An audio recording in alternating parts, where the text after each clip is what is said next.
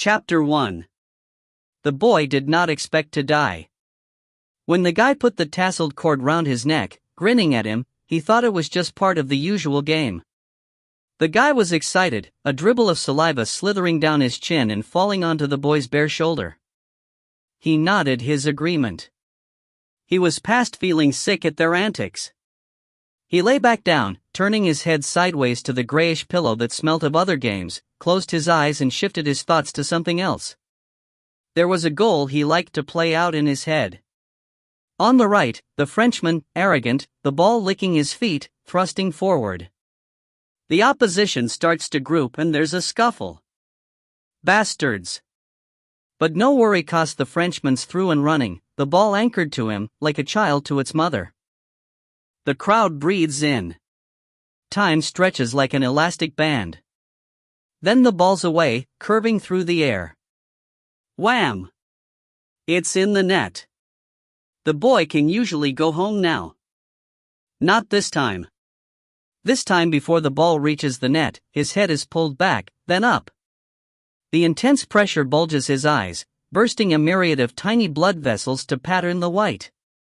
His body spasms as the cord bites deeper, slicing through skin, cutting the blood supply to his brain. At the moment of death, his penis erupts, scattering silver strands of semen over the multicolored cover.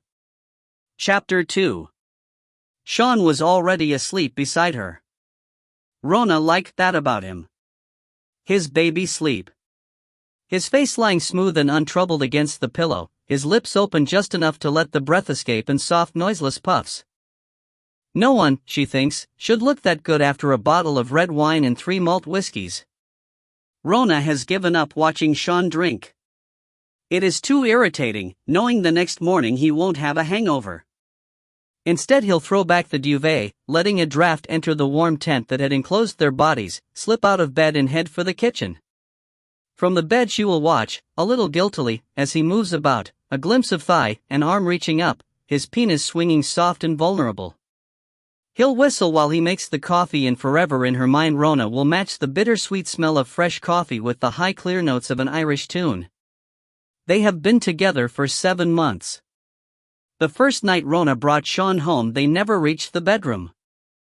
He held her against the front door, just looking at her.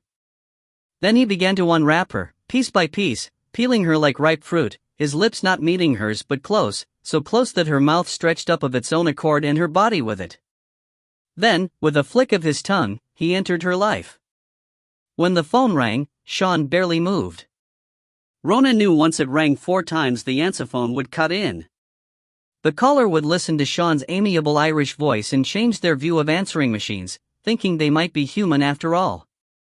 Rona lifted the receiver on the 3rd ring, knowing it would be an emergency or they wouldn't phone so late.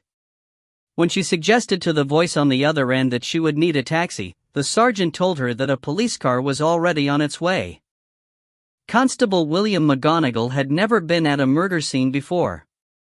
He had stretched the yellow tape across the close mouth like the sergeant told him and chased away 2 drunks who thought that police activity constituted a better bit of entertainment than staggering home to hump the wife. Constable McGonagall didn't agree. Go home, he told them. There's nothing to see here. He was peering up the stairwell, wondering how much longer he would have to stand there freezing his balls off when he heard the sound of high heels clipping the tarmac. A woman leaned over the tape and stared into the dimly lit stair. Sorry, Mississippi. You can't come in here. Where's Detective Inspector Wilson? Constable McGonagall was surprised. Upstairs, Mississippi. Good, she said. Her fair hair shone white in the darkness and Constable McGonagall could smell her perfume. She lifted a silken leg and straddled his yellow tape. I'd better go on up then, she said. The click of Rona's heels echoed round the grimy stairwell, but if she was disturbing any of the residents, they didn't show it by opening their doors. No one here wanted to be seen. If there was a fire they might come out, she thought, in the unlikely event they weren't completely comatose. A door on the 2nd landing stood ajar. She could hear D.I. Wilson's voice inside. If Bill was here at least she wouldn't have to explain who she was. She could just get on with the job, go home, and crawl back into bed. The narrow hall was a fetid mix of damp and heat. The sound of her heels died in the dark mottled carpet that curled at the edge like some withered vegetable. She paused. 3 doors, all half open. On her right a kitchen, on her left a bathroom. She caught a glimpse of a white suit and heard the whir of a camera. The scene of crime officers were already at work. The end door opened fully and Detective Inspector Bill Wilson looked out. Bill.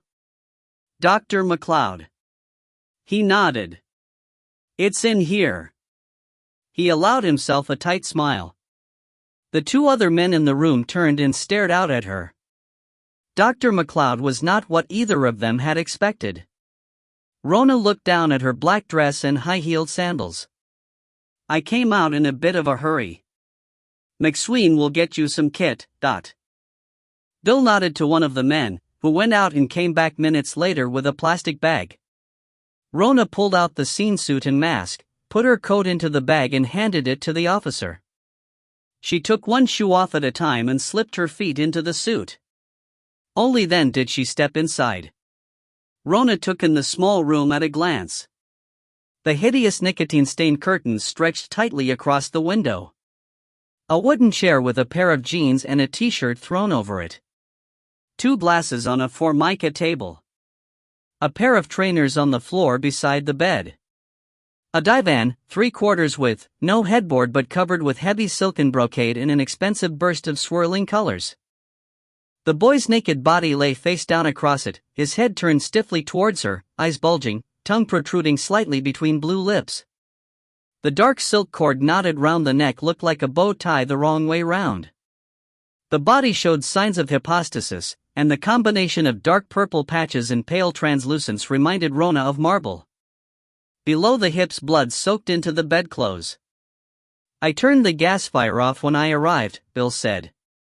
The smell nearly finished off our young constable, so I put him on duty outside for some fresh air. Did anyone take the room temperature?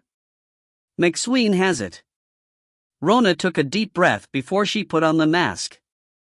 The smell of a crime scene was important. It might mean she would look for traces of a substance she would otherwise have missed.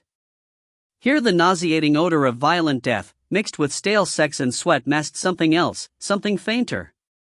She got it. An expensive men's cologne. McSween and Johnstone have covered the rest of the room. The photographer is working on the kitchen and bathroom. What about a pathologist? Dr. Sissons came and certified death. Then suggested I get a decent forensic to take samples and bag the body because he needed to get back to his dinner party. Important guests? He did mention a sir somewhere in the list. Rona smiled. Dr. Sissons preferred analyzing death in the comfort of his mortuary. Taking samples of bodily fluids in the middle of the night, he regarded as her territory. That's some bed cover. We think it might be a curtain, but we'll get a better look once we take the body away. Did the doctor turn him over? Just enough to tell if he's been moved. He said the left side of the face, the upper chest and hips had been compressed since death occurred. He's lying where he was killed. Rona opened her case and took out her gloves. She knelt down beside the bed. There's a lot of blood under the body. Bill nodded grimly. You'd better take a look underneath. Rona lifted the right arm and rolled the body a little. The genitals had been gnawed, the penis severed by a jagged gash that ran from the left-hand tip to halfway up the right side. One testicle was mashed and hanging by a thin strip of skin. This must have been done after he died or the blood would be all over the place. That's what Sisson said. Rona let the body roll back down. The boy's head nestled back into the dirty pillow. Any sign of a weapon? Bill shook his head. Maybe it wasn't a weapon. A biter? Did Dr. Sissons check for other bite marks? He muttered something about bruising on the nipples and the shoulder. I'll take some swabs. How long do you think he's been dead? Bill said. Rona pressed one of the deepening purple patches and watched it slowly blanch under her finger.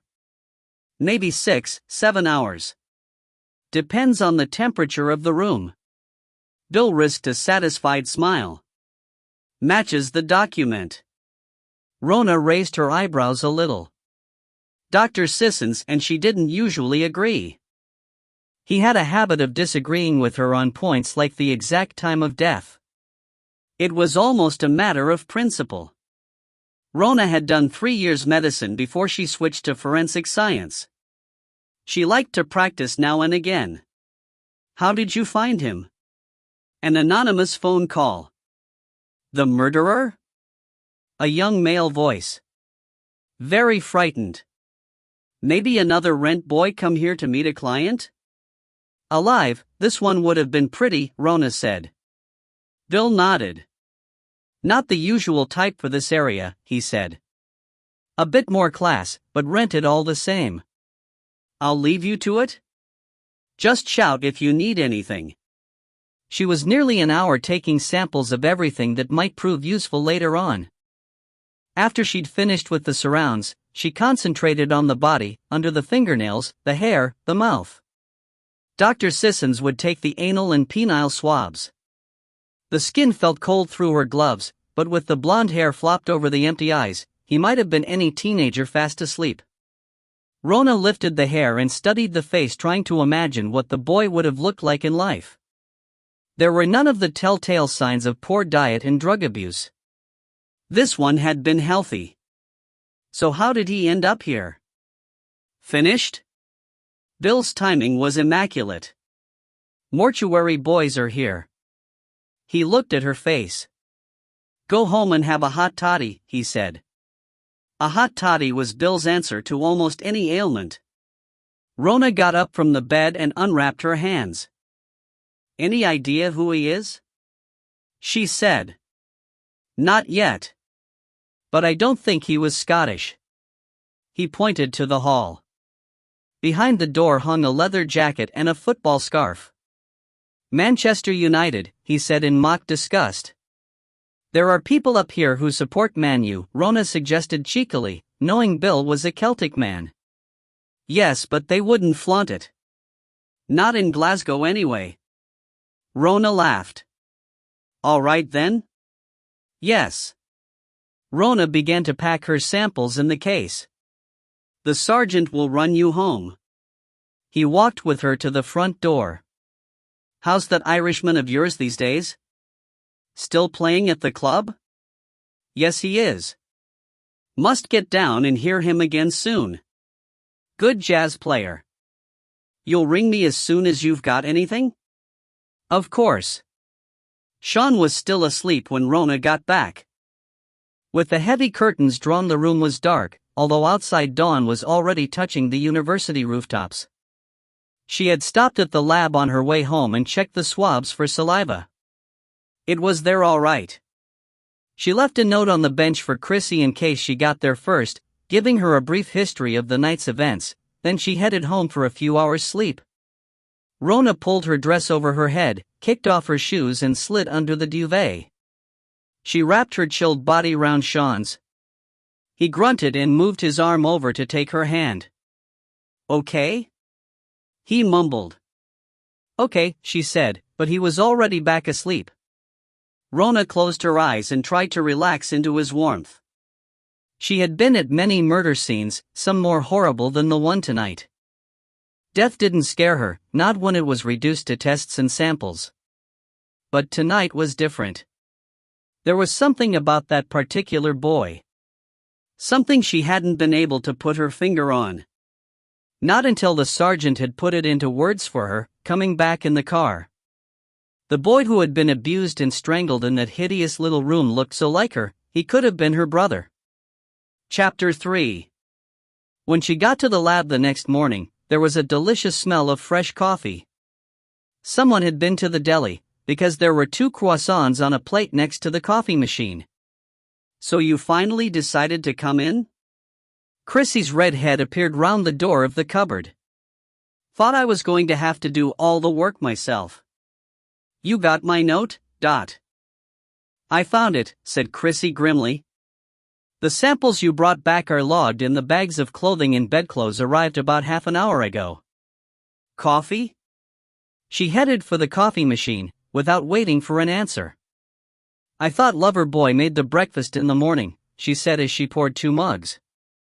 I made him stay in bed. It was too early for sane people to be up. You have a man who thinks it's his job to make the breakfast and you stop him doing it. Chrissy shook her head in disbelief.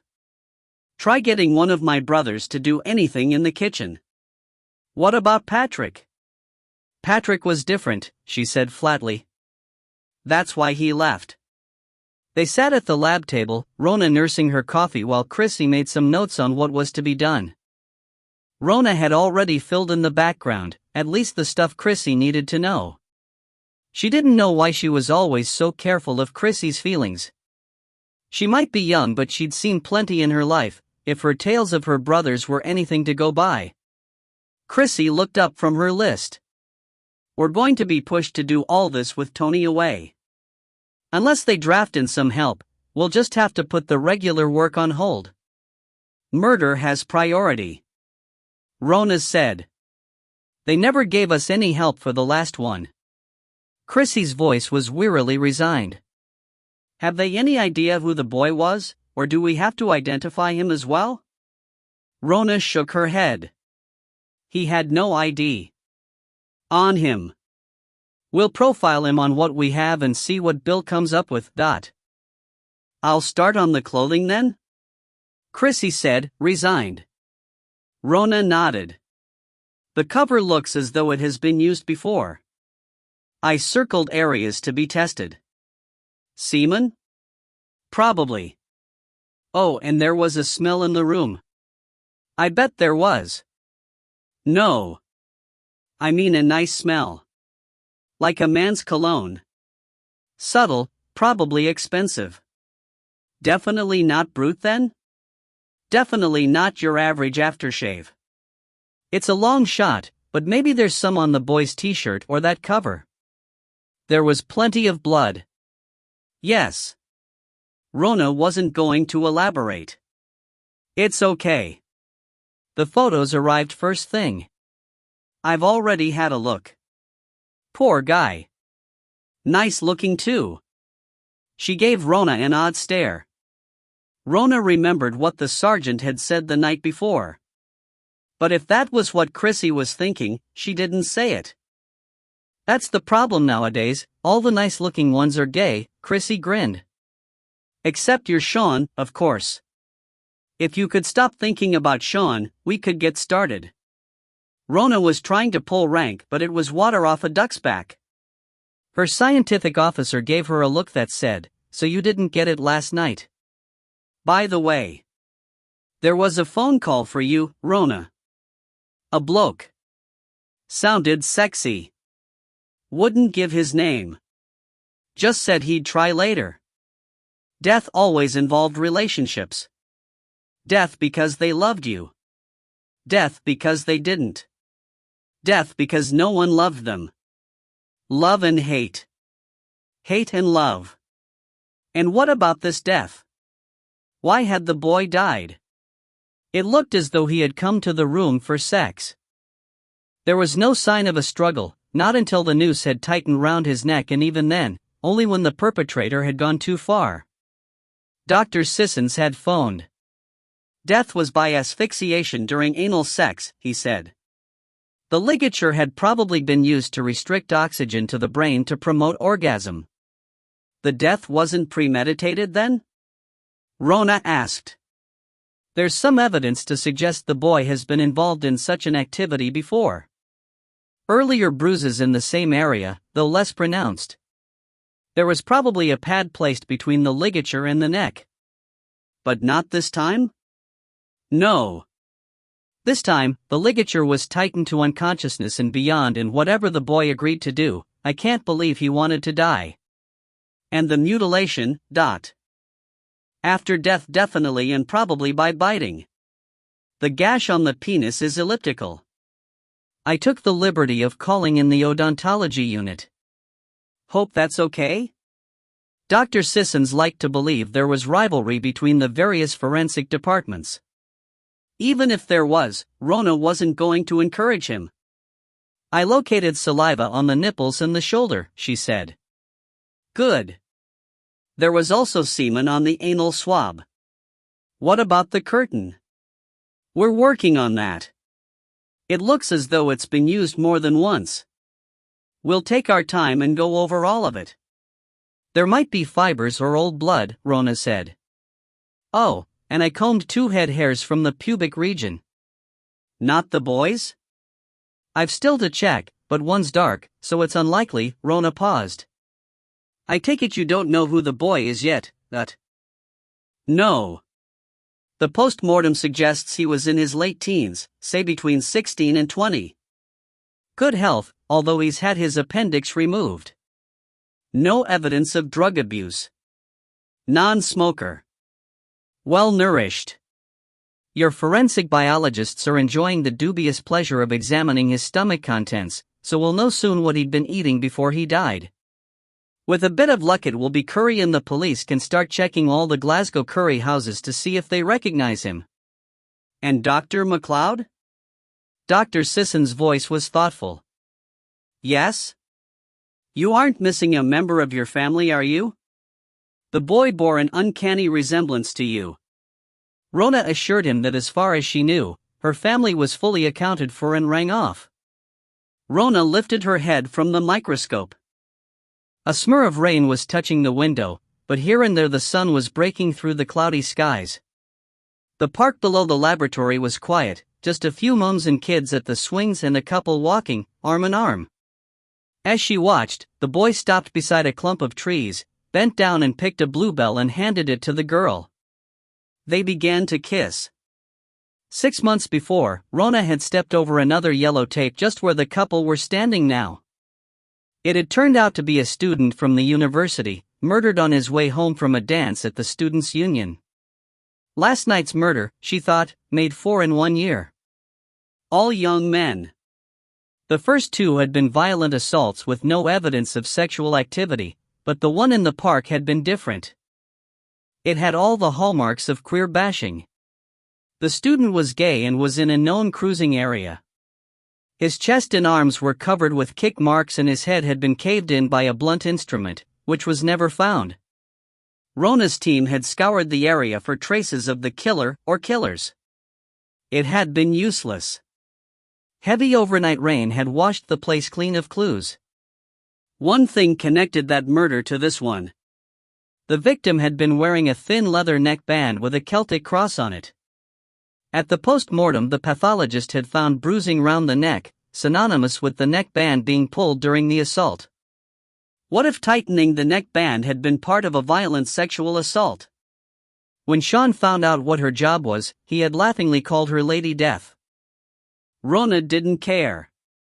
She loved her work. She loved the functions and the structures and the painstaking carefulness of it all. She had forsaken medicine because she found it too depressing. So many sick people and, if she was honest, so little she could do to help them. Forensic science was different. Here she could help, as long as she was prepared to look for the truth. That was the fascination. The truth hid from her, until she found just the right question to ask. At the end of the day, it wasn't what had happened but why it had happened that held the truth. Maybe that's why we couldn't find the killer, she thought. Maybe we got the why bit of the jigsaw wrong. Rona wiped her breath from the window pane. The couple had moved off towards the art gallery and were climbing the steps to get under the ornate portico, out of the rain. Rona went back to the microscope, not wanting to think about the art gallery. Not since last Friday when she'd taken her lunch there and spotted the familiar long blue raincoat and dark hair. She tried to concentrate on the next slide, ignoring the knot in her stomach. Fancy coming out for some lunch?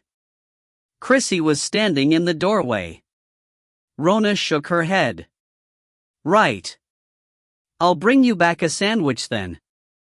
Chrissy wasn't asking. She was telling. It was like having your mother working for you. Rona leaned forward and watched Chrissy emerge below. A bloke on the other side of the street crossed over to meet her, his shaved head bowed and his hands in his pockets. It looked as if Chrissy was giving him a right mouthful. He would be either the latest in a long line of boyfriends, she thought, or else one of Chrissy's brothers here to borrow money from the only member of the family who was in a job, a legitimate one anyway. Bill Wilson phoned her halfway through the afternoon and asked her how things were going. She told him what she'd told Dr. Sissons. "I'm working on the hairs just now," she said. "It'll take us a while to examine the cover thoroughly, but you can have the whiskey glasses back," she added. "I've finished with them." "Thanks, although I don't hold out much hope of finding our suspect's prints on file." Bill sounded resigned. "By the way, the story splashed all over the evening paper." "Right." She heard a short of displeasure. "If anyone pesters you for info?" "I don't have any." "Oh, and Bill," she stopped him before the phone went down. "Were you right?" she asked. "About what?" "The English connection. We haven't found out who the boy was or where he came from. But you can read that in the Evening Post. They always know more than us anyway." Rona stopped work at 5 o'clock. Her eyes were tired from peering down the microscope and the lunchtime sandwich had long since been eaten. Chrissy had left at 4, pleading a domestic to sort out. One look at Chrissy's face convinced Rona not to ask any questions. Now, all she wanted was something substantial to eat and a long hot soak in the bath. She started to tidy the lab, methodically filing away her notes and locking the filing cabinet. She stored the samples and switched on the answerphone. Outside, the rain had moved off north towards the Campsie Hills.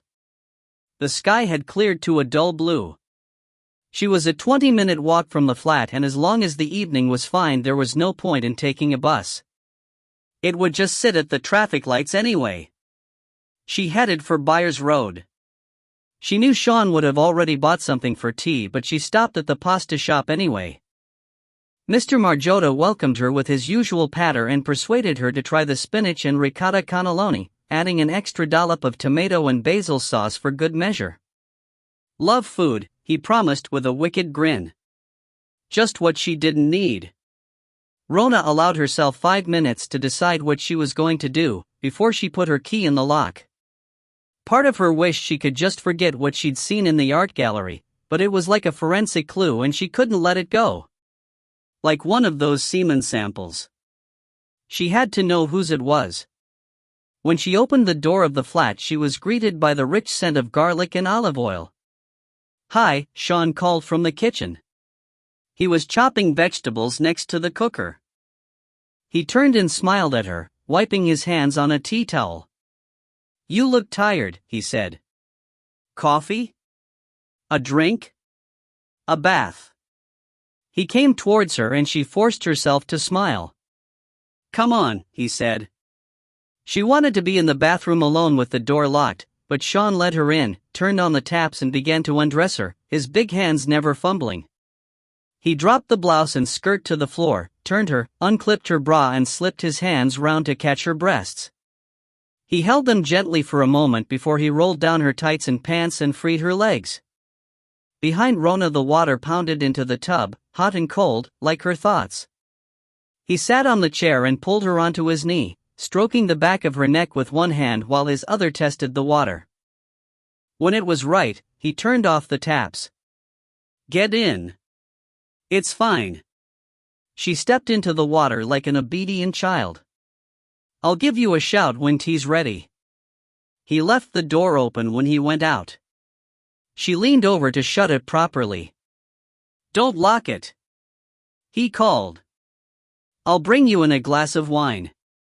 Rona sat down defeated, leaned back and closed her eyes. Sean came in twice. First with the wine as promised and again with the bottle to refill her glass. Rona kept her eyes closed the second time, although he knelt beside the bath so that she could feel his warm breath on her face. Then the water parted with her knees, hitting the sides of the bath in a wave of emotion, as he ran his hand slowly up her thigh. This was what it was like, she thought. To be primed. Made ready. Sean was good at that. She pushed herself up and opened her eyes. Okay now? He was smiling at her, the dark blue eyes full of confidence. She stood up and he handed her a towel and then the dressing gown. Don't bother getting dressed, he said. Sean liked women. He was comfortable in their company. But most of all he liked to take them to bed. He played his saxophone with the same sensual concentration he gave to sex. He would cradle it, stroke it, press the right buttons and blow into it until it squealed with pleasure. Recently Rona had noticed a difference. She had begun to suspect that Sean was not playing her anymore, he was playing with her, an entirely different thing. Good, Sean said. Delicious. I put the pasta in the fridge. It'll do for tomorrow night.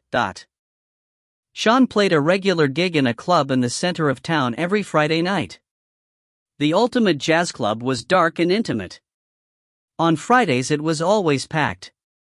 The gig started at 10 o'clock and didn't finish till 2. Sean often stayed there jamming until sunrise. Rona had loved to watch him play, his knowing hands squeezing emotion out of the golden instrument. She would sit there, just like the night they met. He'd been booked to play at a police function at the club. At the interval he'd come over to her table and asked if he could talk to her. He was so straightforward, she couldn't refuse. Besides, she'd been having erotic thoughts about him all evening. She stayed on till late, as the band wound down, playing soft soul music while the crowd drifted off. After he'd packed up his gear, they'd left together and they'd been together ever since. I can't go back to the club, she thought. Not now I know. They had reached the coffee stage. Sean was up, whistling as he rattled cups and spooned the freshly ground coffee into the machine. I went to the art gallery on Friday, Rona heard herself say in a detached voice. Sean didn't answer at first and she wondered whether he had been listening. Often when he whistled he was miles away, planning a tune in his head. Not this time. This time he heard her. He brought the cafetiere over to the table and poured the coffee. He was whistling again, bringing the notes to a proper end before he spoke. Ordinary people go to art galleries here. I like that. It reminds me of Dublin. His voice was unperturbed and soothing. He was not going to be drawn into a sparring match. They lapsed into silence. Rona fingered her cup. You were in the gallery on Friday, she said. I was. Was that a question or an answer? You were with a woman, she said. I was. He took a sip of coffee then placed his cup gently back on the saucer. He did everything like that, his big hands moving in firm gentle ways. Who was she? Rona tried to make her voice as if she didn't care. Sean studied her carefully, his eyes catching hers. A woman I know who likes art galleries, he said. Like me? No, he shook his head, not like you. He ran his fingers through his hair. I've got to him, she thought. She waited for him to say something else then interrupted him when he tried. Rona. Are you fucking her? Fucking her? He repeated the words so lightly they no longer seemed important. It doesn't matter if I am. It matters to me, she said angrily. He didn't answer. In the distance Rona heard a church clock chime. She counted 8 before he spoke. That's because you make it matter, he said quietly. Sean was never outright angry. When he was ruffled or irritated he always gave the impression he couldn't understand what all the fuss was about. Sometimes Rona wished he would argue with her, let it out. But he never did and she was always left yapping at his heels like a terrier. If I tell you I'm not, will you believe me? He said. She had known this would happen. Listen, he reached over the table and lifted her chin and made her look at him. I will not cook for her or play for her or stroke the back of her neck when she's tired, and he ran his hand tenderly down the curve of her face. They left the table without clearing it and moved through to the living room. Sean lit the gas fire and closed the curtains. He sat on the couch and made a place for her in the crook of his arm. Rona allowed herself to slip close against him, laying her head on his chest, already thinking of what her life would be like without him. When the phone rang, Sean was the one who got up and answered it. "It's for you," he said. A man. Didn't give his name. Sean's face betrayed nothing. She took the receiver and Sean left the room. From the bedroom she heard a trickle of notes. "Hello? Rona? It's Edward. Edward Stewart." The repetition was unnecessary. As if Rona wouldn't know that voice anywhere, at any time. He's talking to me like a client, Rona thought. There was the sound of a throat being cleared. "Would it be possible to speak to you about some business?" "No. Rona, this is difficult for me." Things were always difficult for him, never for anyone else. "Fuck off, Edward," she said and began to put the phone down. "Rona, wait, please. It's important." There was something in his voice that stopped her from hanging up. "Could we meet?" he was asking. Rona heard herself agree. "Tomorrow. 10:30? Edward was confident again as he said goodbye. He's got what he wanted, she thought. What sort of business could he possibly want to discuss? Business, as in his law firm, or business as in the by-election he's hoping to win next month? And why now? She asked herself. We haven't spoken in 3 years, and then only across a bench in court. He hadn't been pleased when her evidence put his client away. Edward didn't like losing. Sean was still playing his saxophone, but now he'd moved to a tune that Rona had come to think of as theirs. The tune he'd been playing, he said, when he fell in love with her. She knew he meant it now as a peace offering. Sean wouldn't ask her who the man on the phone was. He wouldn't ask her if she'd slept with him in the past or was sleeping with him in the present. He wouldn't ask because it wouldn't make any difference to the way he felt about her. Rona only wished she could feel the same. Chapter 4. There were times when Bill Wilson thought he had been in the police force too long. Such negative thoughts usually surfaced when Margaret, his wife, told him off for talking to their 2 teenage children like you're interrogating them, or when, like last night, he'd told an unmarked police car to follow his daughter, Lisa, home from a club. It was ironic, really. After this latest murder, he should have asked the patrol to follow his son Robbie home instead. Either child would hit the roof if they found out. Having a policeman father had never been easy. When Lisa complained he was overprotective, he could only say, "I'm a man. I know how men think." It was part of his job to climb into sick minds. If his family had been able to see what he was thinking half the time, Bill suspected they would have packed up and left him years ago. When he'd told Rona McLeod that he thought the latest victim was a regular rent boy, though higher class than usual, he'd been wrong. The boy wasn't known in the Glasgow rent scene at all, and it was beginning to look as if he couldn't have been a runaway. If he had been on the game, it couldn't have been for long. Just long enough to end up dead. Bill lifted the mug and took a mouthful of the cold liquid. Most people would have balked at the taste, but he liked his coffee cold. He ran the sweet liquid round his mouth and stared at the photograph on his desk. Most photoshots taken in booths were done for a laugh. 2 or 3 faces pressed together in a moment of hilarity, eyes reddened by the flash. This photograph wasn't like that. As Bill lifted it from the table and cradled it in his hand, he remembered the sergeant's comment on the likeness to Dr. McLeod. The boy had positioned himself carefully for the camera. He was smartly dressed in a buttoned-up shirt with a small collar and a dark blue jacket. His thick and curly hair had refused to be tamed for the picture and it flopped over his eyes, making him look very vulnerable. And there was no mistaking it. The set of the jaw, the neat nose, those eyes. The resemblance to Rona was inescapable. Bill leaned back in the old leather chair he hadn't let them throw out when they refurnished his office. In this chair he could think, even if the super thought it screwed up the decor. He felt sure that this was no regular rent boy. He hadn't looked streetwise, trussed up in death in that sordid little flat, and he didn't look streetwise alive in this photo. Why would he have wanted a photograph like that? He thought about his own son. 16 years old and not half as civilized looking. Why would Robbie want such a formal picture? Maybe for an identity card? Bill sat up and pressed the button on his desk. After a few insistent buzzes, the door opened and D.C. Clark stuck her head round. Check the universities and colleges, Janice. Ask if any of their students have gone AWOL. You think he might have been a student stuck for cash?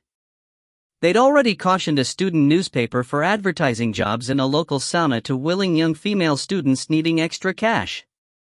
The editor had withdrawn the advert but was unrepentant. As far as he was concerned, it was a legit way to pay for an education. Go and see the editor of the student paper that ran the sleazy advert.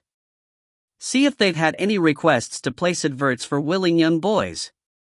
Janice raised her eyebrows in distaste.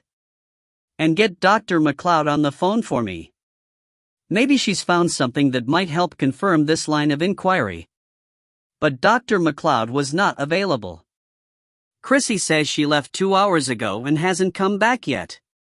Went to meet some mysterious man with a sexy voice. Constable, . Chrissy's words, sir, not mine. They'll get back to us later about any results. It didn't matter what day it was or what time of day, the Kelvin Grove Art Gallery and Museum was always busy. This morning there was a class in from Glasgow School of Art. The students were clustered on and around the south steps leading up from the main hall, sketch pads on their knees. The grand hall was beautiful, Rona thought, each layer a work of art in itself. A series of statues gazed over the first floor balcony, smooth white marble forms that Rona stroked as a child. Early spring sunshine filtered through the stained glass windows, rainbows over the dark polished wood. A group from a primary school was weaving towards the dinosaur room. Rona wandered after them and watched them gaze up in awe at the reconstructed skeletons. A wee blond boy was standing apart from the others, squinting through a microscope at the fossilized remains of a mosquito that had been trapped for eternity in tree sap turned into amber. Jurassic Park comes to Glasgow, she thought. And what did that matter, if it made the child think and ask questions? Rona's father often brought her here, and as they'd wandered together through the endless rooms she'd asked him hundreds of questions. Her dad answered every one of them. He'd made most of it up, she knew that now, but it didn't matter because his interest and sense of wonder had been real, and he'd passed that on to her. She'd left Chrissy at the lab sitting at the bench with a black cloud hovering above her head. Whatever the domestic had been, Rona knew better than to ask. If she had, she would have got her head in her hands to play with. When she told Chrissy where she was going, Chrissy said nothing, just gave her a look borrowed from the black cloud. Edward, Rona knew, would be on time, and so she had arrived early to compose herself. When she was with him, she always had the feeling he was trying to manipulate her, get her to do what he wanted. Even now, after all these years, he could still make her feel inadequate. In court it was different. There, she was discussing facts. She could weigh them objectively, make rational decisions. Edward could not unnerve her there. She left the wee boy squatting below the genetic pattern of the dinosaur, writing in big pencil letters in his jotter, and headed for the cafe. She wanted to be sitting with her coffee when Edward arrived. Edward Stewart turned into the car park, cutting abruptly across the path of a battered red Mini. He regretted it almost immediately when a quick glance showed the driver to be an attractive young woman. He slowed down and gave her a friendly apologetic wave, hoping to give the impression his mind had been elsewhere, which it had, and was rewarded with a dazzling smile. There were very few cars in the car park, but he knew that didn't mean the gallery was empty. He could only hope there wouldn't be a horde of noisy school kids in the cafe when he met Rona. Perhaps this wasn't the ideal venue for what he had to say. He pulled up and waited for a moment before he switched off, taking pleasure in the easy purr of the big engine. Then he glanced in the rear-view mirror.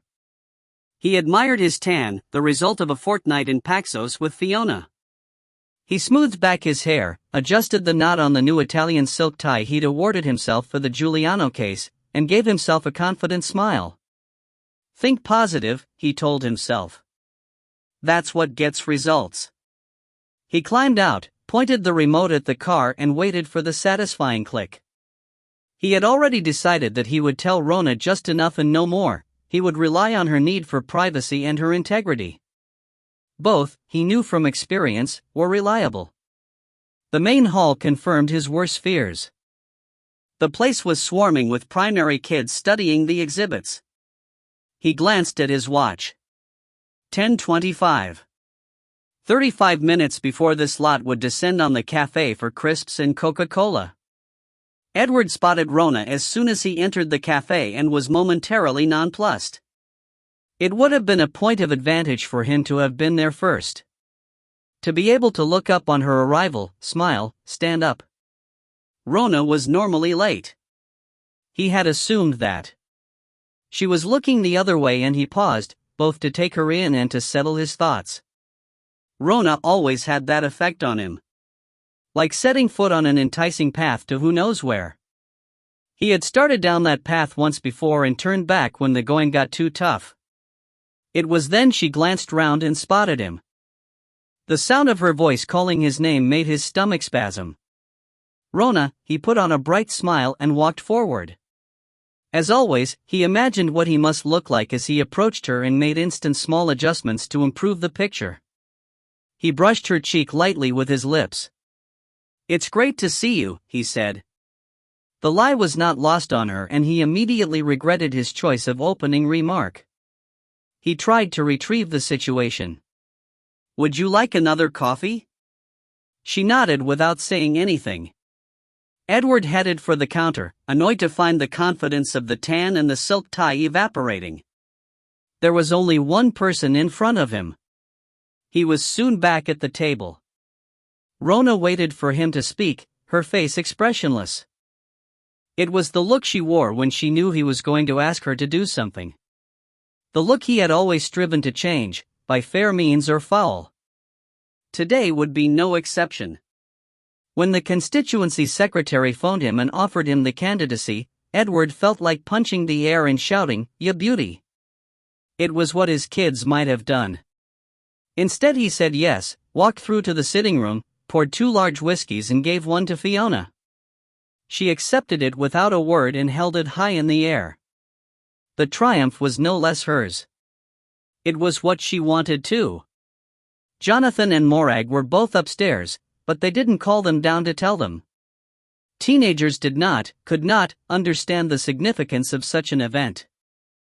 They sat together that evening, basking in mutual congratulation, refilling their whiskey glasses and discussing the implications. The seat he was offered was a promising one. There was no doubt about that. There were few seats in Scotland that they would be likely to hold on to, and this was one of them. If all went well, Edward's future was assured. He would be less involved with his law work, that was true. But he had planned ahead. He was already on a number of company boards and his knowledge of European law brought in consultancy work. Becoming an MP would only serve to enhance the comfortable life Edward Stewart had created for himself. Rona had waited long enough. "Well, it was good of you to come," Edward began. "Cut the small talk, Edward. I'm not a future constituent. You and I both know that you wouldn't have asked me here unless it was absolutely necessary. It must be something important." Rona's voice was rigid with emotion. She watched Edward's face tense up momentarily, then readjust into something more pleasant. Whatever speech he had planned for her was being seriously rewritten. "So?" she said. Okay. Give me a chance." She waited. "I asked you to come here this morning because," a pause here, an attempt at sincerity, "I need your help." Silence, then her own incredulous voice. "You need my help?" She was making him squirm, and she had to admit she was enjoying it. Edward looked as though he might give up on the whole thing, then he marshaled himself. He reached for the sugar. "Rona, you're overreacting. There's no reason why we shouldn't keep in touch. After all, we were once very close." "Not anymore. That wasn't my fault." His voice adopted a petulant tone. "If you remember, you walked out on me. I wonder why." "Oh yes, I remember. It was shortly after I came home to find you using the flat for a lunchtime fuck. Your legal secretary, wasn't it?" "If I had to look elsewhere for affection," he began reproachfully. "Don't you dare blame that on me." Her heart was thumping now. This was ridiculous. She was arguing about something that happened donkeys years ago. She got up.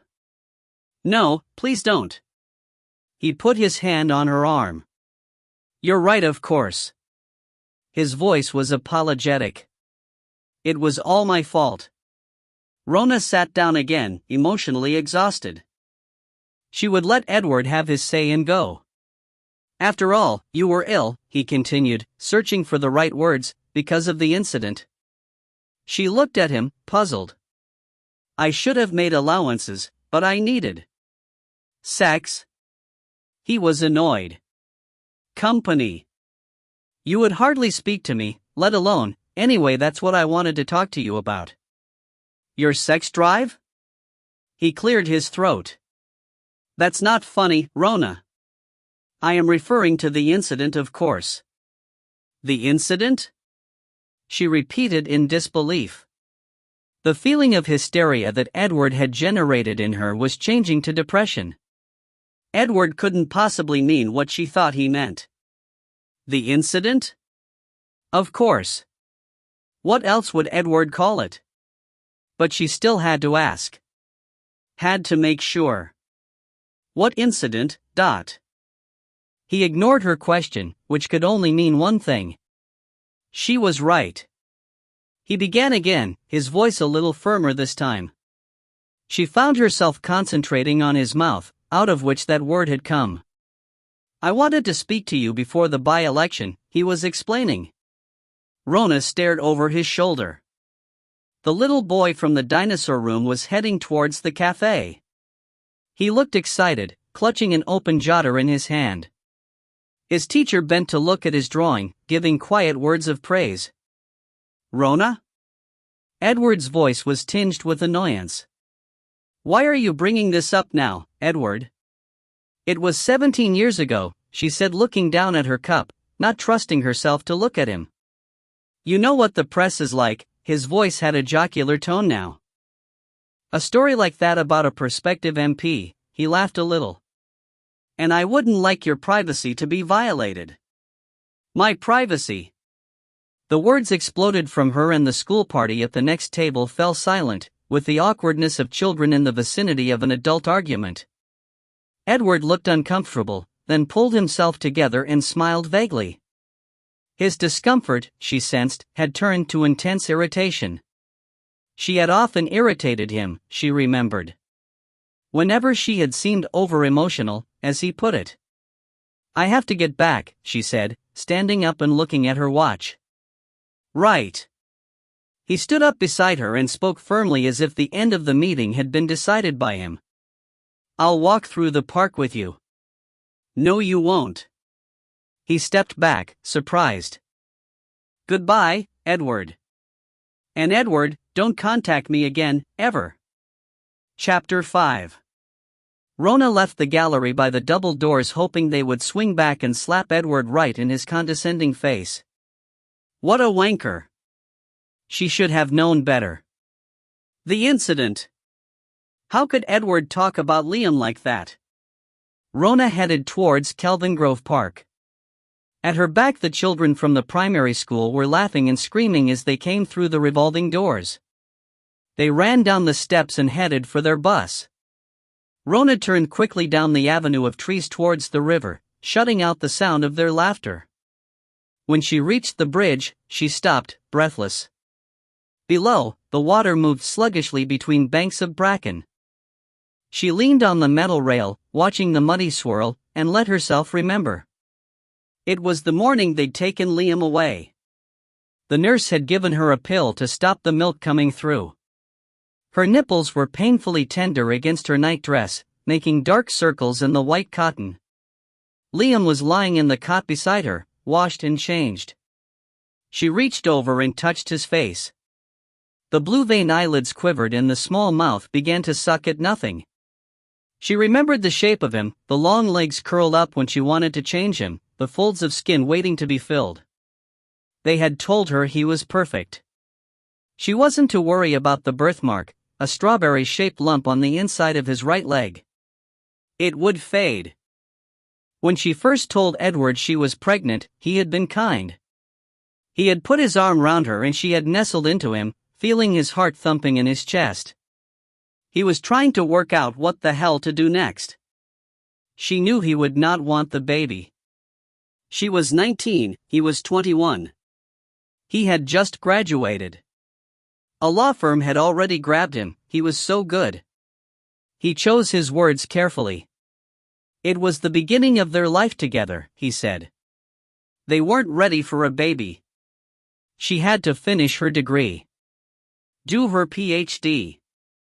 She thought she felt the same way. She didn't want a baby. She wanted a career. And that's what she got. Edward never even came to the hospital, it was better that way, he explained. Edward had never seen his son at all. Rona could hardly bear the memory of it all. This had not happened to her for a long time. This thinking and feeling. Thinking about stuff that could never be changed. And the guilt. She shook her head and her eyes were so full of tears that the trees dissolved together, leaves into branches, branches into trunks, in a crazy kaleidoscope. This hadn't happened for years. She had thought it would never happen again. She looked in her pocket for something to wipe her eyes. She should have stayed away from him. Well away. Even professionally their paths rarely crossed. Edward was not a criminal lawyer. Crimes of passion were not his style. They were too messy. Like having a baby at the wrong time. Rona sat down on a bench and an old man looked round as if he might speak to her, so she coughed into her hanky and wiped her nose and grinned at him as he muttered something about the rain being on its way. Thank God, she thought, for the shitey Scottish fucking weather. If it rains, no one will see me cry. And it did. Above her the clouds rolled in, thick and gray. She watched as it speckled round her feet, felt the drops fall singly on her head, then in multiples. She got up and began to walk, holding her face up to the downpour. When she got back to the lab, there was a message for her on the desk. She looked guiltily at the clock above the door. 2 o'clock. She must have been wandering about for at least 2 hours. She hung up her wet coat and went and washed her face and combed her hair, then sat down at her desk. Chrissy's message on the pad was brief. Rona could smell annoyance in the sweep of the pen in the final period that threatened to pierce the paper. Chrissy was peeved about her disappearance when there was urgent work to be done. She had had to go over to the chemistry lab with some flakes of paint she'd found in the jacket pocket and she hadn't had a chance to start on the seam and stains. And D.C. Clark had been on the phone from D.I. Wilson's office looking for results. Rona settled down to do the work she should have been doing instead of listening to Edward patronize her. Chrissy had meticulously entered the results from her tests in the lab notebook. The rest was in her notes. She'd examined the boy's clothes in detail and taken samples from the collar and cuffs of his jacket for DNA purposes. Everything was standard teenage wear that could be bought in a variety of shops throughout the country and so unlikely to help them find out who he was. She had found some fibers on the jeans which still had to be analyzed. She had also established the boy's blood group from the sample taken from his arm the previous night and compared it to the large bloodstain on the bed. There was no surprise in the match. The boy was type A, as were approximately 42% of the UK population. As for semen and other blood samples on the cover, there was a lot of material still to cover. Oh, and Dr. Sissons had sent round the silk cord for them to examine. He had finished with it now that he'd established the cause of death. Rona sat down at the comparison microscope to check the control hair she'd taken from the boy's head against the two hairs, dark and blonde, she'd found on his body.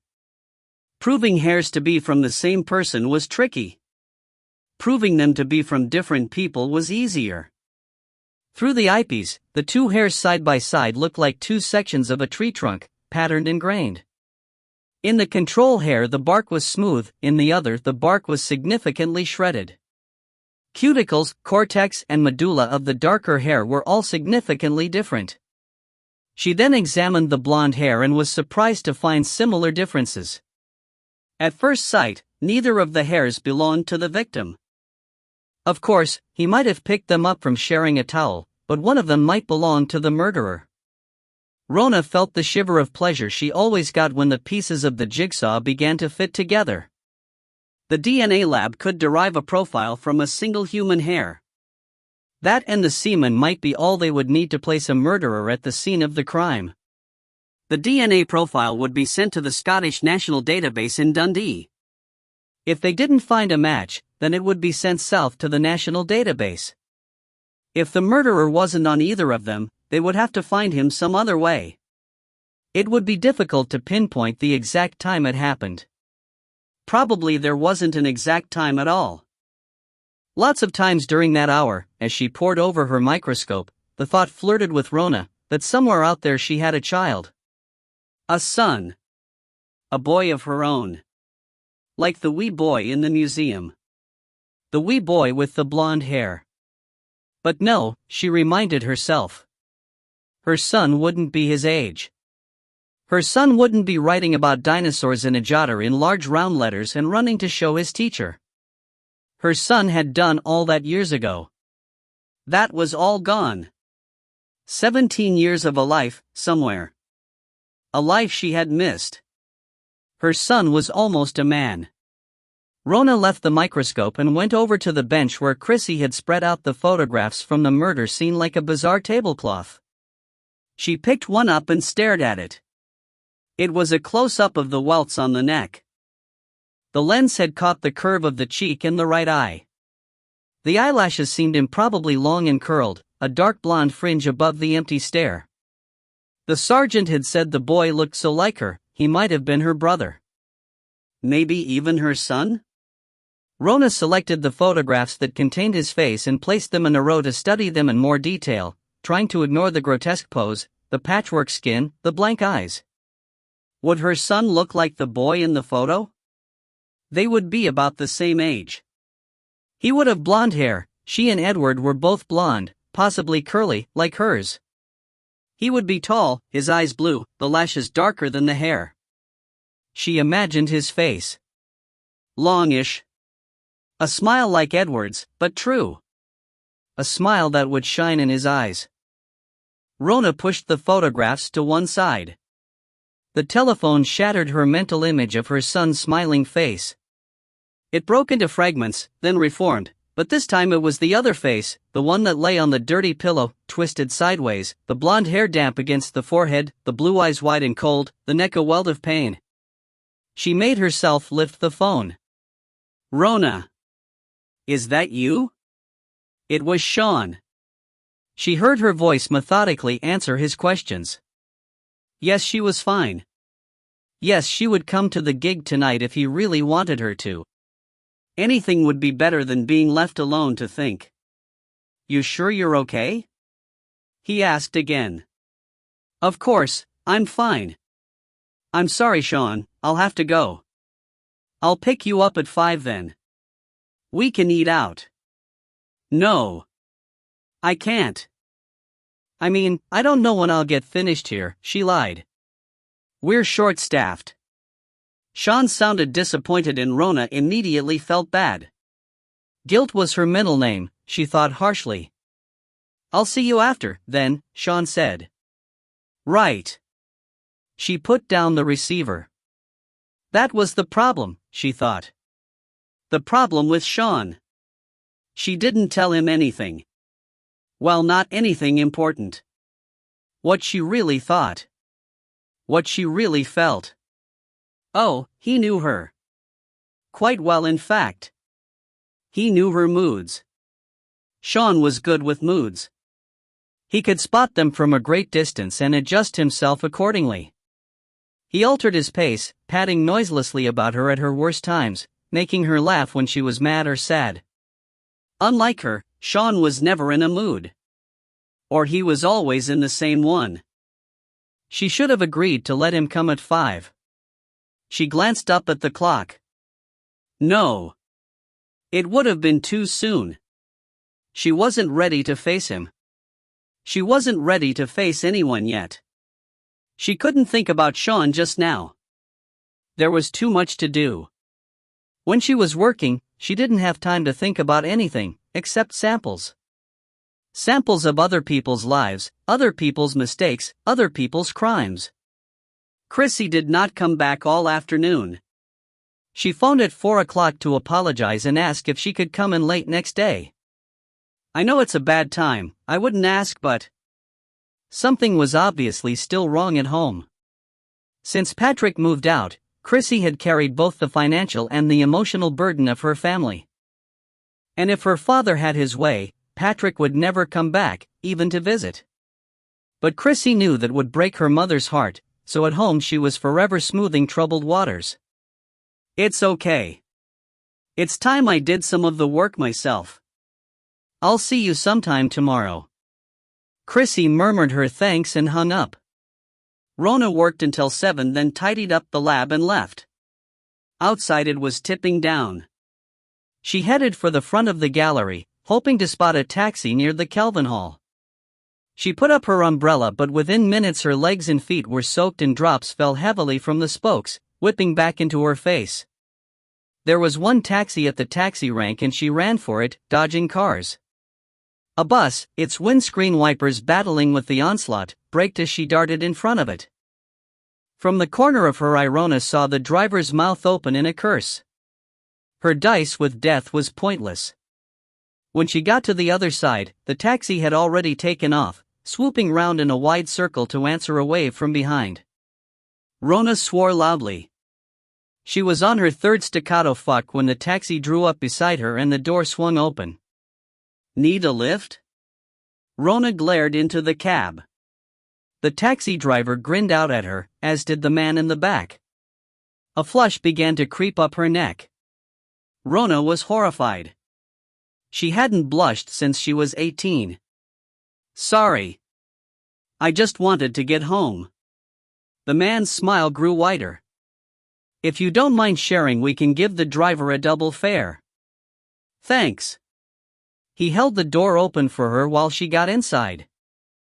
She set the dripping brolly between them, then felt guilty when she noticed his wet trouser leg and shifted it to the other side. They moved a little closer together. She could smell him now. A mixture of damp wool and aftershave. Where to? He asked. At Hole Crescent. Right. He leaned forward and spoke to the driver, who seemed to find the whole thing amusing. Rona surreptitiously wiped her nose on her sleeve. We'll drop you first then, her fellow occupant suggested, and she nodded. They drew to a halt at a set of lights and she took the opportunity to have a better look at her rescuer. He was tall. She was conscious of the length of his legs beside her. His hair was blonde, darkened by the rain. He knew she was looking at him and he turned and smiled. Water all over the road, the driver informed them. The gutter can't take this amount of rain. Typical Scottish summer, her companion remarked. Rona nodded and leaned back against the seat. The rain was sweeping across the Victorian facade of the university and lightning forked above the Philosophy Tower. The Hammer House of Horror, her rescuer suggested mildly, following her gaze. That's where I work. Oh, sorry. Rona shook her head. It is the Hammer House of Horror at times, she said. He inclined his head as if he was going to ask her what she did and then seemed to change his mind. So she volunteered the information herself. He didn't make a funny remark. She liked him for that. So you work with the police department? He said. She nodded. That's funny. So do I. A different area, of course. Computing. When the taxi finally drew up in front of her building, Rona didn't want to get out. She felt relaxed sharing a taxi with a stranger, painting a picture of her life that sounded interesting, that contained none of the awkward bits, the bits that needed explaining. Well, here we are, he said and leaned over to click open her door. The sleeve of his jacket brushed against her and she smelt again the comfortable smell of wool and aftershave. She climbed out and opened her bag, searching for her purse, but he held up his hand. No. Let me.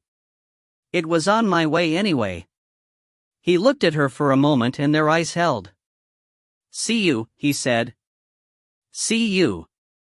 The door slammed behind her.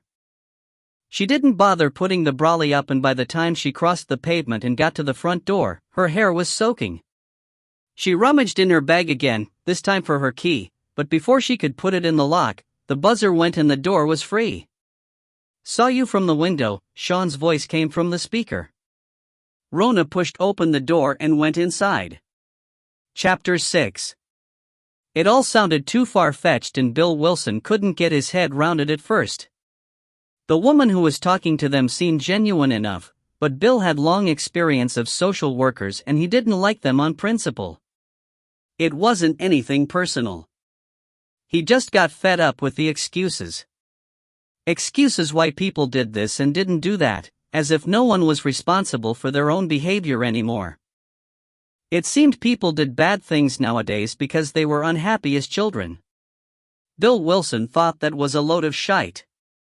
When he was wee, children had plenty to be miserable about, if money had anything to do with it.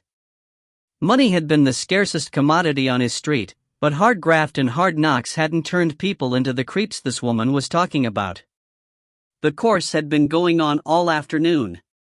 When Bill got the call from the superintendent, he said he was too busy to go and suggested he send 2 of the team along instead. But the super had said no. He had to go himself. Something this woman was going to say might help with the latest murder and he wanted Bill there. The first hour had been all the routine stuff on sexual abuse a rookie needed to know. Bill had heard it all before. It didn't upset him the way it had his neighbor. He guessed Constable McPhail must have a young child. By the end, she had a look on her face that said, I just want to go home and hold my kid. For the last hour they'd moved upstairs from the conference room to a computer lab. There were 3 people working in there, a woman and 2 men. Bill had the feeling that if the constable felt bad before, she was going to feel a whole lot worse after this session.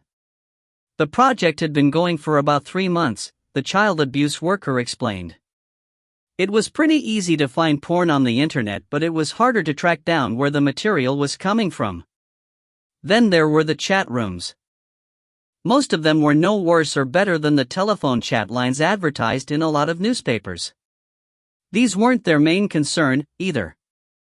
In the space of seconds, the woman was saying, you could look at anything that took your fancy. And she gave them a demo just to show them what she said was true. The photos that appeared on the screen were high resolution.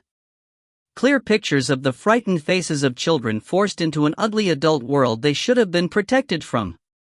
Bill took a look at his neighbor. Constable McPhail looked almost as frightened and bewildered as the children in the pictures, but the child abuse worker never flinched. She walked between the consoles, pointing out references and web addresses, linking the patterns to show how the threads that made up the awful net of corruption won straight back to Scotland. They believed there were 3 pedophile rings operating in Glasgow, she explained. All 3 were separate but in contact with one another. New technology offered a fast track to new recruitment. Imagine a child at the computer, she said.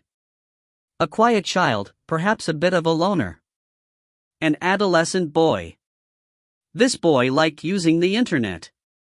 He could talk to others with the same interests as himself, without ever having to meet them. He could be a bit more open than usual in these electronic conversations, a bit more adventurous. He could give himself a new name, a new persona.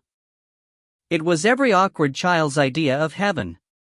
Not that different from ringing up a sex line number, she said, and there was an uneasy laugh from a couple of men at the back. Bill didn't join in, and neither did Constable McPhail. It didn't take long for a pedophile ring to compile a list of possibilities, and then the courtship began. Much like any other courtship. Just friendly at first, finding a mutual interest to talk about. There were lots of chat rooms on the internet, the woman explained, and for good measure she showed them one. The name of the chat room generated some tentative laughter. Bill could see the guys were uneasy at being reminded that 95% of all sexual abuse was perpetrated by men. Fortunately, busty blondes turned out to be a joke for most of them. It centered mainly on pictures of Pamela Anderson's tits and what you thought about them in minute detail. The likelihood was, the woman was saying, that someone was wanking off to this right at this minute. There was no shortage of customers. This particular chat room was full. Once a child was identified, they got started in earnest. Kids logged on at night or in the early hours of the morning when their parents were asleep. After the "I am your friend" conversations, the pictures would arrive. Not bad at first, the usual girly stuff. She gave the room a look that said, just like the ones we've all just laughed at. The sort of stuff it would be embarrassing for an adolescent to buy over the counter. If the kid responded, then the next set would be more horny, might shock them a little, but always the reassurance that there was no harm in it. After all, it was on the television all the time. There were a few uncomfortable blokes in that room by now. Bill could sense them. No one liked the idea that anything they did or watched or looked at led to this. Then the next set of pictures would arrive. Things the boy might have thought about but never dare ask to see. Things that shocked but made you go back for more.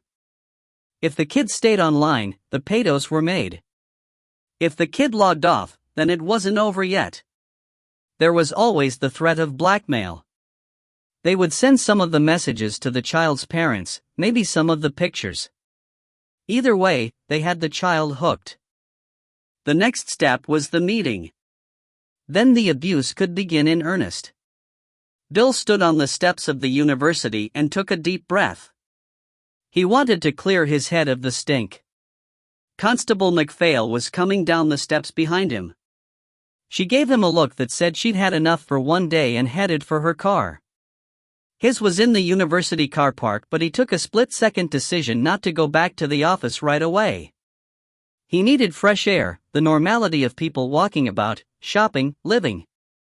People who couldn't do things like that to children. He turned and walked towards the park. The trees were fresh green, the delicate green you get in Scotland in early summer. The rain had washed the street and the deep gutters were running with water from the heavy showers. He walked at a steady pace, planting his feet firmly as if there had to be something in this life that was solid and believable. Just as he passed Gilmore Hill, the big double doors swung open and the students poured out, desperate to get out of the exam hall and away. Some were talking excitedly, hysterical with the need to unburden how bad it had been. Others couldn't talk about it at all. Bill was not a man to talk for the sake of it either. There were bits of today he would rather forget. He headed down through the park towards the River Kelvin. A wee girl was playing all alone on the grass. She must have been about 8. He walked more slowly, hoping her mother would appear, or a big sister or brother. He hesitated when the path remained empty, wondering whether he should go over and ask her where she lived. He sat down on a bench and waited, suddenly conscious that he looked like a loiterer himself. A middle-aged man sitting watching a wee lassie playing on the grass. At last a woman came up the steep path from the river and shouted crossly, grabbing the girl by the hand and wrenching her off. Bill breathed a sigh of relief. He knew all about this. The heightened awareness, the worry. After every murder or violent crime it was the same. For a while he desperately wanted to protect all the vulnerable and the innocent. He suddenly realized how close he was to Rona's lab. He hadn't spoken to her since he'd warned her about the press. Now he could maybe tell her a little more about the victim. At least they had a distinguishing mark now. Chapter 7. The flat was big and friendly. Rona had fallen in love with it 3 years ago, and when she moved in, she spent the first 3 weeks saying out loud, "I love this flat." There had been no one there to hear her or to think she was going mad. Just the cat, and the cat didn't listen to her anyway. When the woman had opened the door the night she went to view, Rona had known right away that this was going to be her home. Not even the dry Glasgow night had dampened her enthusiasm. She had vowed to herself and the cat that she would allow no one to encroach on their living space. And she had kept her word until Sean. The early evening light was entering the kitchen, touching the worktops with a warm golden glow. The golden color came, Rona had informed the disinterested cat, from the convent tucked behind them, its carefully tended garden a tribute to order and faith. Tonight the toll of the bell for worship only reminded Rona that she had no faith in God or in herself anymore. She had come home as soon as D.I. Wilson left the laboratory. There had been something achingly sad about his pleasure in revealing the information on the birthmark. She could feel her face freeze as he explained that it was just a raised area on the boy's inside right thigh. But when he was a baby, he said, it would have been more obvious. It might help them identify him. The silent scream was still there. 17 years on and it was still there. All that time. Rona sat on the bus hearing it echo through her brain. They stopped at a set of traffic lights for what seemed an eternity, and she actually began to shake with the effort of keeping it in her head, until the woman beside her asked what the problem was and whether she needed a doctor. As soon as she got to the flat, she shut the door and locked it before she made the call. She knew it would achieve nothing, but she had to make it all the same. The hospital gave her a further number which they said might be able to help. They warned how difficult it might be. An adopted child could not be forced to contact a natural parent. The adoptive parents might not agree either. Grief has the ability to strip away time. Rona had felt it when her father died. Looking down at his still face, it was as if her own adult life dissolved, leaving her a wee girl again. A girl whose hand fitted easily inside his big one, whose cheek met his in a whiff of tobacco smoke and bristly beard. All her certainties began to crumble. And it was happening again. 17 years of her life dissolving into nothingness. There was a second knock at the door, this time much louder, then someone tried the lock, rasping it this way and that. Her name was being called. It came from far away. Rona. It's me, Sean. Open the door. Rona went to the door and unlocked it. Sorry, she said. I must have turned the key by mistake. She kept her face turned away from him because she had no idea what she looked like. She didn't even know if she'd been crying. Sean closed the door carefully and checked the lock, not because he wanted her to know he didn't believe her, she knew that, but to give her time. Then he hung his coat on the peg. Rona went into the kitchen. The golden light was there, trying to lift the room to normality. Rona went to the fridge, took out a bottle of wine and opened it. Sean didn't like drama.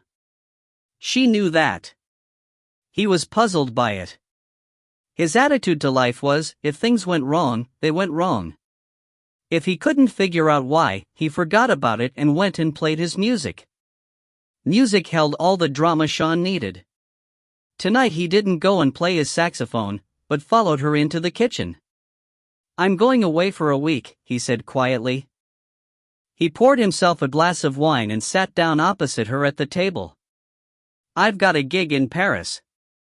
She said nothing and he reached out and took her hand, stroking the palm gently with his thumb. An old mate of mine wants me to fill a spot while one of the band takes a holiday. He gripped her hand more tightly now and dipped his head so that he caught her eyes and drew them up to meet his. I thought you might come with me. I can't. Why not? The murder. You'll have finished with that. I don't go for a couple of days yet. She shook her head. No, it'll take longer. She pulled her hand from his, got up, and went to the window. The convent bells had stopped and the world seemed suddenly empty without them. If she didn't go with Sean to Paris, he wouldn't come back, she thought, at least not to the flat, not to her. He had put down his glass and was coming towards her. She turned and tried to walk past him, but he stopped her at the door. She turned her head away, but he brought it back and held it there while he looked at her. "You're going to have to tell me if you don't want me, Rona. You're going to have to say the words." He laid his cheek against hers and spoke softly in her ear. "Tell me, Rona. Tell me you want me to go away. Tell me you don't want me to come back." In the silence that followed, he moved his mouth to cover hers. When Bill got back to the office after speaking to Rona, Janice had plastered his desk with yellow notelets. It seemed as though plenty had been happening while he was away. A few phone calls had revealed the owner of the murder flat, but, according to Janice, he was swanning his time away in a bar he owned in Tenerife. The guy had lots of money and plenty of property in and around Glasgow, most of the details of which were well hidden. The flat in question was let out for him by a property services company on Dumbarton Road. Janice had already been there. The place was clean looking, she reported, but deserted. Maybe the owners had also decided to take a break. When Rona called him later to tell him some of the results would be with him by the morning, she sounded more like her old self. "We've identified a DNA profile from the saliva and the seminal fluid. We also have 2 hairs, neither of which came from the boy," she said. "So we have a genetic profile of the killer?" "Yes. I've sent the samples to the DNA lab. The fastest they can do is 48 hours. It's not much use without a suspect," he said. "Maybe we'll be lucky with the DNA database." "Let's hope so." "What about the cover?" "Still working on it. There are a number of older stains we still want to examine." "The cover's had a busy time of it then?"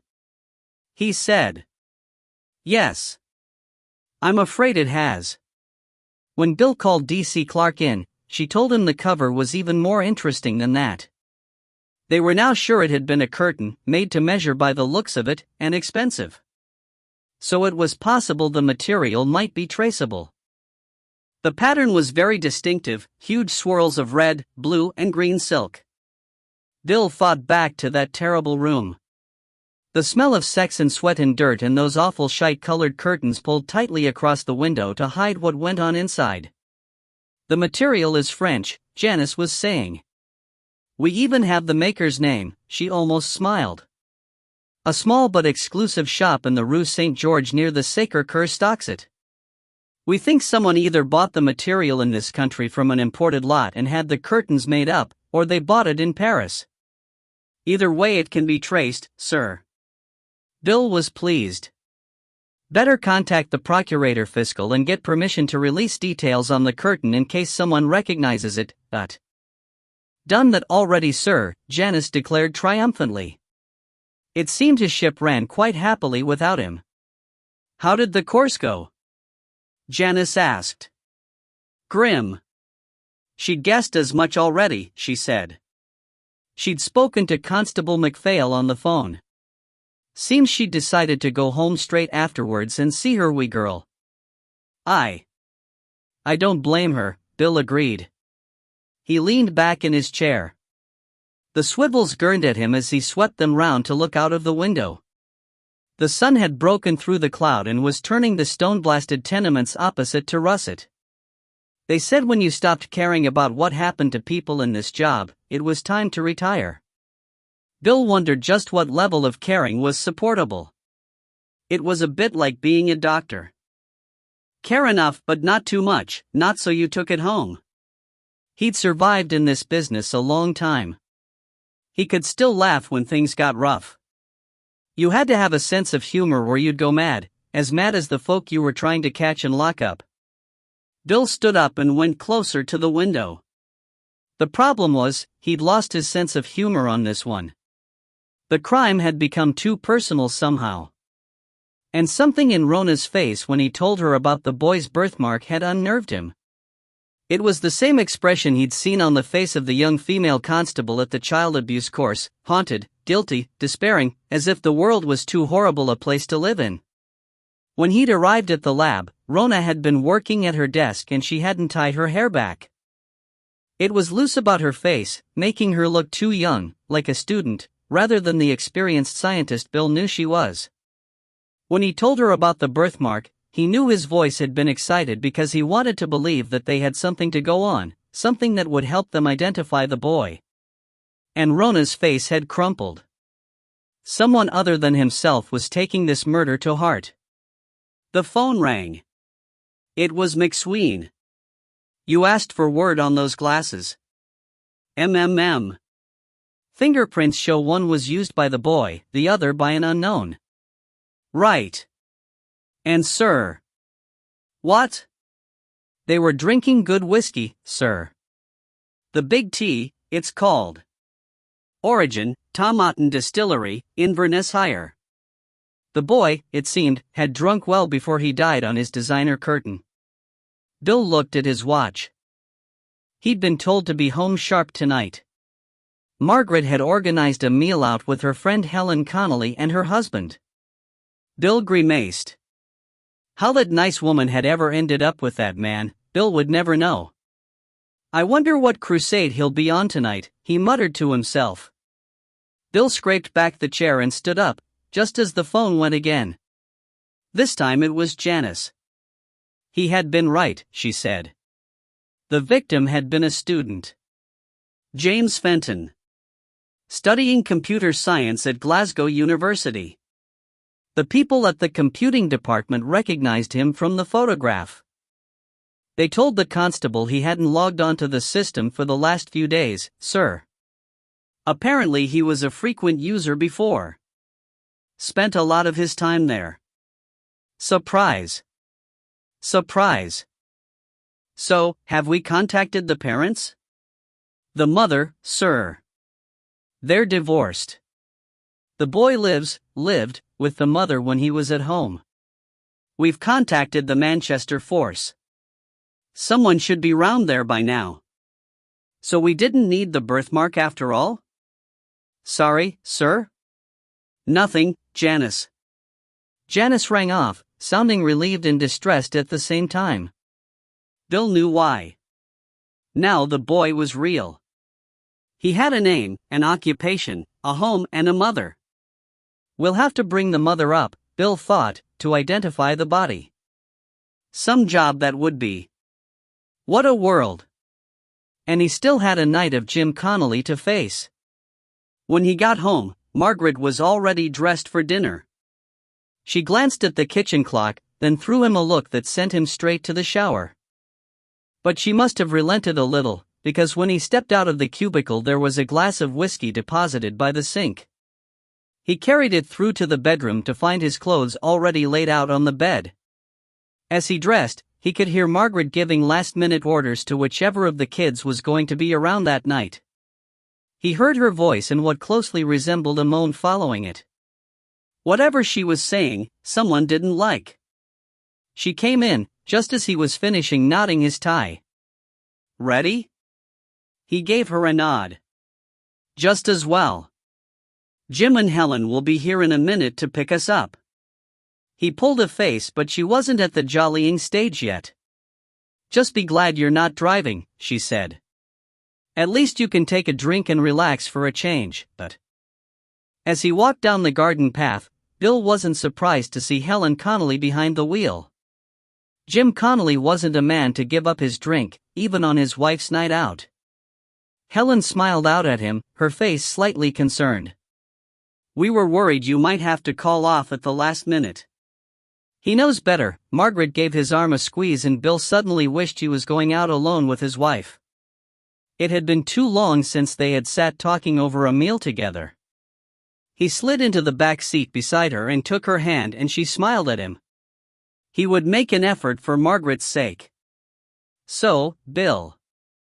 How's the murder investigation going? Connolly turned round to look at him. The man has been drinking already, Bill decided. His face was flushed, his voice too loud. Margaret had said Connolly was trying to cut down on the booze. Helen was getting worried by the quantity of work and drink her husband seemed addicted to. He doesn't know how lucky he is, thought Bill. Helen could have had her pick at university. Helen smiled in the rear mirror at him and he felt mean. After all, hadn't Margaret said Helen and Jim were happy together? She and Helen had been friends since their student days. Then they had taught together in the same primary school for years, until Margaret left to have the kids. Helen never had any kids. Maybe that was the problem. Come to think of it, Connolly treated every newspaper story like his kid. His baby. The man just didn't know how to compromise. Much like himself. You tell me how it's going. Bill laughed as if he meant it. We both know the Evening Post is always one step ahead of us. True, Connolly said with a grin. By the way, the guy who owns the flat you found the boy in? We found some stuff on him a couple of years back. We had no proof, so we didn't use it. Oh? Bill tried to keep the interest out of his voice. One thing he had to say about Connolly: the man was hellish good at ferreting out information. He had been responsible for lifting the lid on a number of criminal activities in the past. Ever since their university days together, when Connolly had filled the student newspaper with tales of corrupt landlords and student grant scams, he had been able to sniff out a story.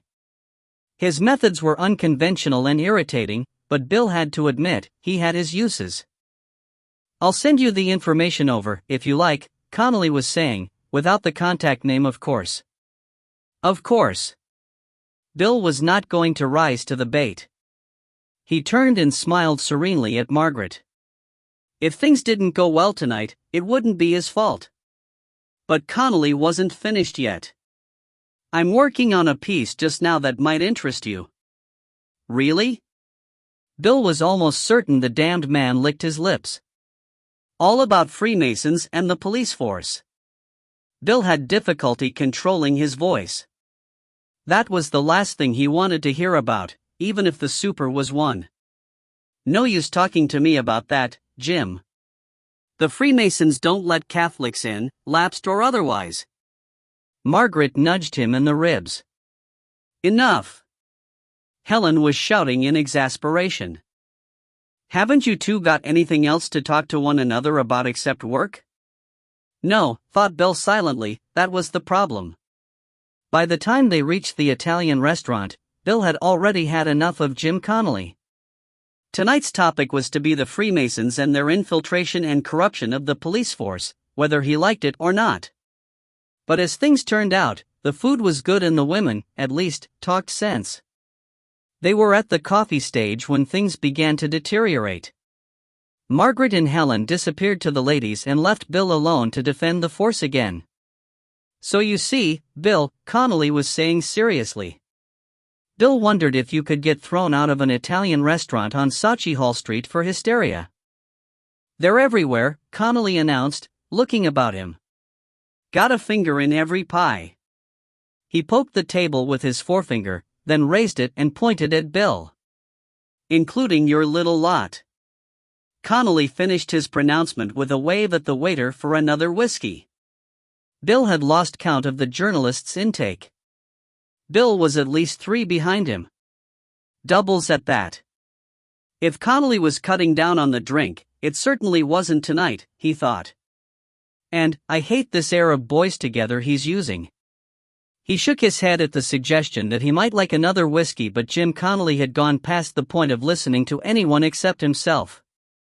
When the glasses arrived this time, there was a bottle with them. Tasted this one before?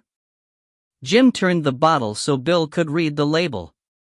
Tom Otten. The Big T, 12-year-old blend. Difficult to get. I acquired a few bottles from an acquaintance of mine. Maybe you know him. Judge McKay? Bill shook his head at both the whiskey and the name and wondered if Judge McKay was a Freemason or whether he was just helping Jim Connolly with his inquiries.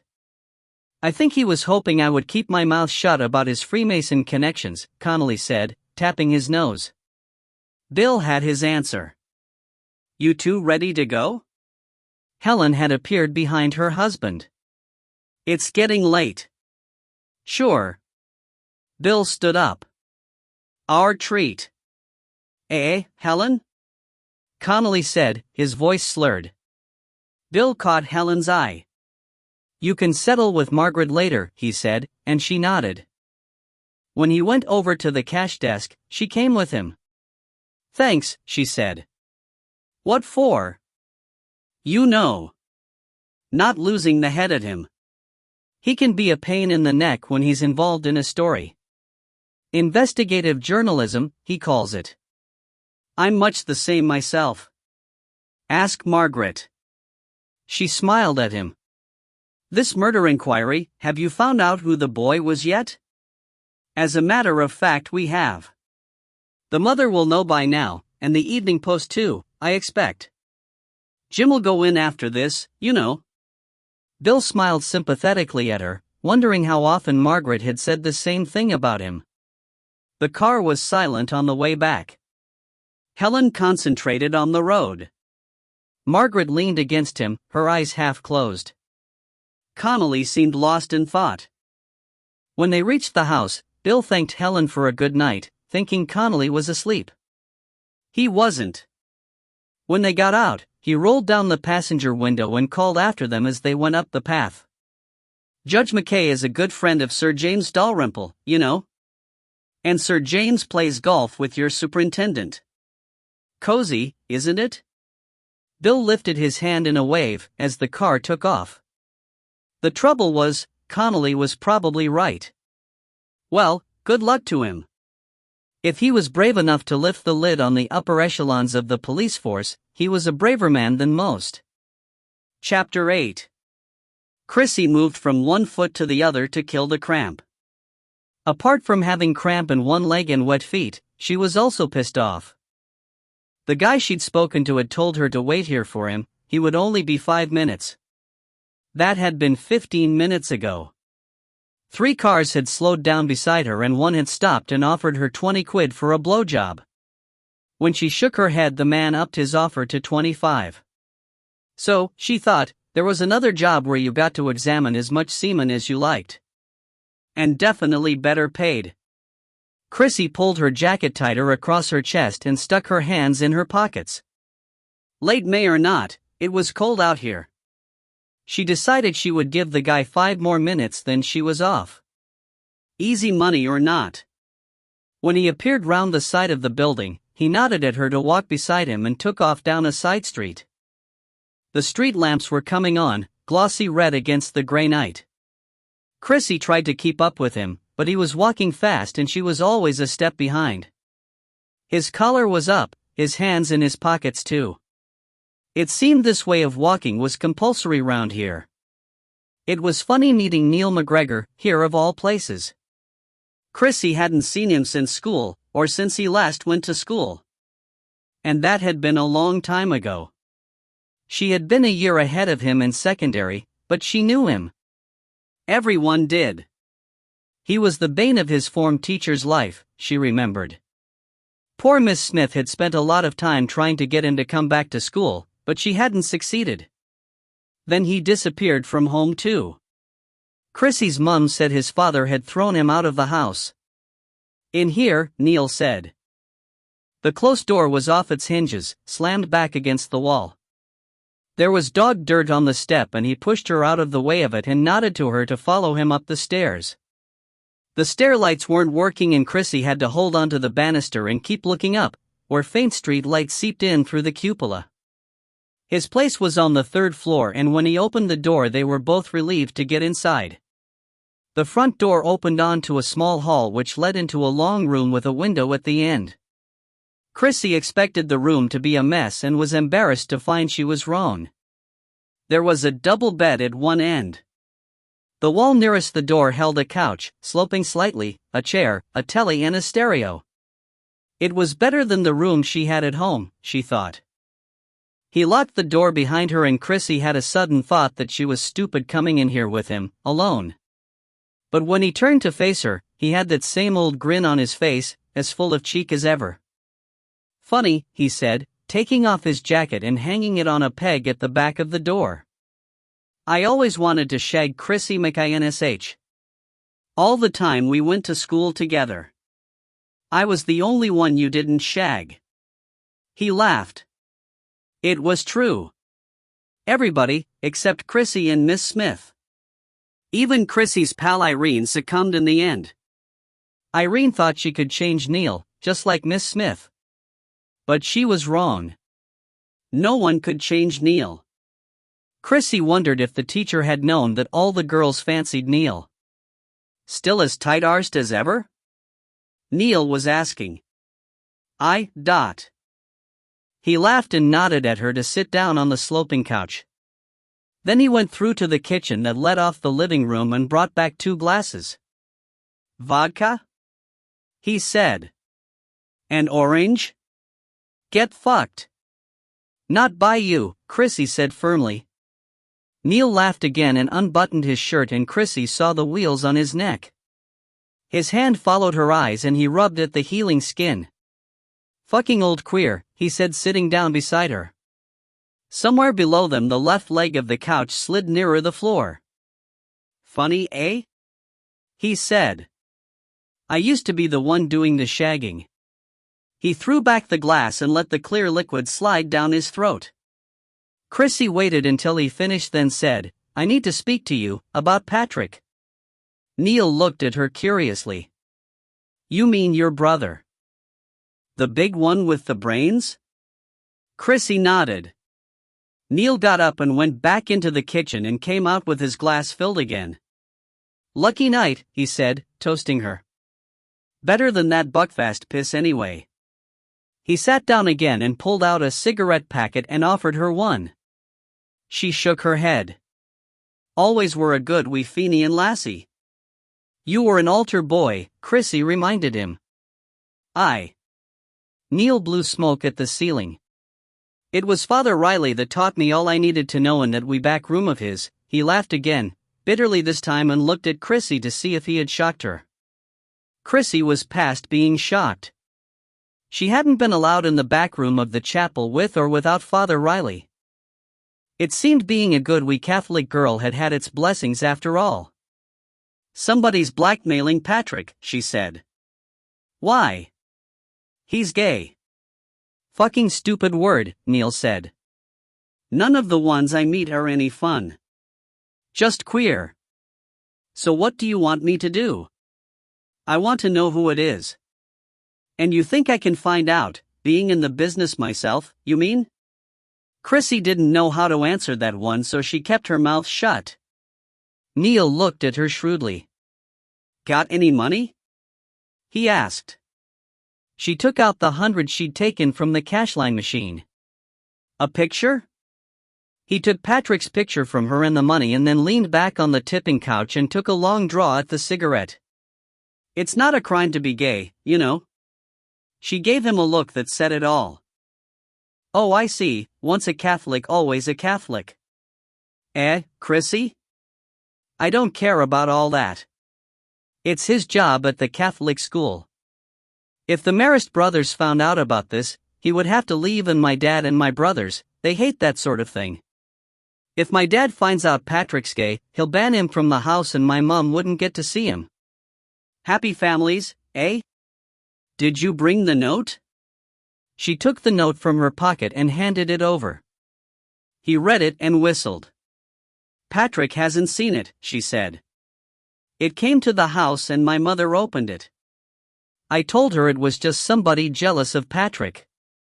Your big brother's running with the wrong people, Chrissy. He wants to get a nice steady boyfriend. Don't. Okay. If I get you a name, what are you going to do then, Dot? She shook her head because she didn't know. All she wanted at the moment was a name. That was enough. Neil looked at his watch, then got up and went to the door. You'd better go now, unless you've changed your mind about that shag. Chrissy handed him the lab phone number. I know where you work, Neil said, stuffing the bit of paper in his pocket. I've seen you from the park. When Chrissy reached the street, it had started to spit. She stopped and fastened her jacket and turned her collar up. A big car was parked along the road under a street lamp, its soft velvet gray touched with drops of rain. When she reached the corner, she turned to see Neil open the back door of the car and slip inside. Neil McGregor had lived along the road from Chrissy until his father finally chucked him out of the house for good. His father was a wide boy himself, and there wasn't room for two wide boys in the same house.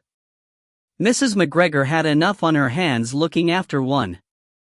Neil's father liked a wee drink. A wee drink taken frequently, and especially on a Thursday night when half the population of the street was in the pub while the other half were at the bingo, or in Chrissy's mother case at something in the chapel. If ever a man was prayed for, Chrissy thought, it was her father. Chrissy's mother called Neil a wee torag, but there was something about him that would get him a geely piece at any door. When Neil's big brother joined the parachute regiment and was sent to Belfast, Neil's mother and Chrissy's mother had their own line of candles in the chapel for him. It didn't stop him being killed, his stomach blown out and splattered on a woman with a pram who was walking by. Neil's father liked a wee drink even more after that, and Mrs. McGregor lost sight of Neil in her endless trips to the chapel. Chrissy laid her face against the bus window and watched the drops of rain skid off in annoyance. Neil hadn't changed much. The dark hair and blue eyes, Shanty Irish her mother used to call him, and the grin that, in another city, might have made him a movie star. The bus began to crawl up through St. George's Cross and onto Mary Hill Road. On the right, a block of flats loomed out of the rain. Chrissy and Patrick had been two of the few on her street to make good, outside the ones that joined the army. Chrissy's three other brothers existed on handouts from her, Patrick and the state. Sometimes she thought they were the lucky ones. If she hadn't been giving away so much of her wages, she could have moved into a flat of her own, and she would have been headed there now instead of sitting on the bus back to Mary Hill. Chrissy knocked her head against the window. If there was one thing she'd learned in chapel, it was to suffer in silence. Father Riley had taught the weans that well. Even Neil had kept his mouth shut. Old Riley was gone now. Not to a better place, but to an old folks' home for retired priests. Not much chance of a wee fuck in the back room there.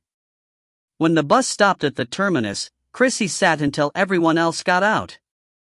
She didn't want to walk along with anyone and have to talk. She needed time to rehearse her speech to her mother about how the letter about Patrick was all bullshit. She'd have to find another word for that because she wasn't allowed to swear, even in a house that had heard the word fuck more often than the Pope said his prayers.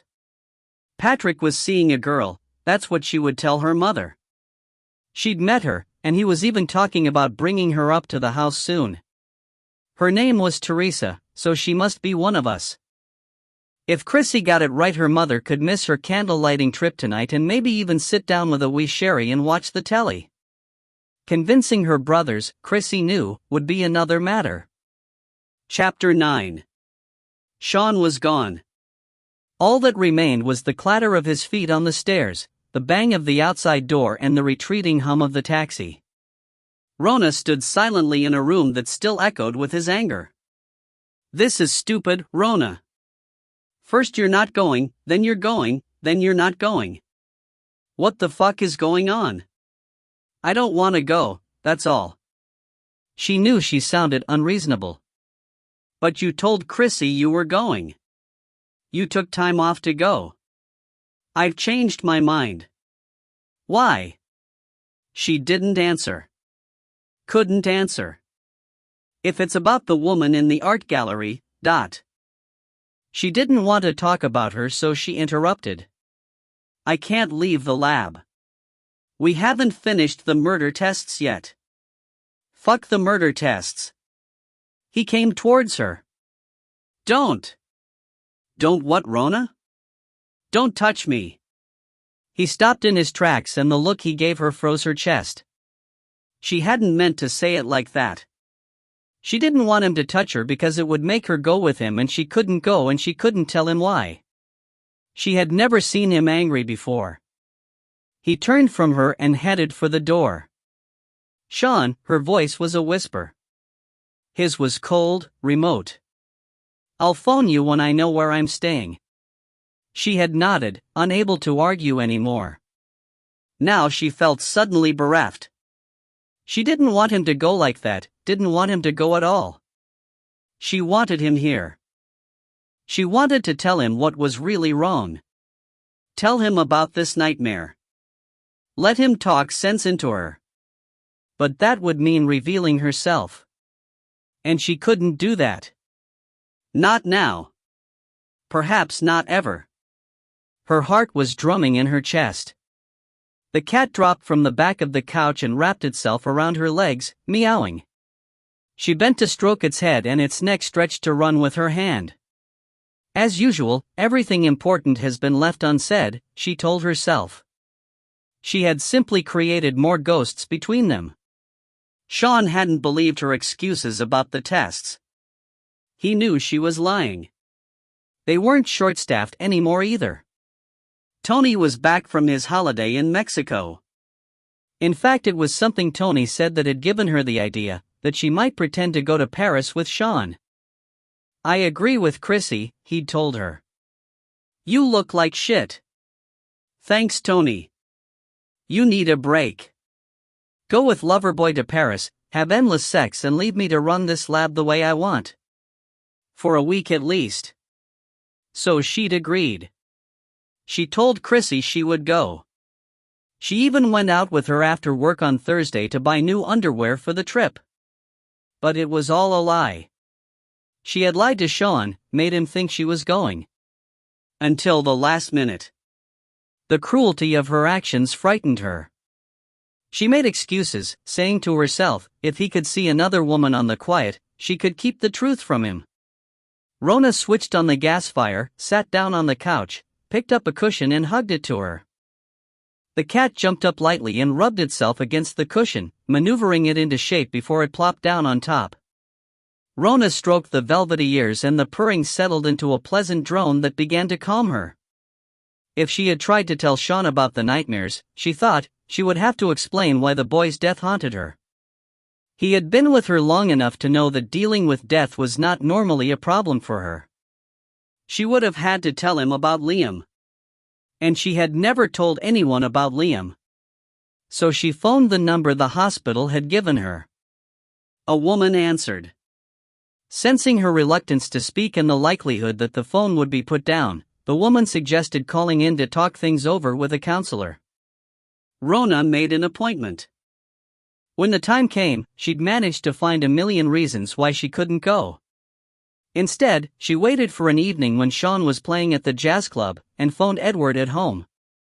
She explained about the murder and the birthmark and told him she had to know what had happened to their son. The silence at the other end was as deep as the chasm between them. Edward cleared his throat. He didn't think that would be wise, but, and here he interrupted her angry reply, if she insisted on this line of action, there was someone he knew who might help. Rona must agree to say nothing about any of this to anyone, not even her Irishman. And she had agreed. I'll phone you back, Edward said. When? I don't know. Sometime this week. And Rona? If you're not in, I'm not leaving a message about this on an answer phone. You won't need to. I'll be here. So she told Chrissy and Tony she was taking the week off to go to Paris with Sean, and she told Sean she couldn't go with him because she was too busy at work. Rona moved the protesting cat from her stomach and reached for the remote. She switched the television on, flicking through channels until she found the early evening news. She sat impatiently through the usual political headlines, then at last the announcer stated that there would now follow an appeal by the mother of the Glasgow murder victim. Flanked by two detectives and surrounded by newspaper men, sat a small, dark-haired woman. A woman who looked nothing like the murdered boy. Rona leaned back on the couch while the camera moved in, as if it needed to be closer to hear her whispered words, so close that Rona could see the red swollen eyes, the skin sagging with distress. The woman became suddenly aware of the camera and drew herself up. Taking a deep breath, she began. My son has been murdered. Her voice pierced Rona's heart. He has been murdered by a madman. A madman who preys on boys. My son was a clever boy. A boy with a future. I loved him. Please help the police find Jamie's killer. If you have children, you will understand. her voice began to falter. Please tell the police anything that might help, before this madman kills again." The words petered out and the camera moved aside, as if embarrassed by so much grief. Now it was the turn of the policeman on her right.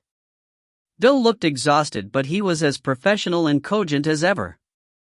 He evenly explained that the murder victim, James Fenton, was a student of computing science at Glasgow University. A quiet, hard-working student, who kept himself to himself. The police had in their possession a curtain that had been spread beneath his body. It was their belief that the murderer had left in a hurry and that he would otherwise have taken this curtain with him. Someone might recognize it. The camera swung to the left. After the grayness of grief, the bright swirling colors of the curtain dazzled Rona's eyes. Rona spent the next day sifting through forensic journals for articles she had promised herself to read. She went out briefly for fresh milk and bread and hurried back, worried that Edward might phone in her absence. But it was Sean who phoned first. He always sounded more Irish on the phone, as if distance marked out who he was more clearly. There was an awkward silence, then he told her he would be staying on for a second week. "Why?" she asked, her voice small. "The guy I'm filling in for has met a rich divorcee in Florida." He was trying to joke, cover the awkwardness. "He doesn't want to leave yet." "So," he said, and she could hear the caution in his voice, "you could come out the second week." "Sean, I'm sleeping on someone's couch at the moment, but I could get us a hotel room. I'm off during the day. Springtime in Paris and all that." He was waiting for an answer. "I'm not sure." "I see. I mean, I'll need to check with work." Silence. He gave her a number. "You can try my mobile or this number." "Is that where you're staying?" "No, it's the club." "Right." The call ended as badly as it began. As she hung up, the thought crossed Rona's mind that Sean was not used to being turned down. After tea, Rona put on a video and sat down with a glass of wine. The cat resumed its favorite perch on her lap. The phone rang at 9 o'clock. It was Edward. "Rona?" "Yes." "There will be an envelope in tomorrow's post," he said. "Thank you. As you'll see, the murdered boy has nothing to do with you." "With us," she corrected him. He ignored that. "I hope this is the end of the business." Rona put down the phone without answering. Of course, Edward would prefer to deal with this by letter. Speaking directly, he might have to use Liam's name, or worse, refer to him as our child. Edward would never do that. Edward had always distanced himself from the event like a bad smell. And so it was. A bad smell come back to haunt him. Rona swallowed the remains of her wine and poured another glass. The cat grunted with displeasure and jumped off her tense body, opting for the more reliable comfort of the hearthrug instead. Outside, the sky had cleared. Evening sun shone through the open curtains. The room looked comfortable and empty. Like my life, she thought. Strange to look back and see emptiness where once she had seen success. Getting her degree. Studying for a PhD. The freedom to choose where she wanted to work. The delight in being given the responsibility for her own lab. Buying the flat. Money in the bank. Nothing. I have just been putting in time, she thought, until now. The phone rang again. Rona cursed herself for not switching on the answerphone. Then it struck her that it might be Edward, calling back with something he'd forgotten to tell her. Something important. The phone rang again, more insistent this time. Rona lifted the receiver. Is that Dr. Rona McLeod? It was a man's voice. Yes? This is going to sound really silly, the man hesitated, then cleared his throat nervously. We met yesterday in the rain. My name's Gavin McLean. We shared a taxi. I wonder whether you would like to come out with me tomorrow night to see a film, he went on, before she could answer. I quite understand if you think I'm a nut and say no. No. Right. He sounded disappointed. I mean, I don't think you're a nut, Rona laughed. That's a relief. So you'll come? I don't know if I can. Look. Just a film. No strings. She thought about it. She would have the letter tomorrow. She didn't need to stay in anymore. She needed to be normal again. He seemed nice. It was just a film. Okay. What was she doing? Just a film. Great. I'll pick you up about 8? Right. It wasn't until after Rona had spent half an hour convincing herself why she'd agreed to go out with a strange man she would have reason to celebrate tomorrow, because she would know where her child was, that she suddenly began to wonder how Gavin McLean knew her name and her home number. Chapter 10. The night that Rona phoned had begun well for Edward. He and Fiona were holding a dinner party with Sir James Dalrymple among the guests. Edward knew he could count on Fiona's support. Unlike Rona, Fiona understood the importance of playing the game. He stood at the door and surveyed his sitting room. June sunlight shone in through the French windows and danced across the deep blues and pinks of the Chinese rug, the chintz-covered sofas and the polished mahogany furniture. This room symbolized everything he had worked for, from the silk-framed windows overlooking the trim lawn, to the flower vases, expensive flowers, and the well-stocked drinks cabinet.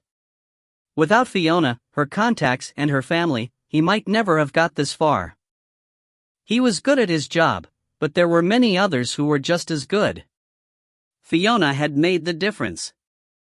Through the open double doors to the dining room he could see her, still in her dressing gown, putting the last touches to an already perfect table.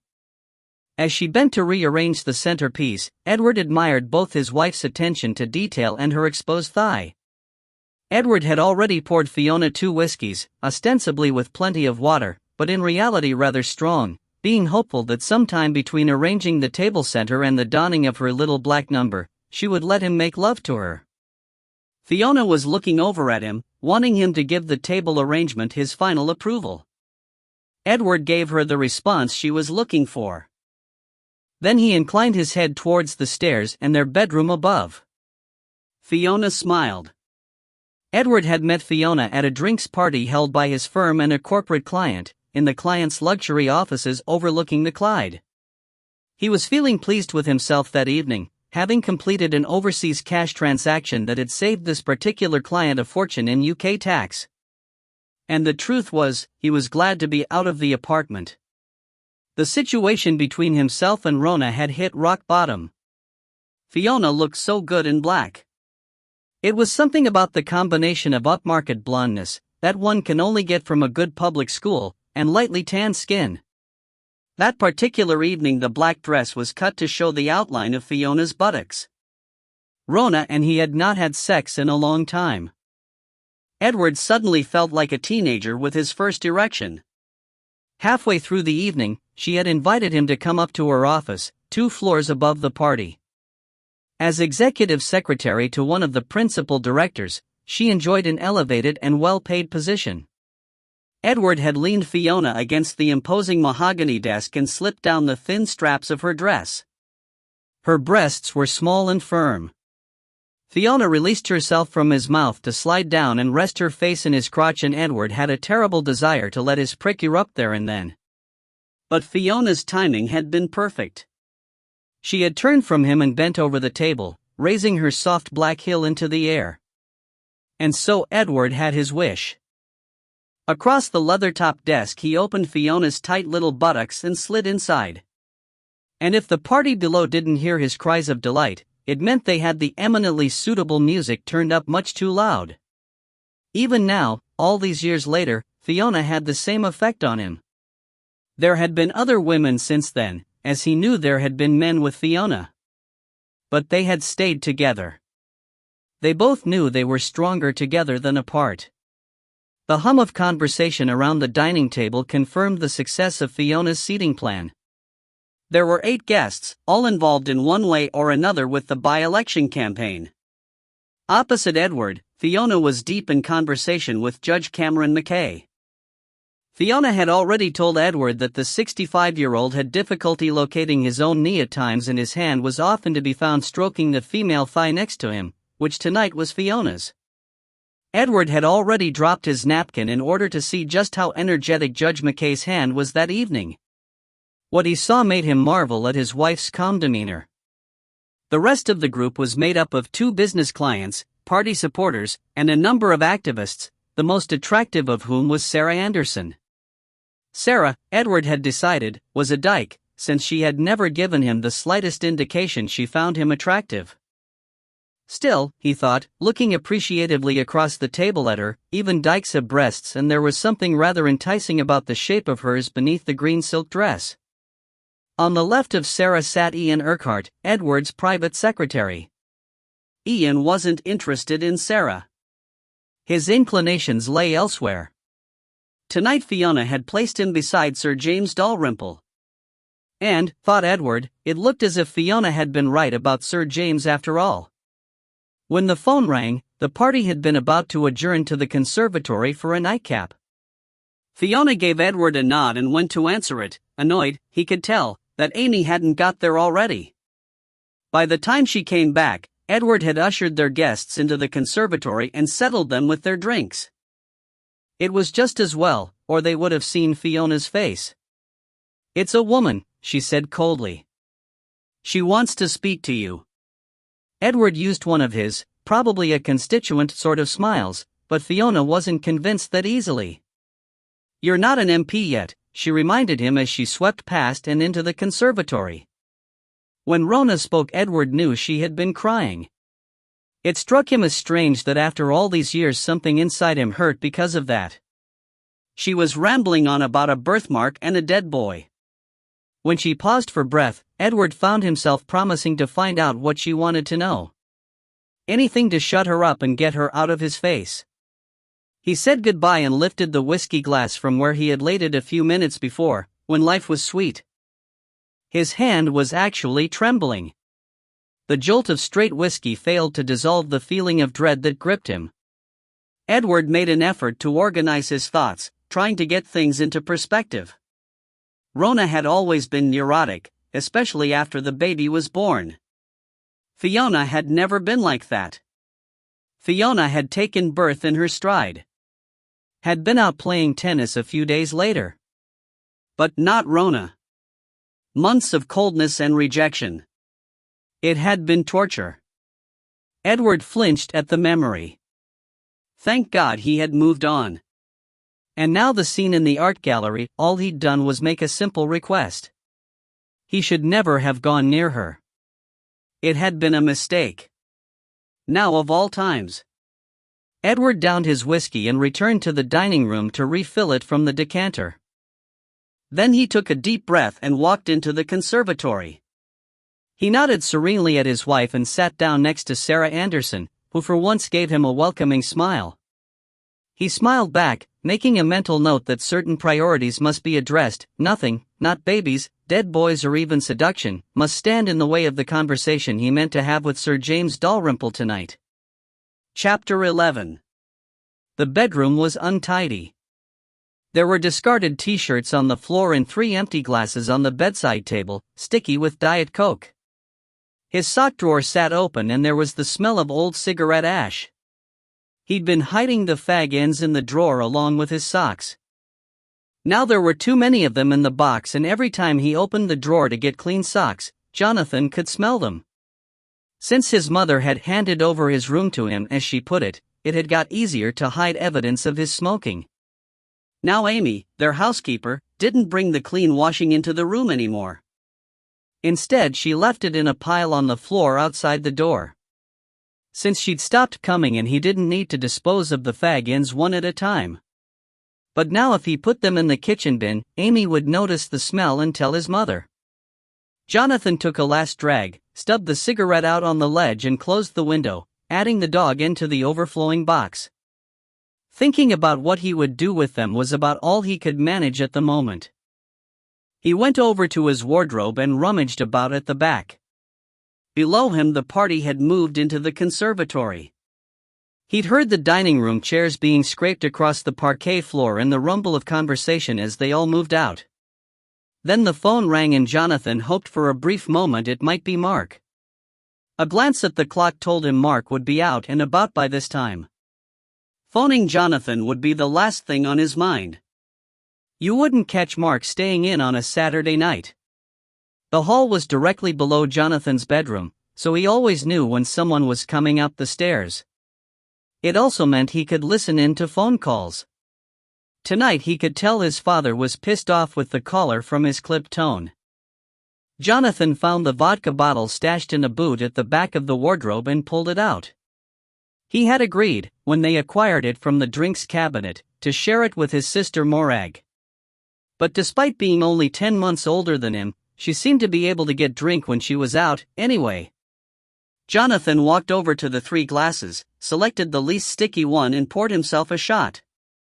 The fresh orange he'd mixed it with didn't smell too good and he wondered whether it had gone off. The lights from the conservatory lit up the garden. If he stood very close to his window and pressed his face against the glass, he could make out the 2 seats closest to the French windows that opened onto the lawn. The young woman he'd let in earlier was there. Jonathan squirmed, remembering how friendly she had been when he'd opened the door to her and how, once he'd noticed she had no bra on, he'd been too embarrassed to answer any of her questions. Now her attention was directed towards his father, who had on his special attractive woman face. Jonathan took a slug of the vodka, relishing the blast as it slid down. Then he put down the glass and unzipped his jeans and took out his thing.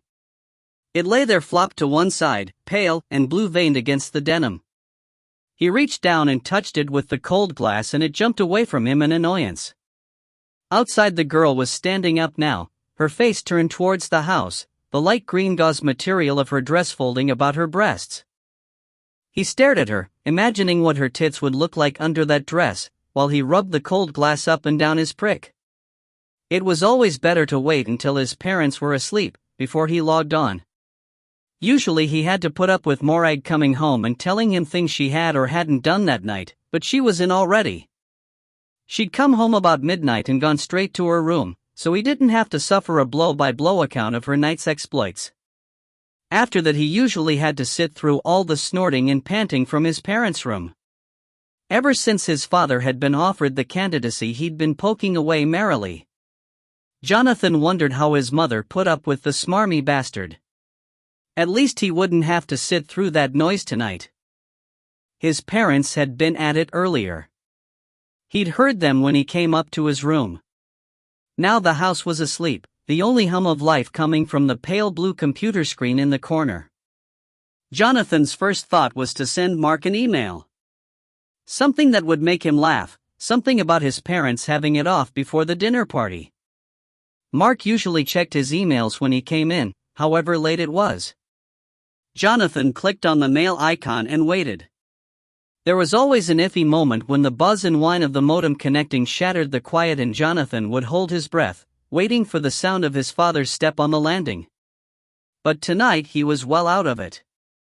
Jonathan waited till the whine finished, then clicked on the in-basket. There were 2 emails waiting for him. When Jonathan first realized that his father was a wanker, it had come as a shock. When he was small, Edward hadn't been around much. His mother always said he was working. And when he did come home, he was tired.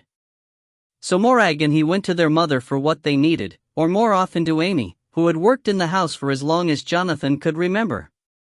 Amy was a pal, but she had strict ideas of right and wrong. Drinking and smoking and sex at his age were wrong, and Jonathan had never built up enough courage to ask her when they became right. When he was small, he stayed with Amy while his mother was out. Where out was, Jonathan never knew, but his mother always smelled nice when she went there. It wasn't work, he knew that, but when she came home she was exhausted and would collapse on the sofa and ask him to bring her the drink she'd taught him to make. One thing he did know was that his family was respectable, well off, and Tory. They didn't like blacks, browns, except tans gained on foreign holidays, yellows or lefties. They thought you should stand on your own 2 feet, even if you only had one, and that a move to London was going up in the world. When Jonathan was about 10, he'd been brought home by a friend's mother earlier than expected. The car dropped him at the big gate, and when he saw his father's car sitting outside the house, he suddenly didn't want to go in and be questioned. They called it having a conversation, so he decided to go and check out his SSTD, special secret tree den, before he went in the kitchen to look for Amy. He'd slipped across the front lawn and round the side of the house into the orchard, then ran through the thickness of apple blossom, darting this way and that as if he was being followed, and slid through the door in the garden wall, with one last glance to convince himself that the enemy hadn't seen his escape. Already he could hear the sound of the river, and the trees were crowding in on him with rustling voices. Jonathan loved the wood. It wasn't like the front of the house, with its flowering rhododendrons dotting the anorexic lawn. Here things grew just the way they wanted. Big and bold, heavy and sweet. Jonathan could smell them growing, especially when he lay down in his den, his face close to the earth. He had walked quickly, anxious to get to his den. The ancient pine tree that marked its location was twisted with years, its trunk split in two, to form younger branches. On three sides of it huddled gorse and juniper and patches of thorny brambles. On the fourth side, the path opened up into a patch of grass and sunlight. Jonathan circled the tree until he was out of sight of the path, then threw himself on the ground and slid along on his belly, avoiding the sharp thorns of the brambles. The ground began to dip below him, and he rolled down into his den with a grunt of delight. He was lying there looking up at the thick canopy of foliage that was his roof, when he heard voices. He sat up a little, enough to peer out through his special peephole at the couple who walked towards him along the path. The woman was young and pretty. She wore a bright blue dress lit up by the sunlight that dropped down through the rustling leaves. She laughed, a tinkling sound that made the hairs on the back of Jonathan's neck stand up. Then he heard the man's voice. It was his father. Jonathan pressed himself to the ground, his heart thumping so hard that he knew they must hear it. But they had no ears or eyes for anything but themselves. When the talking and laughing stopped, there was something in the sudden silence that made Jonathan squirm against the earth floor, twisting round to get a better view. The woman was backed against the tree so that he could only see a line of leg on either side. There was a frantic scrabbling sound, and then one of her legs was up and round his father and the other was in mid-air, swaying wildly with each pumping motion. Now all he could hear was the squeak and moan of her voice. Pump, pump, pump, pump, and then her shoe began to loosen, swinging on her toes for a moment before it dropped onto the grass. When Jonathan got back to the house, after waiting a full half hour by the watch his father had given him for Christmas, Edward was at the front door, busy telling Fiona that he had arrived home minutes before her. From then on, Jonathan knew everything his father said was a lie. The first email was from Mark. He must have sent it before he went out because it said, "Yo, I just put on the pulling juice and I'm off. Think of Shona Seaton's tits and you'll know where I am." Jonathan tried to think a reply that would make Mark laugh. But anything he said would be made up, and talking about your parents having sex rather than you having sex was sad. He wondered why Mark bothered emailing him.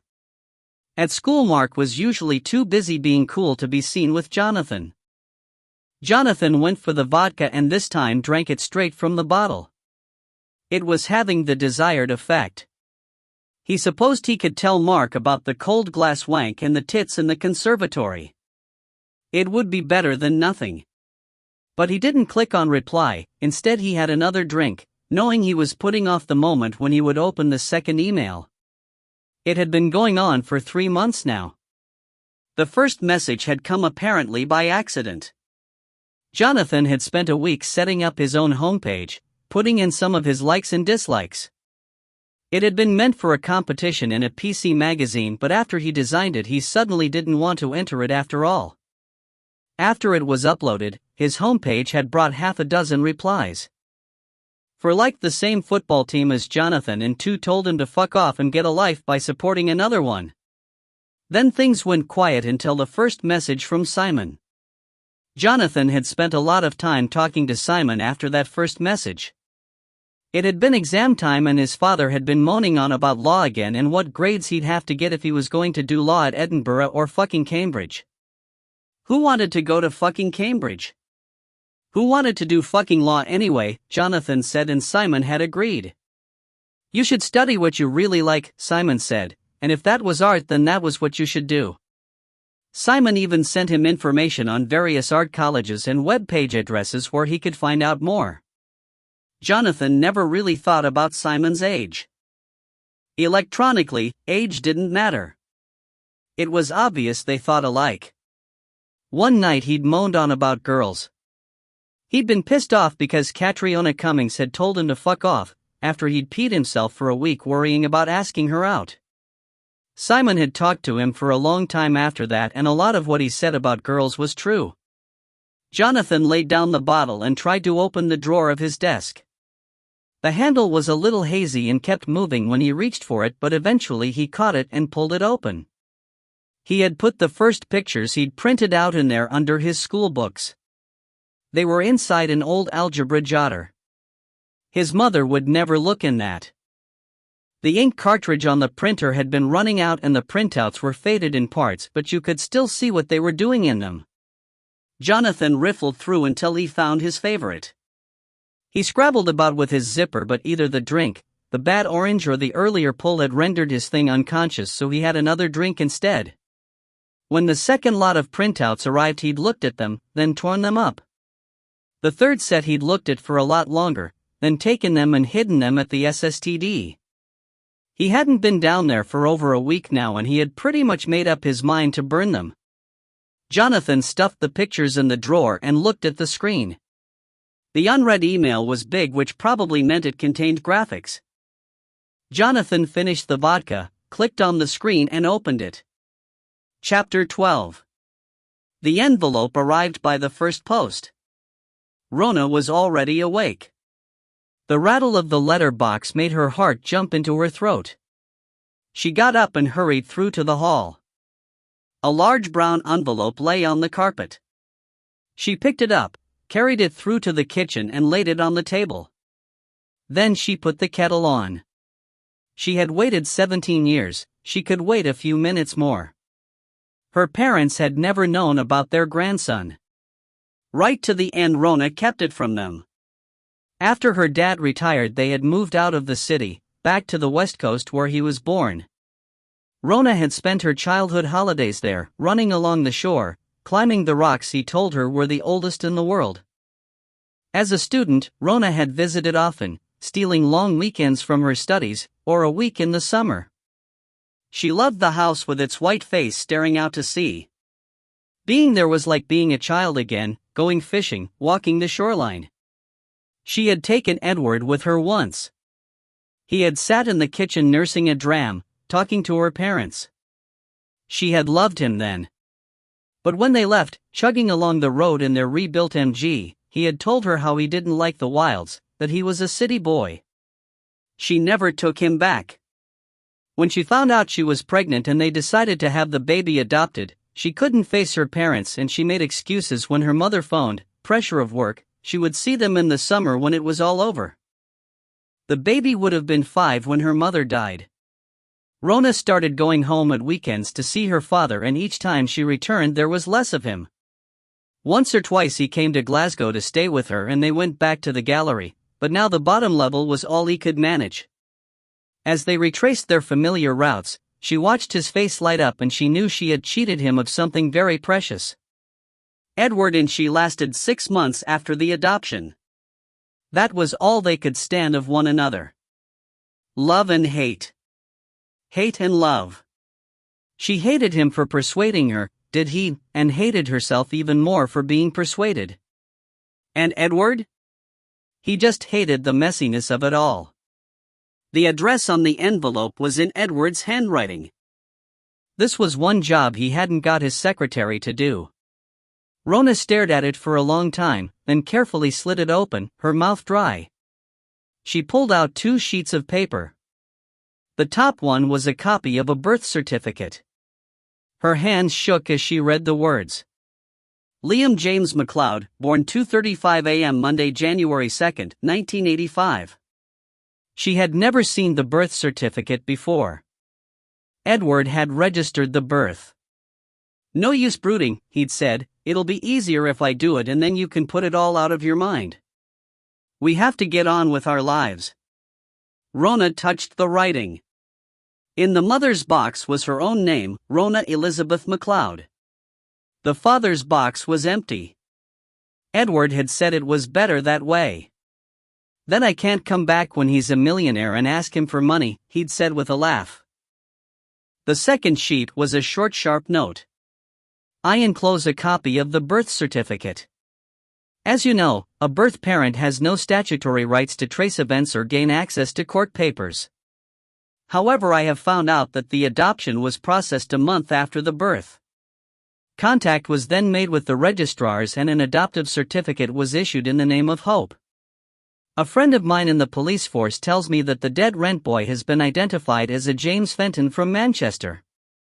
Of course, there was no connection between the two boys. Edward was right. She had been imagining things. Liam was out there, alive and happy. Edward had sorted everything out. Tidied up her life for her. Again. By the time Gavin McLean arrived at 8 o'clock, Rona had already drunk 2 gins. One while she sat in the bath and cried, the other as she got dressed, dried her hair and repaired her face. When the buzzer went, she looked out of the window. Gavin was standing on the pavement. He waved when he spotted her and she waved back. When she emerged at street level, they both stood awkwardly for a moment. This is a bit embarrassing, he said. Yes, it is. He was even taller than she thought, his hair blonder now that it was no longer wet, but his eyes and smile were the same. You look nice, he said. I'm not so wet as last time. They both smiled. I thought if we ate first, it would break the ice. He looked faintly nervous. So I booked in Italian. Fine. She decided as they walked along together that she would offer to pay half. Keep things even between them. You can pay half, he said, reading her mind, if it makes you feel more comfortable. As they crossed the road, he took her arm to guide her between the traffic. His hand was big and warm and it suddenly reminded Rona of crossing the road with her dad. Rona looked at Gavin blankly. Whatever he had said demanded an answer and she hadn't a clue what to say, because she hadn't been listening to him for the last 5 minutes. Sorry. It's okay. He poured her some more wine and she lifted her glass and sipped it, avoiding his eyes. There's something on my mind at the moment, she apologized. Work? Yes, she said. It seemed easier. Want to talk about it? I don't want to depress you. You won't. He smiled to reassure her. Well, she began. I've been working on a case recently, a boy found murdered in a flat. The student? Yes, she looked up puzzled. How did you know? I read the papers and watched television. Of course. She felt silly. Of course the whole of Scotland knew about the murdered boy. It's just, she paused, this one got to me a bit. He looked like someone I know. That's all. I see. He reached over and touched her hand. Shall we skip the film? He said. Please. He waved the waiter over and asked for the bill. Look. Why don't we go back to my place, listen to some music? I don't want you to think. I don't. Back in his comfortable flat drinking coffee, Rona told him that she should be in Paris with Sean. She didn't say why she hadn't gone and he didn't ask. Instead, he told her a bit about himself. He was 40, not married but had lived with someone for a long time, 7 years in fact. I kept asking her to marry me and she kept saying no, he explained, pulling a face. She had this thing about marriage. Her father was in the merchant navy so he only came home every 6 months. Her mother brought up the 3 of them on her own.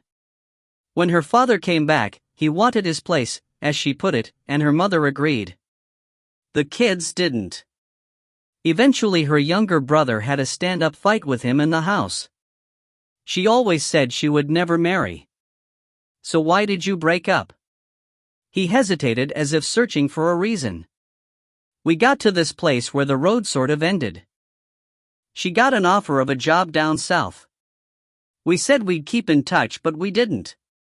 I think women and men are incompatible, Rona said. Different agendas. Don't say that. It's true. Maybe being gay is the answer. Maybe it is. They looked at one another and laughed. I have to go, she said. Right. I'll phone for a taxi. He went with her to the front door. Outside the air had turned warm. Scotland had at last remembered it was the first week in June. I never asked you how you got my home number? She said. Gavin looked embarrassed. I hacked it, he admitted, and when she looked puzzled he went on. Everyone's on a file somewhere. I can find out just about anything I want to know about a person from a computer, just like you can from their bodily fluids. 1984 and all that? That's right. The taxi drew up. Can I hack in again sometime? He asked. Only if I can test your bodily fluids. She realized what she'd said after the words were out. He laughed and raised his eyebrows. Any time. When Rona got back to her flat, the green message light was flashing on the answerphone. She pressed the play button. It was Sean. There was background music, and halfway through his message, a high-pitched giggle, then a girl saying Sean in a pleading voice. He said he would try again tomorrow night and reminded her of the club phone number. Rona wondered why he hadn't given her the number of the flat where he was staying. Maybe he was staying with the giggly girl. The second message was from Edward, hoping she had received the envelope. I sincerely hope, Rona, that this will be the end of the matter. Rona said shit very loudly. She went through to the bedroom, opened the envelope and took out the 2 papers and looked at them again. If Gavin McLean could find out all about her by hacking, maybe he could find out more about her son. And, she decided, Edward Stewart could get fucked. Chapter 13. Bill Wilson had had a sleepless night. Twice he'd gone downstairs and sat watching a late-night movie until he'd started to drop off. But as soon as he got back into bed, he was wide awake again. Once light began to peek through the slit in the curtains, he gave up and got up for good. On automatic he made himself coffee and sat down at the kitchen table. Halfway through his second cup he heard someone walk along the upstairs landing to the toilet. It wasn't Margaret's step. He'd left her sound asleep. 20 years living with a policeman had trained her to ignore his nocturnal habits. A bedroom door clicked shut and then there was a series of taps and a long thin cackling whine, and he realized that one of the kids was logging onto the internet. If all the kids were doing that, he thought, playing with the internet while their parents were asleep, it would be hellish easy to access whatever they liked. He stood up and then sat down again. He'd already talked to them both about it. Jamie Fenton had by all accounts been a good student up until 2 weeks before his death. He'd been staying in a new hall of residence, Dalrymple Hall, built with a little help from the generous Sir James Dalrymple. Pedophiles could get at vulnerable kids through the internet, but the computing department at Glasgow assured him that the labs were supervised to ensure no dodgy surfing, as they called it. Mrs. Fenton had told him Jamie couldn't afford to buy a computer.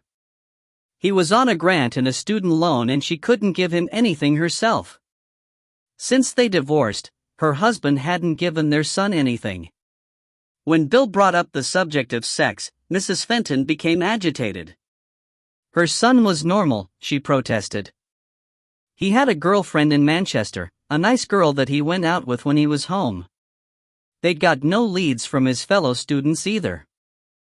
Jamie was a loner and spent most of his spare time in the computer lab. He was constantly broke.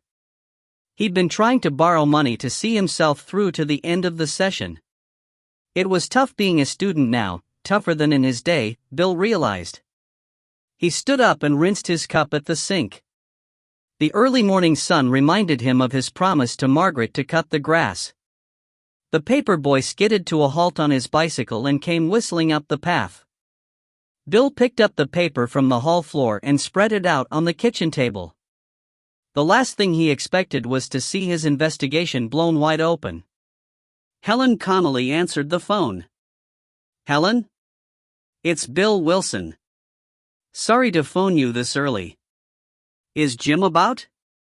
"He's still in bed, Bill. He wasn't in till late. Something special came in last night.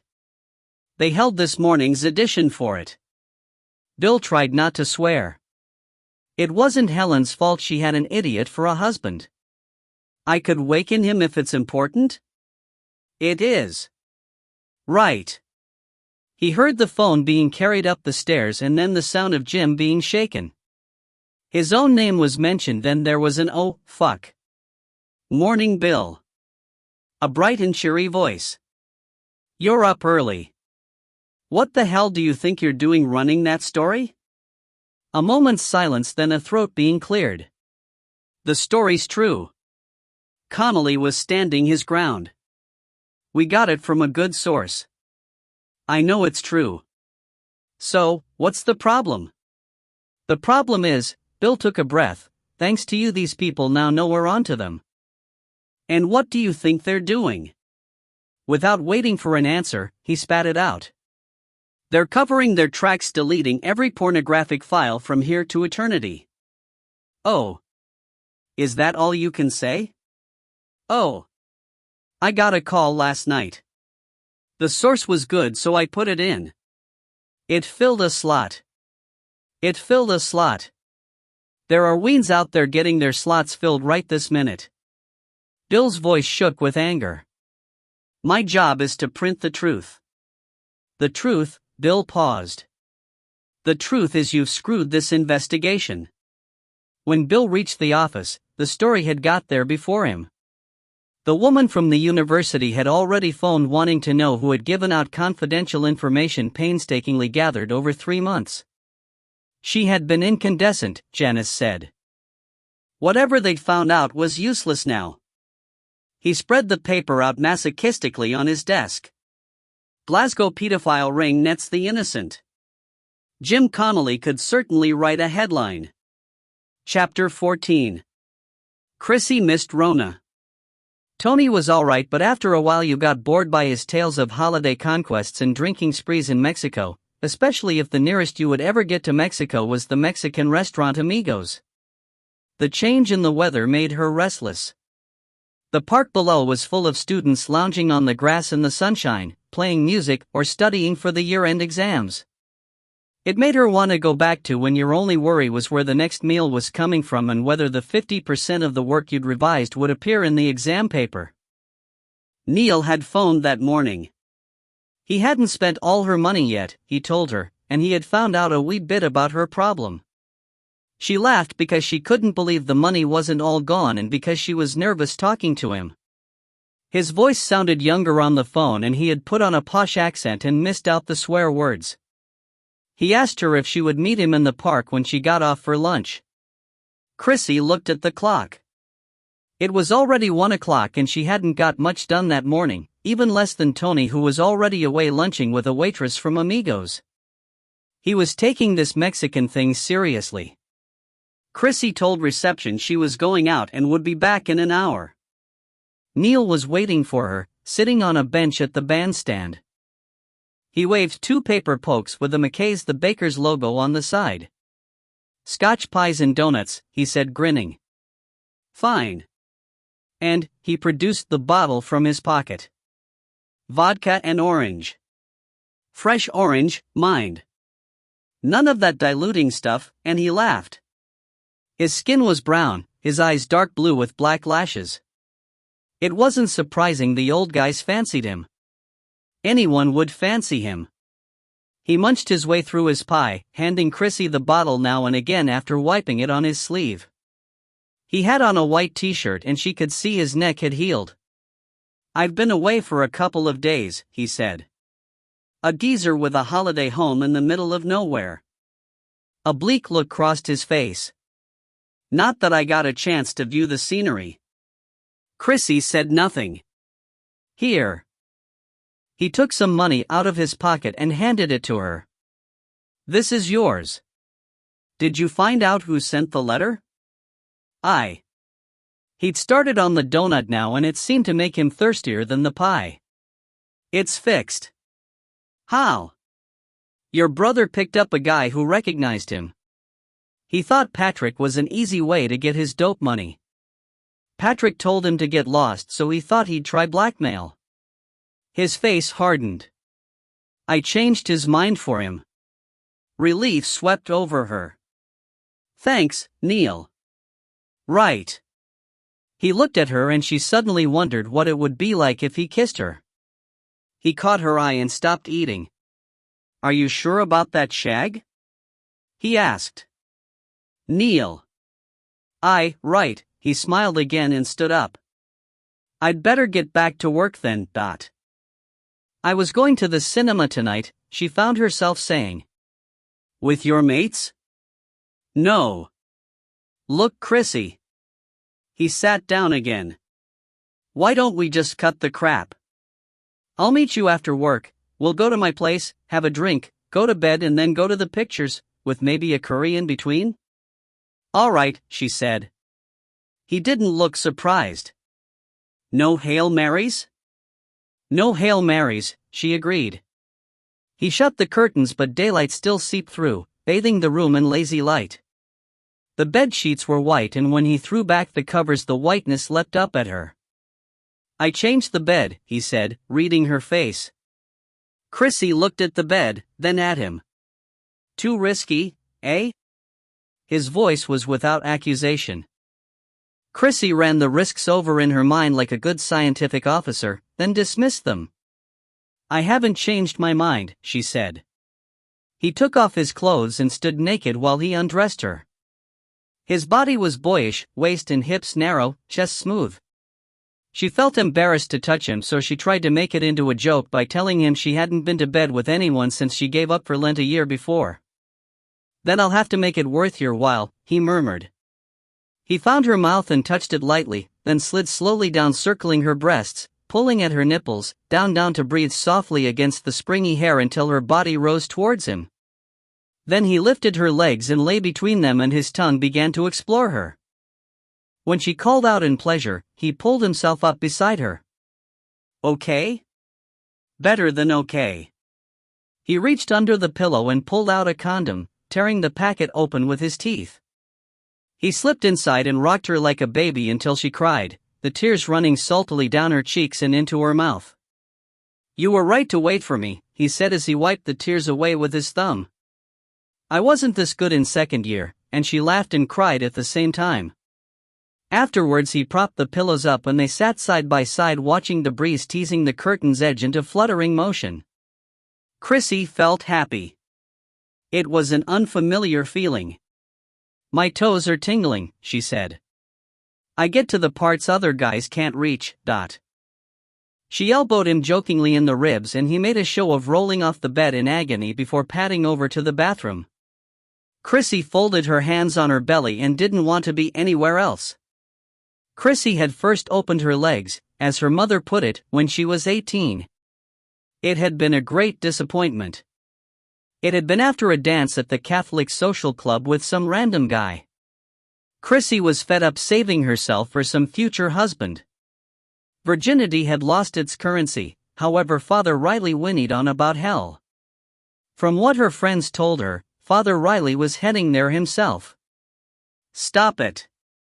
Neil was peeking round the bathroom door at her, dripping all over the floor. What? Thinking. He sounded like her mother. Come on, he shouted, heading back into the shower, I'll give your back a scrub. They stood together, the water parting above their heads and running down their backs.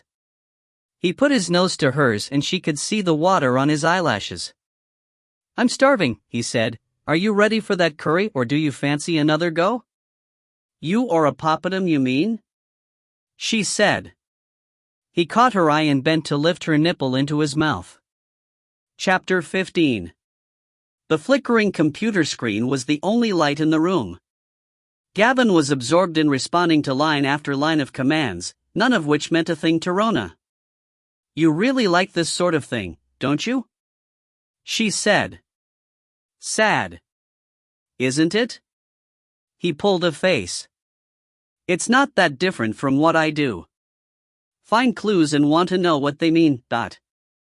Yes, I suppose it is." Rona had broached the subject of making a computer search during their second meal together. When Gavin had asked her out again, she had agreed, ignoring the internal voice telling her that finding Liam wasn't her only motive for accepting. "Maybe we can get to the sweet this time," he said.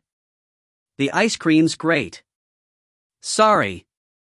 Only joking." She had been deliberately vague when she raised the subject, between mouthfuls of blueberry sorbet. If she gave him some information, might he be able to trace someone's current whereabouts? Gavin transferred his attention from his chocolate chip and banana. "That depends." Her face fell. "I mean, it depends on what you have to go on and how long you're prepared to search. A name, a date of birth and place of birth. Would that be enough?" "Might be. Depends how old the person is. If they're paying tax." "No. This person might not be paying tax." She was embarrassed. "Not yet, anyway." Gavin tactfully ignored her evident discomfort. He was interested. "Parents paying tax?" "Probably. If you think this person..." "It's a boy. If you think this boy still lives at home, then we might be able to find him through his parents." "Oh. Is there anything that might make him special? Something that would be documented somewhere?" "Yes. Yes, there is." Gavin was explaining how, after they met in the taxi, he'd spent an hour tracking her contact details down on his PC. "You're on a police file. Did you know that?" She shook her head. "You must have been vetted when you got your job, but..." Yes, she remembered. She'd had to sign some sort of form when she accepted the post at the lab. "I could have looked at the contents of your bank account if I'd wanted, but I didn't." "What?" "Only joking. Besides, I don't chase women for their money, only for their brains." Rona told him that was just as well. "So what have you got?" he said. Rona handed him the piece of paper with Liam's date of birth, place of birth and his adopted name. "This could take a while." "That's okay. You want to do the whole thing tonight?" She realized he had hoped to spend at least part of the evening on other things. "I'm sorry. If it's a lot of trouble."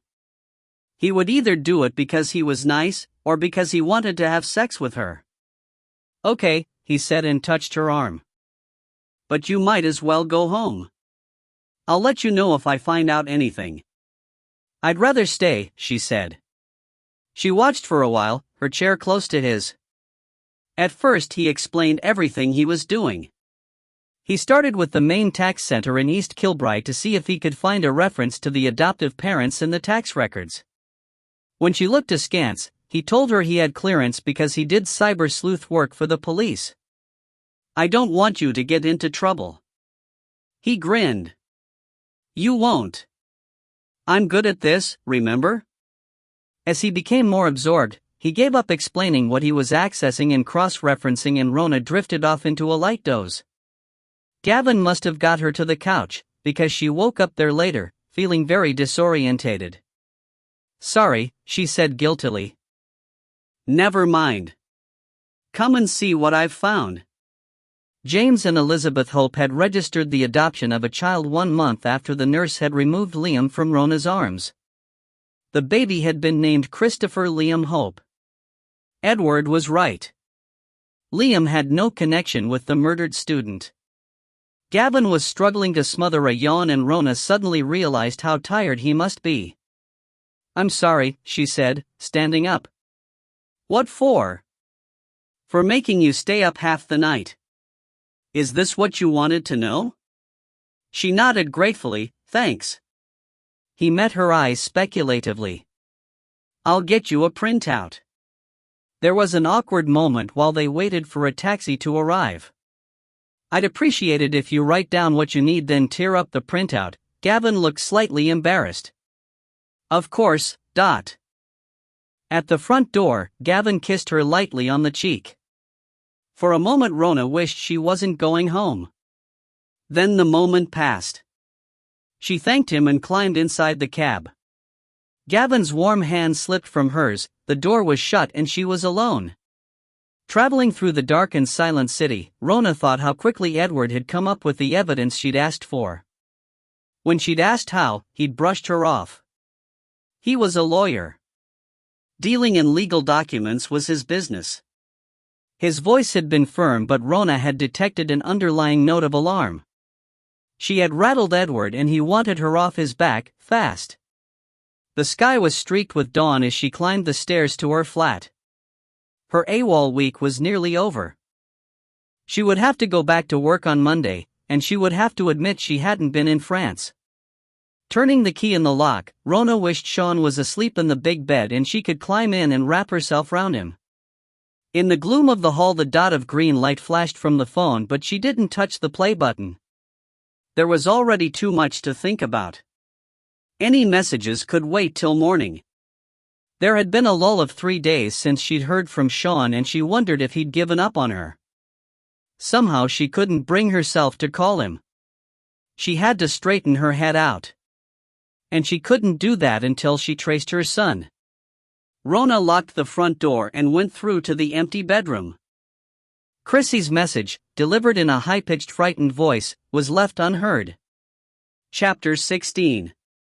Chrissy peered along the road, praying another taxi would appear over the hill, this time with the orange light on.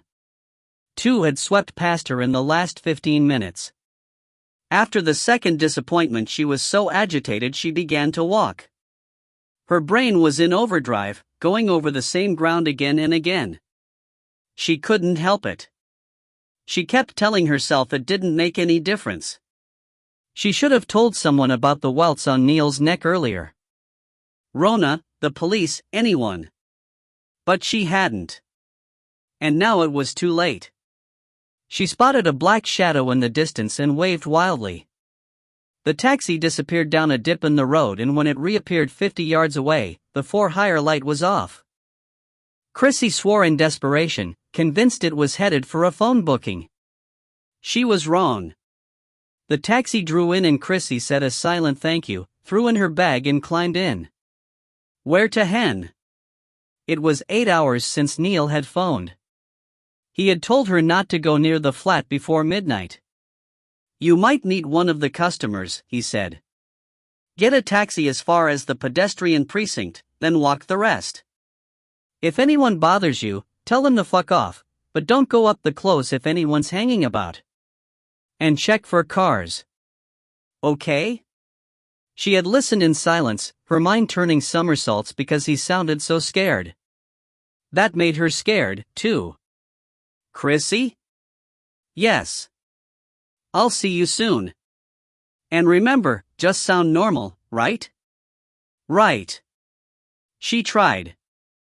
She left work, ignoring Tony's quizzical look, went home, had her tea and said she was going camping for the weekend. That's new, her mother said, giving her a hard look. Thank God her father and brothers weren't there. It was Friday and they were out on the bevy, as per usual.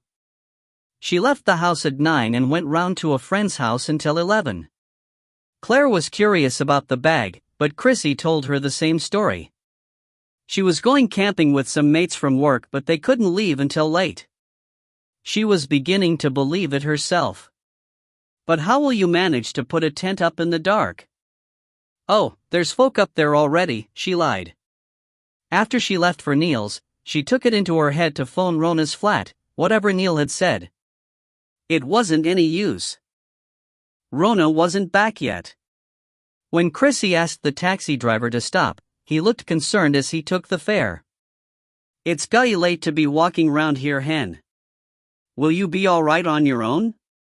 She paid him his fare, making a stupid joke about wandering round the red light district of Glasgow in the early hours of the morning. "You and half of Glasgow, hen," he replied with a snort. Neil Street was empty. Chrissy walked past the close entrance as far as the first side road, just as Neil had told her. She relaxed a bit and started to walk slowly back. The big expensive engine was so quiet, the car was beside her before she heard it. "Hey lady. You looking for me?" She was one door away from Neil's close. She swithered. To walk on past might mean this car following her or. "Come on, doll. Help me out." The driver pointed to his bulging crotch. She shook her head and turned in at the close entrance. "Bitch." He spat after her. At least the light had been fixed. Chrissy quickly climbed the stair, hoping the guy in the car wouldn't take it into his head to follow her. 2 filled condoms lay in the corner of Neil's landing. This was a regular venue for someone, maybe the woman he was looking for. Chrissy reached up and swept her fingers along the ledge and found the key, where Neil had said it would be. It turned easily in the lock. As she pushed the door open, Chrissy heard the click of stilettos in the close and a high-pitched giggle of anticipation. The Audi had struck it lucky. She quickly locked the door behind her. The package of photographs lay on the mat. She picked it up and shoved it in her pocket. The windows were tightly closed and the flat was stuffy. Chrissy went straight to the chest of drawers and threw some of Neil's clothes in the bag she'd brought, then went into the kitchen. The bottle of vodka was under the sink and the money was where he'd said, in the Brillo pad box. She shoved the vodka in the bag and the money in her pocket with the photos and headed out. The panting skirmish on the landing had begun. The woman was against the wall. She caught Chrissy's eye and started to grunt and moan more energetically to hold the customer's attention and cover Chrissy's departure. Outside the close, Chrissy passed the black car waiting for its driver's return. Chapter 17. Edward gave Fiona's hand a squeeze and leaned back against the soft black leather of Sir James Dalrymple's Rolls-Royce. Fiona returned the pressure, turning from the view of the rolling Perthshire hills to give Edward a smile. Edward touched the leather door with his other hand, admiring the taut shine. He had already opened the walnut drinks cabinet and poured 2 whiskies, which now sat on the fold-down table, the ice gently pinging on the elegant crystal as they swung smoothly round the steep bends on the country road. When Sir James had offered the previous night to send the car for them, Edward had protested it wasn't necessary. Sir James had insisted. "Nonsense, Edward. I shan't be needing it and you might as well travel in comfort. I look forward to seeing you and Fiona at Falblair. The first of many weekends, I hope." Edward hoped so too. June had seen the end of the rain and the start of the summer. Each day dawned clear and blue. The sort of weather that raised spirits and made people happy, despite everything. Perfect campaigning weather, Edward thought. "What are you thinking about?" "Oh, things. The campaign. And going well, I think." "Urquhart? How's he doing?" Edward knew what Fiona meant. "He's at Falblair already," he said. "Went up early to discuss campaign finances with Sir James." "That sounds good." Fiona lifted her glass and sipped her whiskey. Edward looked at his wife with pleasure. Her hair had been done recently. It was blonder, he thought. Her face was smooth and one-toned, beige against the red lips. She's like fine porcelain, he thought. She sensed his desire. She put down her glass and let her fingers brush his swelling crotch. The car was slowing down, preparing to turn in between 2 stone pillars topped with ornate gargoyles. A man dragged the black metal gates over the gravel and waved them through. A single-track road wound ahead through rowan, birch, and pine. They heard a muffled crash as a roe deer sprang from the woods and jumped lightly across the road in front of them. Sir James said Falblair was a hunting estate, said Edward, delighted. When he spotted the house he was momentarily lost for words. The Victorian mansion stood in a wide expanse of parkland. It was an impressive Gothic pile, fronted by a carefully manicured lawn that rolled down to a private loch with a jetty and a moored rowing boat. Across the loch in the trees, they caught a glimpse of the chimney of an estate building. That must be the hunting lodge Sir James mentioned. He rents it out to weekend parties, said Edward. All in all, very nice, murmured Fiona. Indeed, agreed Edward, secretly wondering how many boards he would have to be on to get a place like this. The car drew up in front of the magnificent entrance. As the chauffeur opened the car door, Sir James appeared with Ian Urquhart. Edward's private secretary looked pleased with himself. It seemed discussions had gone to plan. Sir James stepped forward to meet them. Welcome to Falblair, Edward, and Fiona. How lovely you look, my dear. Quite flushed from your journey through the Perthshire hills. Come in and make yourself at home. The trouble with Scotland is that it's full of Labour supporters. Sir James raised an eyebrow humorously, the cue for a ripple of laughter to make its way round the assembled company. So, Edward, he continued. It's your job to prove me wrong. Wake up the electorate. Show them they're better off with us.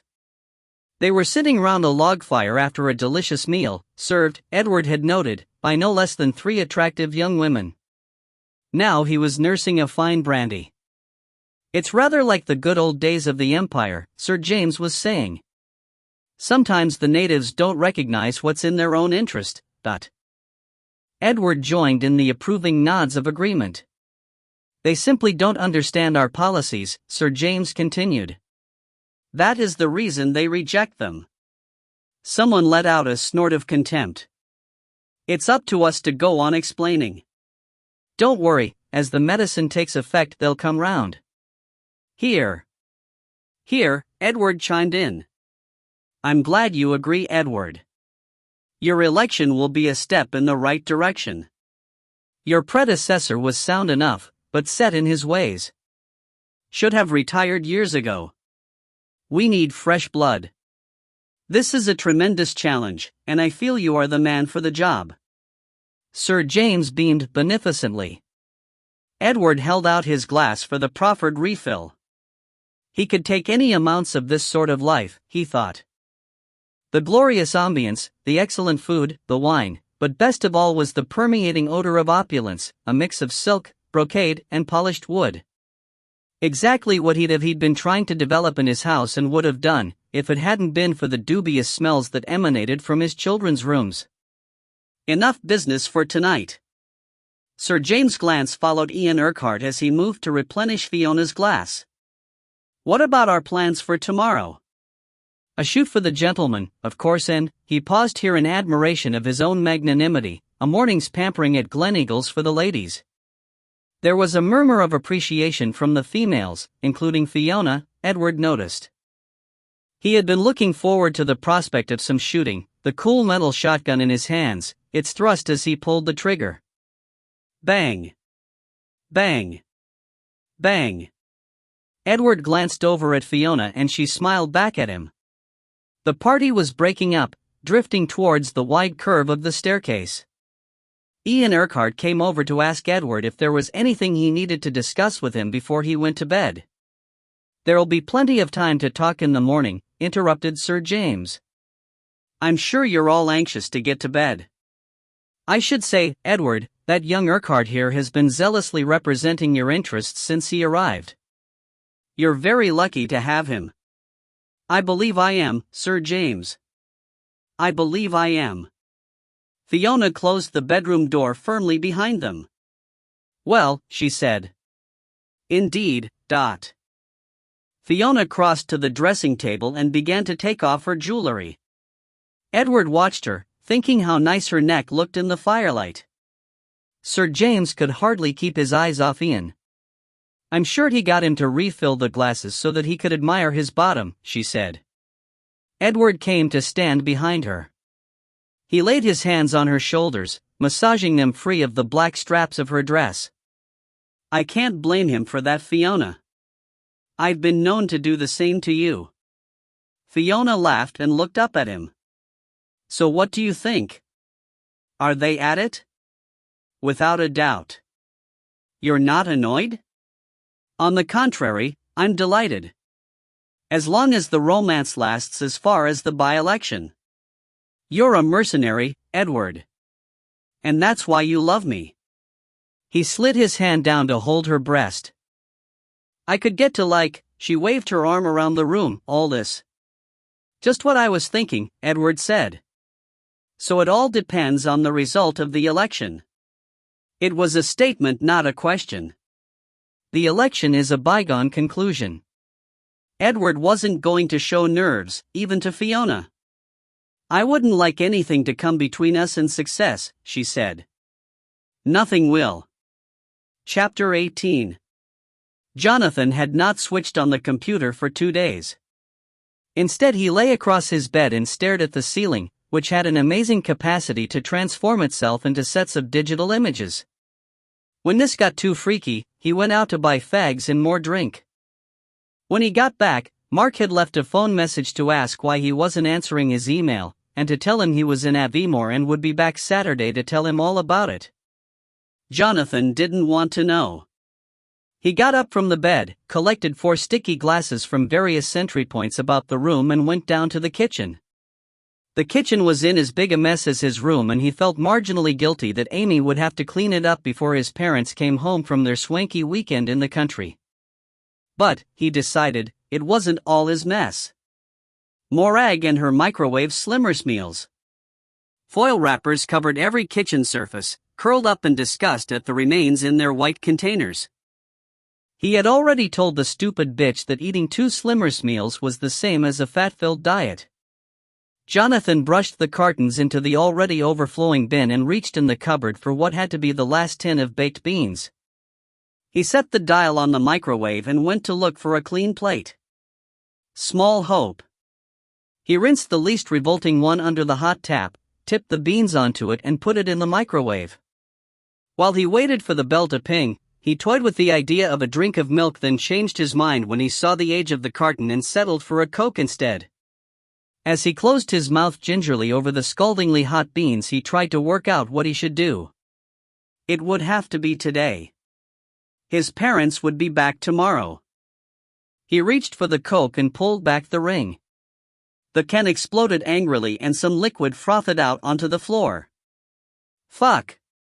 There was a dish towel near the sink and he began mopping up with it, but it was already stiff with the remains of some earlier spillage. Jonathan gave up and threw it in the sink. He took a swill of the Coke and munched it through the beans, cooling the burning bits on his tongue. When he was finished, he went back to his room and tipped the rest of the Coke into a glass with the vodka. He switched on the computer. The reply came back within minutes. Jonathan wondered again if Simon carried his computer back and forward to work with him, or maybe he had one in both places. His replies were always so quick. They arranged to meet outside the art gallery at 7 o'clock. It was handy for the town and the clubs, Simon said. They would get a taxi and go wherever Jonathan fancied. It was that easy. Jonathan shut down and headed for the shower, taking the vodka with him. As the water pounded his head, he sang at the top of his voice. Noon banged on the door to tell him to hurry up or shut up. Chapter 19. Chrissy's mother answered the phone. She told Rona that Chrissy had left on Friday night and wouldn't be back till late Sunday. What's up, hen? Is everything all right? Fine, Rona assured her. I just got back from Paris and I really wanted to talk to her. Her mobile seems to be off. Do you have any way of getting in touch with her? Nah, hen. She's gone camping. Rona heard the noise of a door slamming. I'll have to go, dear. I'll get Chrissy to get in touch as soon as she gets back. Rona's heart sank. She cursed herself for not checking her messages.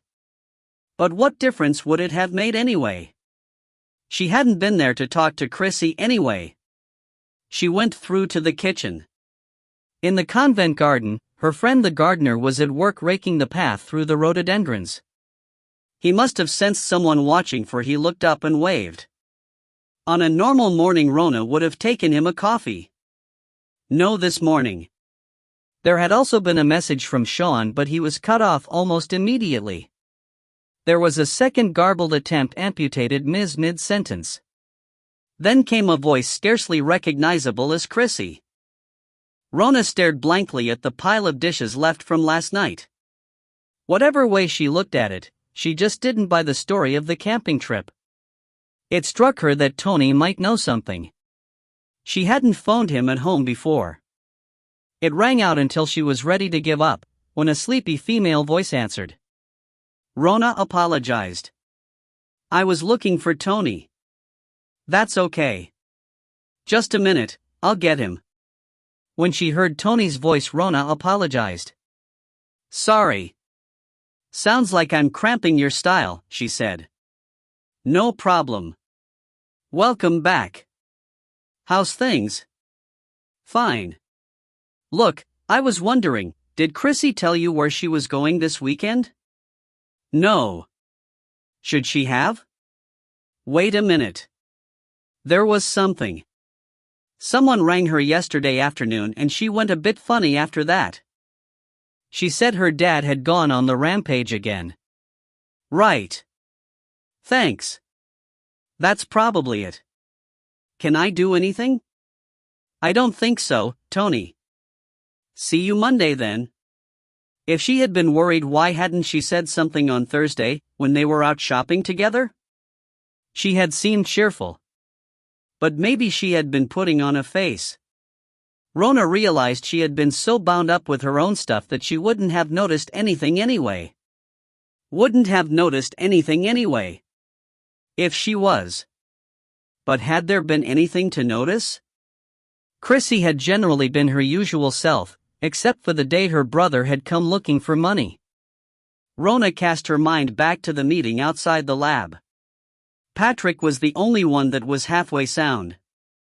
Patrick must know what was going on. She hesitated. Chrissy wouldn't like it. If there was a problem at home, she would want to sort it out by herself. The Post and the newspaper arrived while Rona was in the shower, still mulling over her next move. She carried them through and laid them on the kitchen table. The postcard showed the Saker curb bathed in warm sunshine. Dearest Rona. Good food, good wine, great music. Missing you. Phone soon. Love S. Her hand was shaking as she put the card down. Sean hadn't given up on her. Not yet anyway. But then he didn't know the truth about her, any more than she knew the truth about him. Rona opened the newspaper to find Edward smiling smugly above a full-page interview. He was full of plans for law and order. Edward Stewart, the acceptable face of new Scottish conservatism, Rona muttered. Even Jim Connolly hadn't cracked the carefully constructed facade. At least Edward wasn't the main headline, and that would definitely piss him off. She glanced over the pedophile allegations, then laid the paper down. She wasn't in the mood to think about the horrors in that story. Then she noticed Bill Wilson's name and picked it up again. This time she read it properly. Chapter 20. Bill Wilson's anger had left him drained. Somehow, this time he had internalized the anger, personalized it, and it wasn't good for either his stomach or his heart, or so Margaret had informed him. He knew it himself. He also knew he could do nothing about it. The death of this particular boy in these particular circumstances was as near to home as it had ever been, and he couldn't explain why. As well as putting his own blood pressure up and his wife's, he had also rubbed the kids up the wrong way. We can't live in a prison, his daughter had said after the last row. You'll have to let us go back out sometime. And she was right. As soon as the expose on pedophiles hit the newspapers, the cyber sleuth team, headed by Gavin McLean, started reporting problems mapping relevant sites in the investigation. It was as if they had never existed.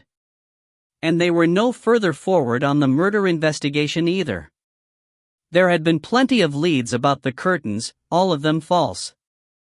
No one had reported seeing Jamie in the hours before his death. No one in the close had seen anything. Since most of the occupants were avoiding the law themselves, that wasn't too surprising. Bill pressed the buzzer for Janice and told her he was going down to the canteen.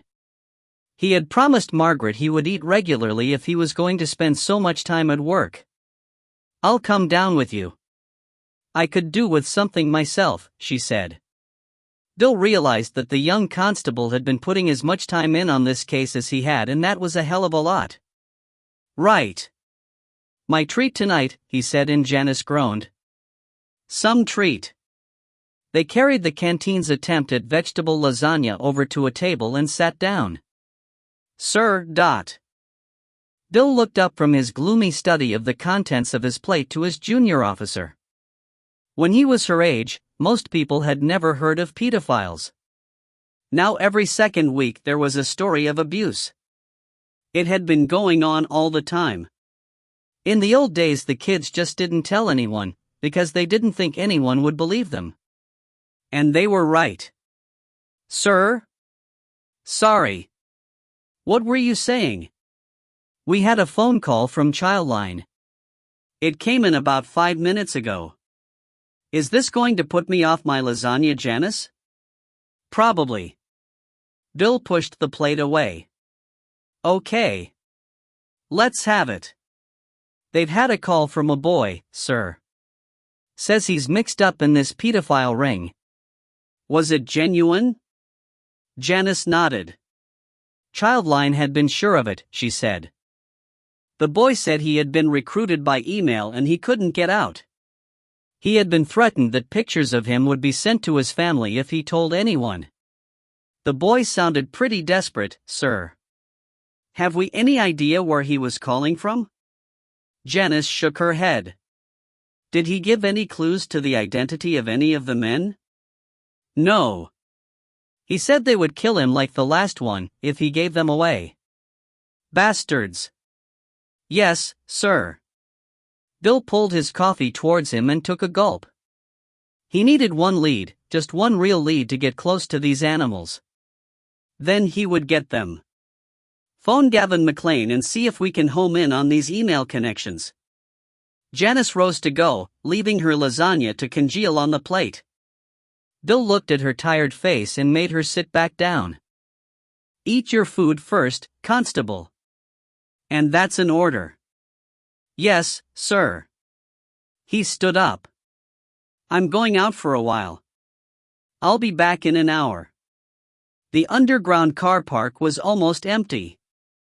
His dark blue Rover was alone in the far corner. The early shift were all away home. He turned the dial on the radio until he found some background music, then started her up and headed out the gate into the early evening light. At first he just drove around aimlessly. Driving helped him think. He liked the way both sides of his brain worked at once. One half concentrating on the road, the other busy unpicking knots in the case. Since Connolly's article on pedophiles, there had been an outcry. It had been what the super called a good public response. A lot of folk just didn't like their neighbors and would report them for anything. And some people had it in for gays, whether they lived decent lives or not. The catalog of complaints had led them nowhere. Whoever the real predators were, they had covered their tracks very well indeed. Bill took a left into Maryhill. The traffic was heavy here, all out of town and into the outlying estates. The residents of Maryhill were enjoying the late afternoon sunshine, at least the ones who had no work, and that seemed to be most of them. When he reached Erskine Street, he pulled over and stopped at number 11, scanning the tenement for the window on the second floor. The window was bleary with grime. In the sunshine, the ragged bit of net that covered the bottom half was the color of a rainy day. It was on a day like this, also in June, that he'd left this street for good. His mother had come to that window and waved, determined not to betray a trace of distress. It was what she wanted for him. She'd raised 4 fine sons in that wee tenement flat, instilling them with a fierce sense of right and wrong. His brother John was in Canada in the police there. William, the clever one, was a lawyer in Edinburgh, as far away from this place as it was possible to imagine. The second youngest, Kenny, had gone to sea like his father. And then it had been his own turn to leave. Bill turned round. A wee figure had come out of the close and was eyeing him up and down. The boy was streetwise, 6 going on 30. When Bill didn't roll down the window and say anything, he ran at the car and spat on the window, shoving one finger up in the air. When Bill's mother got ill, she refused to leave Erskine Street and come and stay with Margaret and him, so he got her a home help and they went to see her as often as they could. Bill would sometimes get the police car to go and check on her and she would ask the officers in for a cup of tea. On more than one occasion, weans as young as this one had removed a wheel or a wing mirror while his men sat indoors eating shortbread biscuits. Bill started the engine and the kid ran up close, the single finger still waving defiantly in the air. Bill took one last look and drove away from the broken curb, glad his mother had never seen things come to this. He drove back into town. This time he headed for the art gallery. The car park was full, so he parked on the long leafy avenue instead. He used to come here all the time. The park and the art gallery. The gallery was traditionally a haven for kids with no cash for going to the cinema. He walked down towards the river. At times like this it was impossible to think straight in the office or at home. This was the place he always came when he wanted to climb into someone else's mind. When he came back out, he wanted to be somewhere that reminded him the world wasn't all bad. Men who killed like that never stopped with one. The likelihood was the urge had developed over a period of time, satisfied at first by small acts of violence. Then, as it became stronger, the sexual act was only a part of the pleasure, the satisfaction from the violence was the whole. He knew he was already waiting for the next one. Of the 4 deaths this year, the last 2 were unsolved. Martin Henderson, the student found in the park, and Jamie Fenton. Bill ran the first incident over in his mind. Martin had been seen leaving the Union alone about 10 o'clock. The doctor put his death at about midnight. That left 2 hours unaccounted for. There had been signs of homosexual activity and violent assault. Death had come from a blow to the head, possibly from a blunt instrument, or he could have hit a rock when he fell. They never found the instrument or the rock. By the time the body was found next morning, the river through the park was topping its banks. Rona and the scene of crime team had drawn a complete blank. They reached the conclusion that the victim had been cruising for sex and had been jumped. But Rona had put forward the idea that he might have arranged to meet someone in the park, that the one he had sex with was the one who killed him. Remember the thong with the cross on it? She had said. The doc said they pulled his head back with it. Yes. He didn't die of asphyxiation, but there was bruising on his neck consistent with having the thong tightened. So if it's the same murderer, why didn't he bite? You and I both know how these acts tend to go through an escalating sequence. Maybe now he needs more. We got nothing on that last one, no trace evidence at all? Only a small amount of the victim's seminal fluid. Nothing from the assailant. If they were having sex, that's unusual. That was my argument last time, Bill. No trace evidence. No sexual encounter. I reckon the boy's seminal fluid was ejaculated at the moment of death. We both know that's not unusual. She paused. But now I'm not so sure. When I examined Jamie Fenton, most of the seminal fluid was low down on the thighs. The mouth showed small traces. Dr. Sisson said the esophagus was clear and he found next to none in the rectum. So, maybe the murderer has problems climaxing. If it's the same man, maybe he didn't reach a climax at all the first time. Maybe that's why he lost it. And with Jamie? I think he strangled Jamie to help him reach a climax, and when that didn't work, he bit him. You're beginning to sound like a forensic psychiatrist. She was silent for a moment. We have to try and understand why, Bill. It's the only way we'll get him, before he does it again. Neither of them needed a forensic psychiatrist to tell them that. They both knew the next murder could happen soon. That would be a typical pattern. Both victims had been students. That could be their link. There was little else left to check out. When the university authorities got back to him, they told him that Martin Henderson had also been a regular in the computer lab. He walked on, letting the sound of the river drift through his mind. Then he went back to the car and drove to the station. Janice was waiting for him. Something had happened. A raid on a local pornographic video dealer had thrown up an unexpected clue.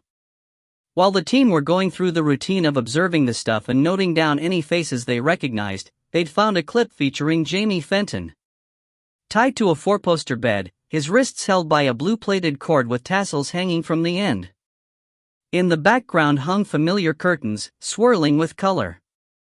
Chapter 21. Just as Jonathan pulled the front door shut, the phone rang. He swithered on the step, then went back in. If his parents were coming home early, it was better to know. He picked up the receiver. John. Yeah. Hey. It's Mark. Doing anything tonight? Can't. I'm going out. Who with? Mark sounded slightly incredulous. Sorry, I'll have to go or I'll be late. For once it was Jonathan's turn to keep Mark guessing. Jonathan laughed at his mental picture of Mark's face. On the road to the bus stop he passed Susan Wheatley. She said hi and looked as if she might stop and speak to him, but he walked on. On another day he would have been over the moon to be singled out by Susan Wheatley. But not today. Today he didn't need Susan Wheatley. The vodka he'd downed before he left made him feel he didn't need anyone. Everything was perfect. The parents wouldn't appear before tomorrow night. Morag was supposed to be in charge, but she was far too busy being shafted by her new boyfriend. Jonathan sat upstairs on the bus, wishing he'd had a smoke on the way to the stop. He wondered if Simon smoked. He'd never said.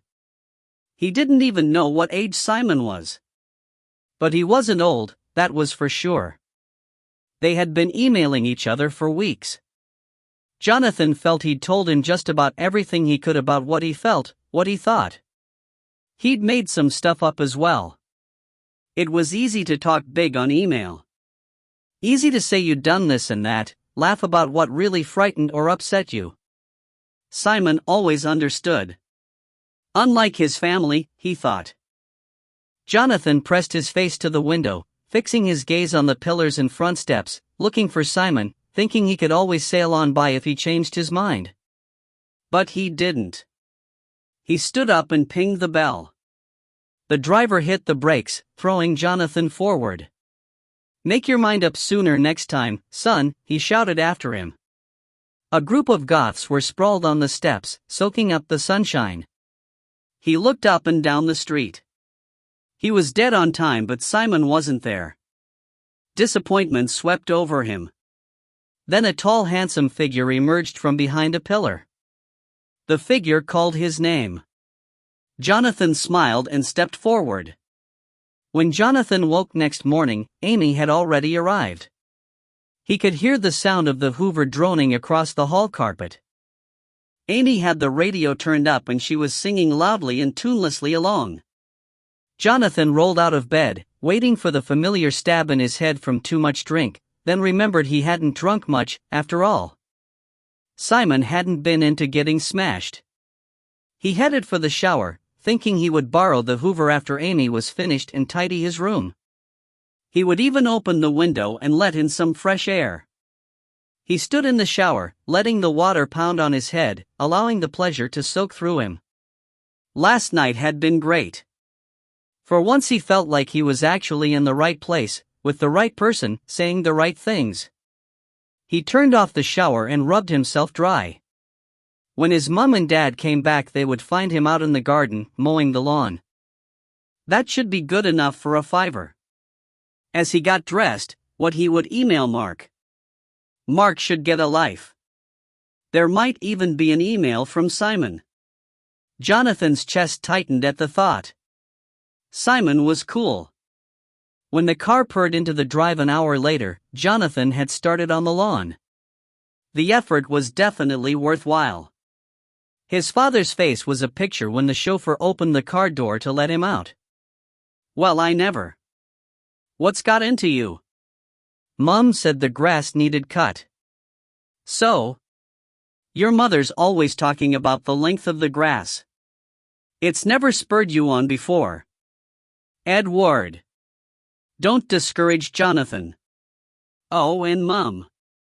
I've cleaned my room. I borrowed the Hoover from Amy.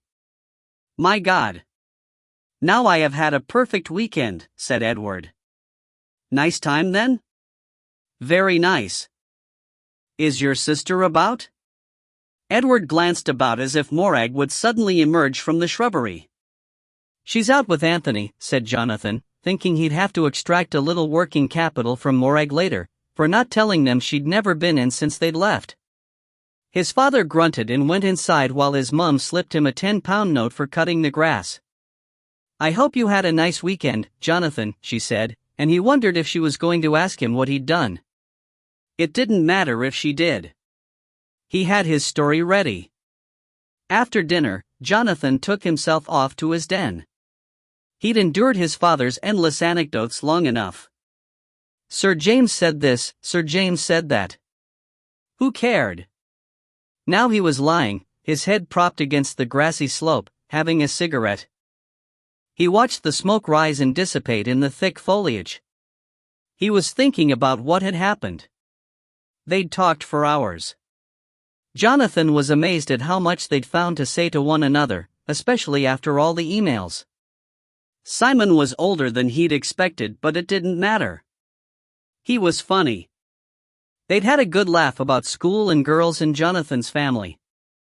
Talking with Simon seemed to stop him feeling so angry about everything. They'd gone to 3 different clubs. Everyone seemed to know Simon. Lots of people called out hi and asked to be introduced. Some came over and sat at their table for a while. Back at Simon's flat it had been a bit awkward. Simon had asked outright if Jonathan wanted to go home and offered to call a taxi right away. But he didn't want to go home. Jonathan stubbed out the cigarette. He raised his hips and upzipped himself, pulling down his jeans and pants to circle his hips. His cock, released, sprang up. He rolled over, pressing himself hard into the earth. His cock fattened, fighting the pressure. His brain was filling with images of fucking. He drove himself up and down against the ground, breathing heavily in time to the rhythm. He imagined he was shoving it into Shona Seaton. She was shouting to make it harder, deeper, faster. Now he was watching the soft blonde hairs of Simon's hand as it lightly brushed his knee and slipped between his legs, cupping his crotch. He burrowed his face in the fallen leaves, sucking the hardness of Shona's nipples even as Simon sucked at the straining shaft of his cock. Then it came, spurt after spurt exploding. His long groan of pleasure died in the earth and his nostrils filled with the smell of rotting vegetation, sweat and spunk. When Simon had finally called a taxi around midnight, he'd thrust 2 20-pound notes into Jonathan's hand and told him to buy himself a new CD with the change from the taxi. I'll email you tomorrow. That is, if you want us to meet up again? Jonathan had nodded, his heart leaping with the thought that Simon wanted to see him again. Jonathan sat up and wiped himself with some grass. He pulled up his pants, then wriggled out of the den, brushing the dead grass from his clothes, and headed back to the house to check his mailbox. When Jonathan pushed open the front door, the good-natured atmosphere had evaporated. He could hear his father's voice in the study, sharp with annoyance, and his mother's replies were tense and short. Morag threw him a warning look from the top of the stairs. Jonathan felt sick. What if his father had found his vodka bottle, or worse, the pictures he'd hidden in the jotter? He stood like a rabbit caught in the headlights. Should he go upstairs and pretend to be out, or just go out again? Then he realized it couldn't be anything to do with him, or his father would have been out in the garden yelling for him before now. Something else had happened. Something serious, by the sound of things. He looked up. Morag was leaning over the banister melodramatically mouthing phone at him. He looked over at the hall table. The green message light was flashing on the answer phone. Fuck! What if Mark had phoned and left one of his stupid messages? Jonathan went over and quietly shut the sitting room door. The study was off the sitting room and his parents wouldn't hear anything. He pressed the play button. There was a buzzing silence, then a woman cleared her throat and began to speak in a voice that cracked like she was angry, or had been crying. She was asking his father to phone her immediately about the paperwork he'd given her. She needed to discuss it with him as soon as possible. The only other thing was Amy saying she would be back on Tuesday. Nothing else. They were still at it, his father trying to cajole or explain. Jonathan crept through the sitting room and stood motionless behind the partially open study door and listened. That was how he found out that somewhere out there, he had a brother. Jonathan could tell that his father was shaking with rage inwardly, although outwardly he looked calm. He watched through the crack as the tall blonde figure walked slowly to the drinks cabinet, opened it, poured 2 whiskeys and handed one to his mother. She took the glass. "Can we rely on this woman to keep her mouth shut?" she said. "Yes. Rona has principles." "And I don't?" Fiona came back sharply. "I didn't mean." She cut through his apology. "Why contact you now?" It was that murder. Rona was the forensic scientist on the case. She said the boy looked incredibly like her. God. Fiona was really rattled. "You don't think?" Edward shook his head vehemently. "Of course not, Dot." "Then where is the child?" "I told you, I don't know." "But that wasn't him." "How do you know?" "The dead boy has been identified." "Then why did this Rona phone again?" Edward walked over to the window, leaving Jonathan's line of sight. "Well." Fiona's voice was impatient. "She has decided to try and make contact with her son." Jonathan heard his mother's intake of breath. "That would be a bad idea, especially now." "Do you think I'm not aware of that?" Edward sounded furious. "I thought I'd cap this, but it seems I haven't." Fiona mother digested that for a moment. If she were to go to the papers. "You don't have to spell it out. Connolly could blow the election for me." "That won't happen." His mother's voice had taken on the decided tone Jonathan knew so well. "What do you mean?" "If necessary, I will speak to this woman. I'll explain that our son would be seriously distressed to find out he has a half-brother. I'll ask for her support, woman to woman." Chapter 22. A low mist flirted with the waters of the loch, swirling upwards in a freshening breeze. At the far end of the loch, the cobbler dozed on, his outline sharp against the blue sky. It would be easy to believe they were safe here. Too easy. The breeze was chill on Chrissy's face. She shivered and pulled the tartan rug tighter round her shoulders. She was sitting near the water's edge, her back to the shore as it rose towards the grass of the campsite, a straggle of touring caravans and small tents spaced well apart. Their tent was pitched on a carpet of springy grass around an old rowan. She went back to it and fetched the can, filled it with water and stood it on the fire. She saw Neil top the grassy edge, then duck quickly down the bank. When he saw her, the troubled look left his face. He'd got a loaf and some bacon from the camp shop. He fetched the frying pan and settled it beside the water can. She watched him as he fotered about, laying the bacon carefully in strips, poking wee sticks in to build the fire, checking the water, then dropping in 2 tea bags. When he handed her a mug of tea, their hands met. He stroked her fingers. "All right?" he said, sitting beside her. She nodded. "After breakfast, I'll take you for a walk, Dot." While they sat and ate in silence, the sun broke through the mist. After getting Neil's things from the flat, Chrissy had gone straight to the bus station.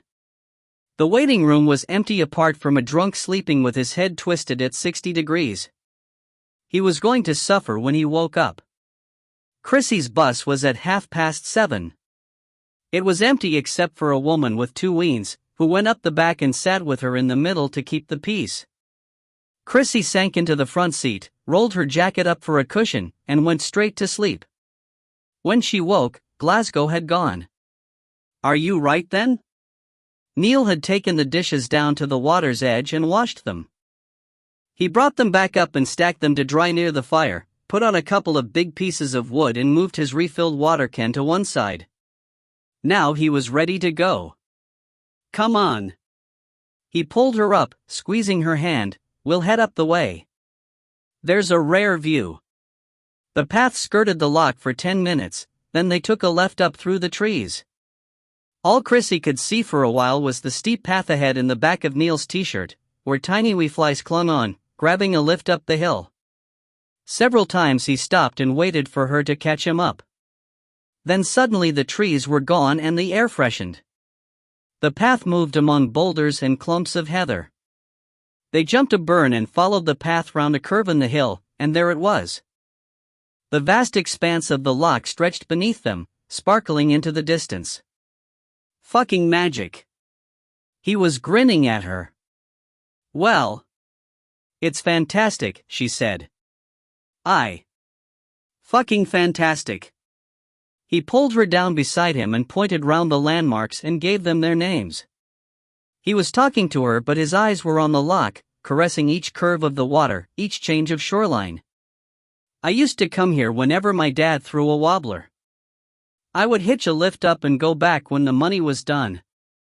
I didn't know you liked all this." Well. A tent's a great place for a shag. Don't joke about it." Her voice was tense. "I wasn't joking." When he kissed her, his mouth was still salty from the bacon.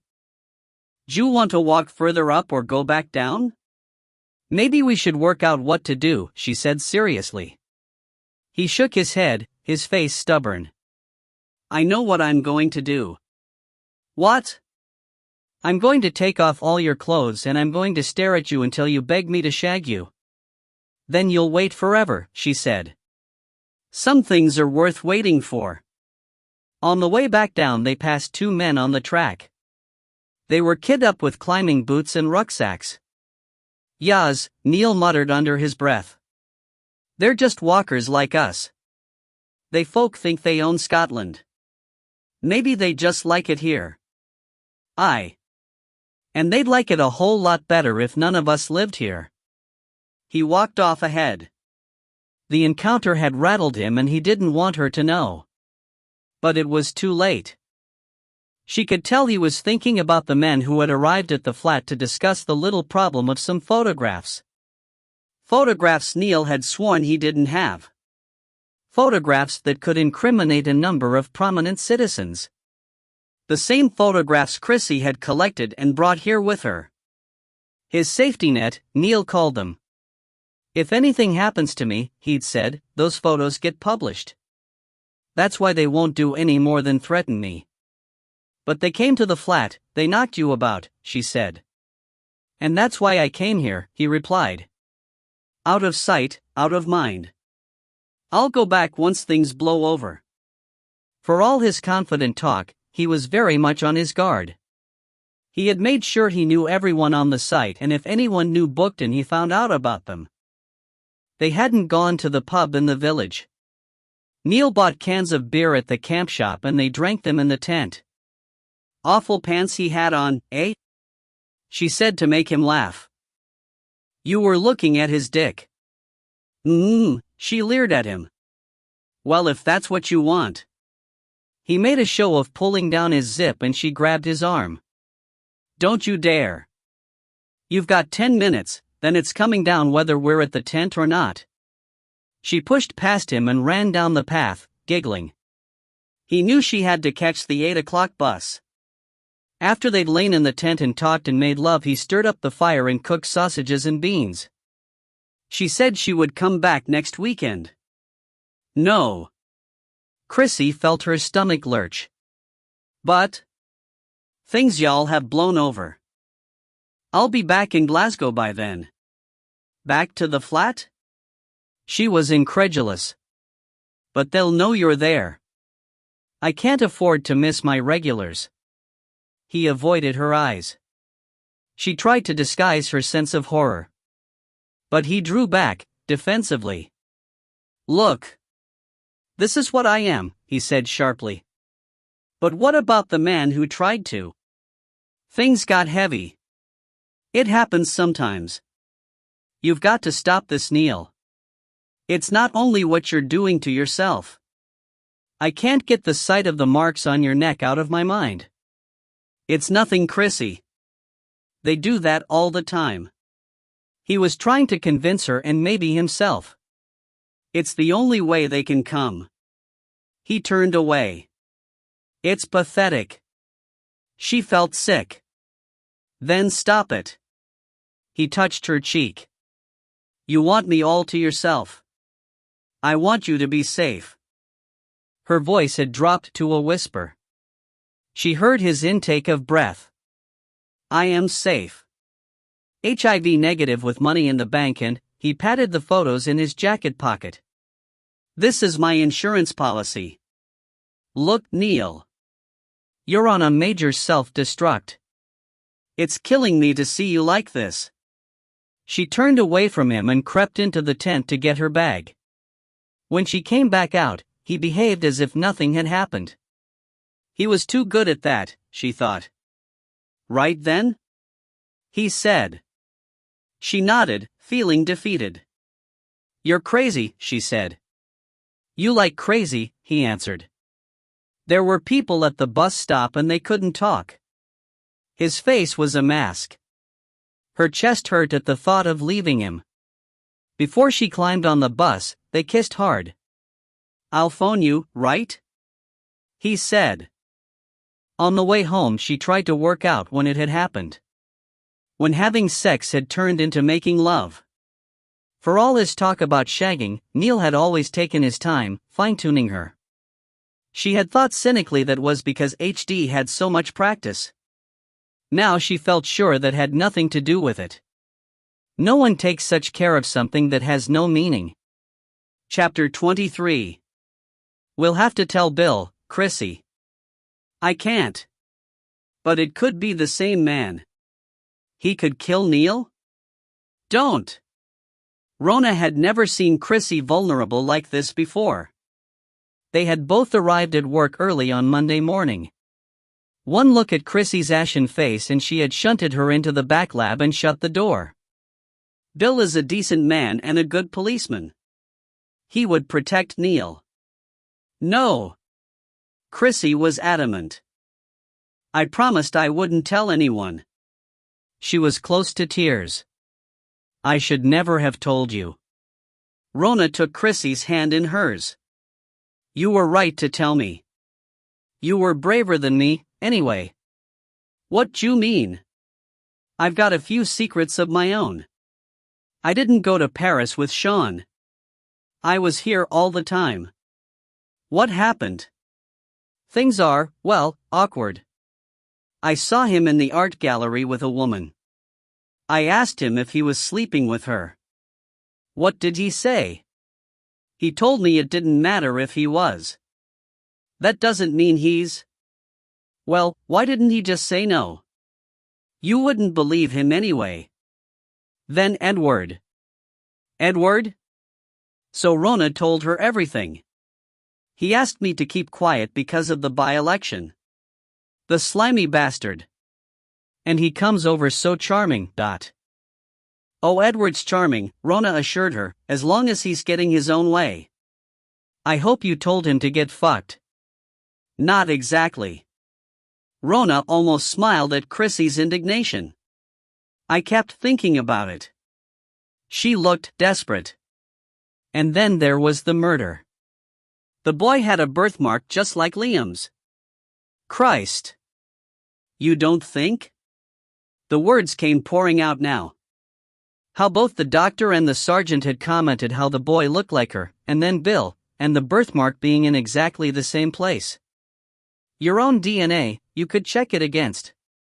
Everything's recorded, you know that. How do I explain checking my own DNA? So what did you do? Chrissy asked. Edward made all the arrangements at the time. I phoned him and told him I wanted to know where our son was. I bet he shat himself. Rona managed to laugh. He sent me Liam's adopted name to prove it wasn't the dead boy. If I was you, I'd tell the newspapers. They'd love a story like that. I couldn't. No, you couldn't. The same way I can't say about Neil. This man who hurt him. What if he's the killer? Neil says it's all part of the game. It's what they pay for. Did he say anything else about this man? What he looked like? Anything that might link him to the investigation? No. Only that the guy had money. When I asked him to report it, Neil said the police wouldn't believe him. They have marked him down as low life. That's what he said. Rona spent the rest of the day concentrating on the fibers found on the jeans, while Chrissy worked on the curtain, looking particularly for traces of the previous victim. It's a long shot, she told Chrissy, but if the killer used the curtain in his routine, it's a chance. If we can match the first victim's DNA profile to the samples we've collected from the curtain, bingo. Under the microscope, the fibers from the jeans turned out to be of two types. One was easily identifiable as dark blue wool. The dye would take spectrometry or chromatography to identify. The remaining fibers were also natural. The boy was wearing cotton jeans and a t-shirt, but these fibers were silk, cultivated silk. Rona looked up from the microscope, a picture of the killer forming in her mind. He had money. He liked natural fibers next to his skin. He bought silk shirts and ties, pure dark blue wool jackets or trousers. He wore expensive cologne. He could be blonde or dark. For him, sex had to be violent. How many men in Glasgow matched such a description, assuming he even lived within the city boundaries? Rona. I think you'd better have a look at this. The large sheet of filter paper they'd covered the curtain with had a number of purple patches on it, each identifying a semen deposit. The curtains had a busy time of it. Rona said. I'll cut out the relevant bits and make extracts. What about old blood? Chrissy pointed to two dry filter papers. Each had been activated by the reagents phenolphthalein, alcohol and hydrogen peroxide to produce a pink coloration. The spotting was small apart from the bloodstains left by Jamie Fenton's injuries, said Chrissy. If the violence is escalating as you suggest, the spots may have come from previous small lacerations, caused by flaying, scratching, that sort of thing. The curtain seems to have been important to the killer. Why did he leave it behind? Rona said. He must have known it might hold clues to his identity. Something or someone disturbed him? It seemed logical. Men who kill during or after sex usually have a routine. A structure they keep to. Their victims mere commodities. More expendable than a piece of material, thought Rona. The killer would not have left the material behind unless he had to. Oh, and the chemical analysis came through on the paint flake I found inside the boy's pocket. It came from layered paint, the older leaded type. Maybe he had been somewhere where old domestic paint was being stripped down? That could apply to any number of student flats, Rona said despondently. What about the curtain tie back? Trace elements of the dead boy, flakes of skin and sops of the victim's blood. Nothing else. Without a suspect, we're working in the dark, Chrissy said. I know, and I'm already getting grief about the extra time we're spending on this case. Nobody wants to foot the bill for it. Does Bill know that? No. And I don't plan to tell him. He's already got the super on his back since the newspaper expose. He doesn't need to know they're squabbling over who pays the forensic bill. Let's just hope Bill can trace the curtain, and soon. The rest of the day passed uneventfully. Tony didn't seem to notice his colleague's preoccupation, his own mind being obviously elsewhere. At lunchtime he went off to meet his Mexican girlfriend for a walk in the park. Immediately he left, Chrissy began to probe again. "So, Rona, what are you going to do about your son?" "I've told Edward I'm going to find Liam." "What did he say?" "He kept on about the by-election. He's got a good chance." It was a safe Tory seat before the general election and nobody expected it to swing to Labour. And he's got big backers. He mentioned Sir James Dalrymple. Rona also described how she had met Gavin and how he had helped her. "This Gavin thing. It's not serious, is it?" asked Chrissy suddenly. "What Gavin thing? You haven't slept with him?" "Chrissy. Just asking." Chrissy gave Rona an appraising look. "But you've thought about it, right?" She waited for an answer and when none came she didn't lay off. "What about Sean?" Rona shrugged. It was possible to put Sean out of her head when he wasn't around. If they split up, he would survive. There were plenty others waiting to take her place. "I think you're wrong about Sean," said Chrissy. "Okay, he does like women. But the way he looks at you is different." Chrissy searched for words. "Well," said Rona. "Don't take this the wrong way." Chrissy hesitated. "It looks to me like you don't want anyone to come too close. Like you don't trust anyone except yourself."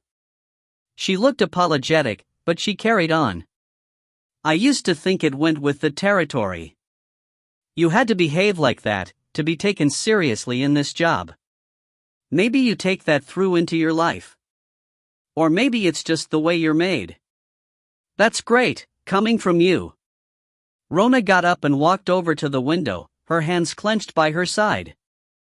"I know," said Chrissy quietly. "Maybe it's because I know what it's like to be like that." Her voice tailed off. "I can see you doing it too." She came over and stood beside Rona. "Neil's a bit like Sean. Thinks he's God's gift. But he makes me laugh and he doesn't ask me for anything." The phone rang in the background and Rona dragged her thoughts back to other things. It was Gavin. Would she like to come round for dinner that evening? He had something to show her. Something important. Chapter 24. When Rona arrived at Gavin's flat at 8 o'clock, she got no answer from the buzzer. She stepped back from the front door and looked up at the second-floor window, wondering whether she was too early. The curtains were closed on the big bay windows and the electric light was on, despite the summer evening. Gavin was there all right. Rona buzzed again, and this time he answered right away. "Come on up. But be warned. I just got out of the shower." Rona stepped into a hallway filled with the delicious smell of garlic, olive oil, and warm French bread. Instantly her mouth began to water and she realized with a pang of guilt that she hadn't opened the door to such a delicious smell since Sean left. When Gavin's voice shouted to her to come on through to the kitchen, it made the feeling worse. He was standing at the cooker, stirring briskly at a pot, a large bath towel tied round his middle. When she walked in, he turned and smiled, while his hand kept on stirring. He was obviously an expert cook. "The sauce needs me," he explained. "Can I help?" Rona asked, finding it hard to keep her eyes off his naked torso. "You mean so I can go and get dressed and you can stop feeling embarrassed?" "Yes," she admitted. "Okay. Come here." She went over. He took her hand and guided it to the spoon. "The secret's in the stirring," he said. "You must keep a steady rhythm, then quicken as it comes to the boil." His lean body glistened here and there with tiny drops of water. His hand cupped hers, guiding the wooden spoon in a steady circle. "It needs 2 more minutes like this." She felt his breath on her neck and nodded without speaking. "Right." He released her hand. I'll go and get some clothes on? By the time he came back, the sauce was ready, and she had lifted it clear of the gas. He peered into the pot and gave her the thumbs up. Perfect. I hope you're hungry. Good. Because I've dragged myself away from my computer to do all this for you. I even engaged the experts at the local off-license in my choice of wine. She returned his grin. He pulled out a chair at the carefully set table and tucked it in beneath her. Now the wine. You said you had something to show me, she reminded him. That can keep until after dinner. Contrary to popular opinion, I do not want to spend all my time in front of a screen. And I don't always want to talk to people electronically. She laughed. Sorry, she said. That's okay. His hand brushed hers as he filled her glass. Did you walk here? She nodded. Good. Because I bought 2 bottles of this on special offer. She took a sip. They're very persuasive at the off-license, she said. God. You don't like it. His face took on a mock-stricken expression. No. No. She laughed. It's fine. In fact, it's very good. He passed her the salad. Let's get started then. By the time they reached the coffee stage, Gavin had made her laugh at least a half a dozen times, and she told him in detail why she enjoyed her job so much. He had said much the same about his own. It's the finding out, he said. The way, if you poke about long enough, a pattern emerges. A pattern that tells a story. Gavin was just like her, she thought. The way he went at things. He enjoyed solving problems. Not like Sean, who never saw any to solve. She felt guilty at her harsh thoughts about Sean. In all fairness, she couldn't criticize him for the very thing she'd liked about him when they first met. His dreamy acceptance of everything. Hey! Gavin said. You're miles away. She apologized. More coffee, or are you ready to see what I've found? More than ready, she said, eagerly. She followed him into his study. Wow! Rona looked round impressed.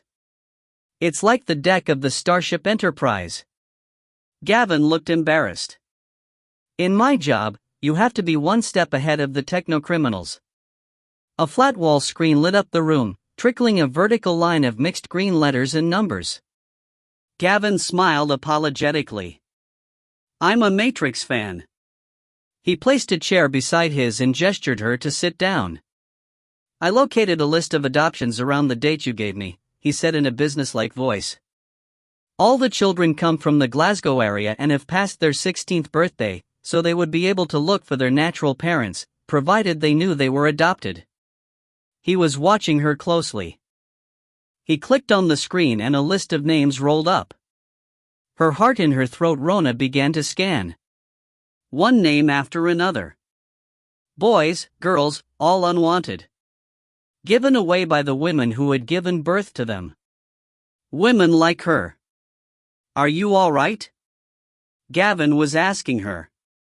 She nodded, wondering if all the others had forced themselves to forget, like she had. Made new lives, lives that had no place for a child. His name and address was near the bottom of the first page. It jumped out at her, as if it too had been searching. Rona traced each letter intensely, committing the address to memory. You found it? Gavin took her hand in his. Yes, she said. I've found him. The phone beside the computer rang out shrilly.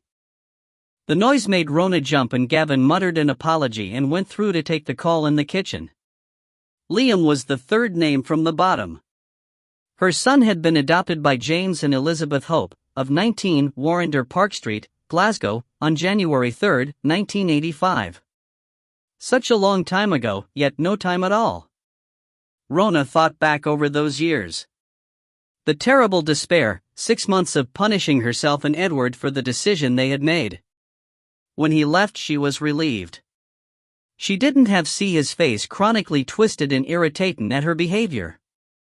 She had gradually pulled her life back together. And it worked, up to a point. The guilt began to fade and regret flowed in to take its place. And all the time, she realized, she had been waiting. Waiting for this moment, when she would find her baby again. Rona reached out and clicked on the printer icon, but the printer remained silent.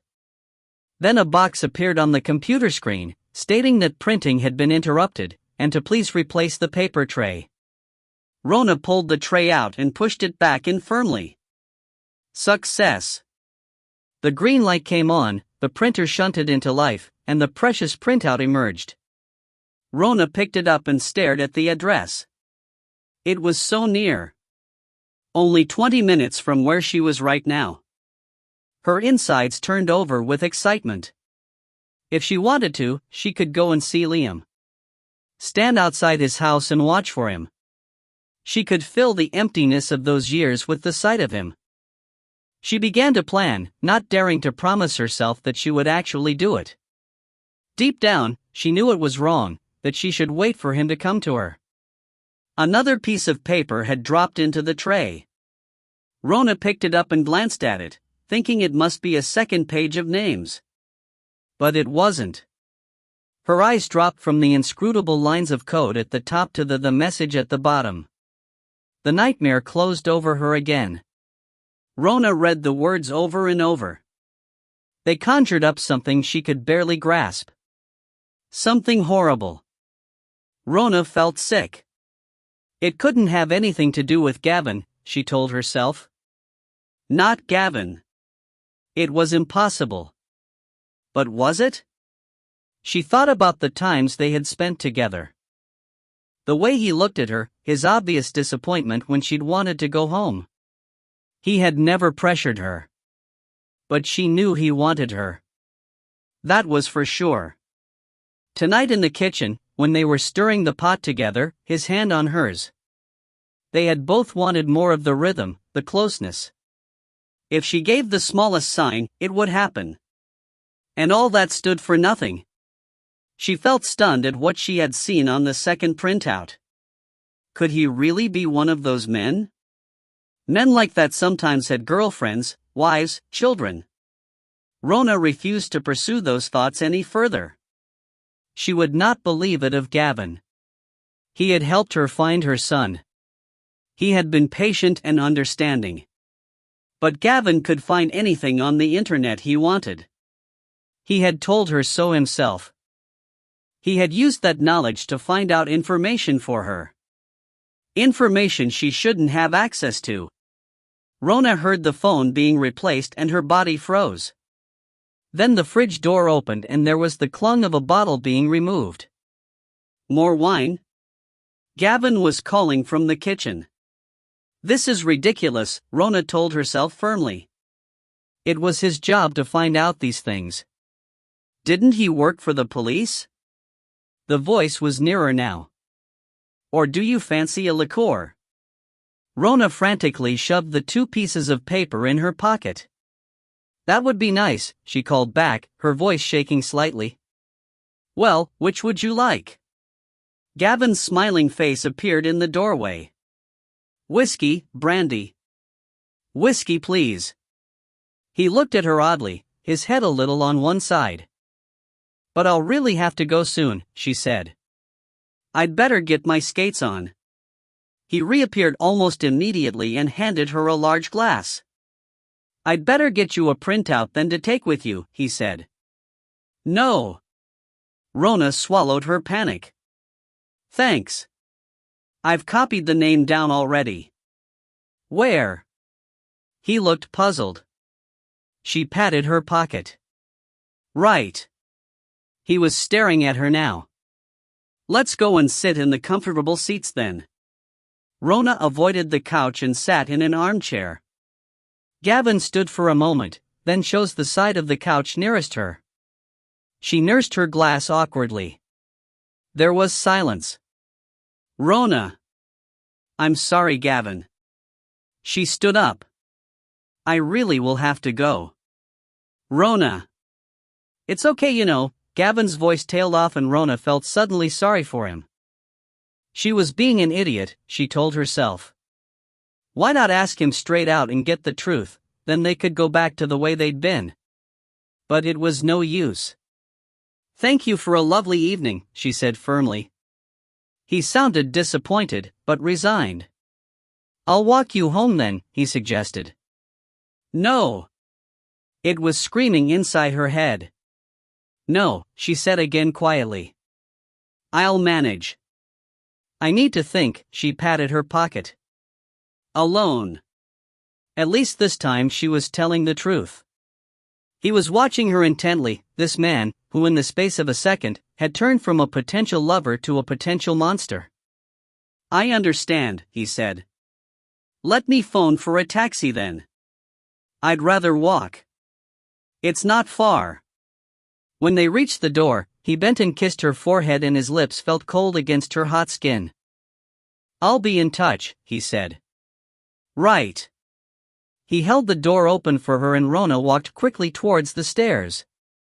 The sound of her heels echoing in the close and the association brought back a memory of a familiar smell, the smell of sweat and semen and violence and death. And something else. An expensive cologne. Chapter 25. This Caligula was a twisted bastard. It was well seen why he'd chosen the name. Bill remembered the television series about Roman emperors. They had all been cruel. The one called Caligula had outdone them all for viciousness. The way of the flesh was his major passion. So we know one of them calls himself Caligula. Yes, said Janice. Anything else? Childline says there's another one called Simon who does the recruiting. He befriends boys over the internet. Meets them. Persuades them into having sex. Takes photos secretly, then threatens to show the pictures to their parents. The kids are terrified. Then he introduces them to other members of the group. And where does Caligula fit into this? They all end up with him eventually, sir. The boy says he's the worst. He likes his sex very rough. Okay. Bill fought back the rising bile. Can we get the kid to give us a contact number? Email, phone number, address, anything? Childline say he only phones when he's really terrified, sir. He won't answer any questions. Just tells them things and rings off. Does Gavin McLean know the latest information?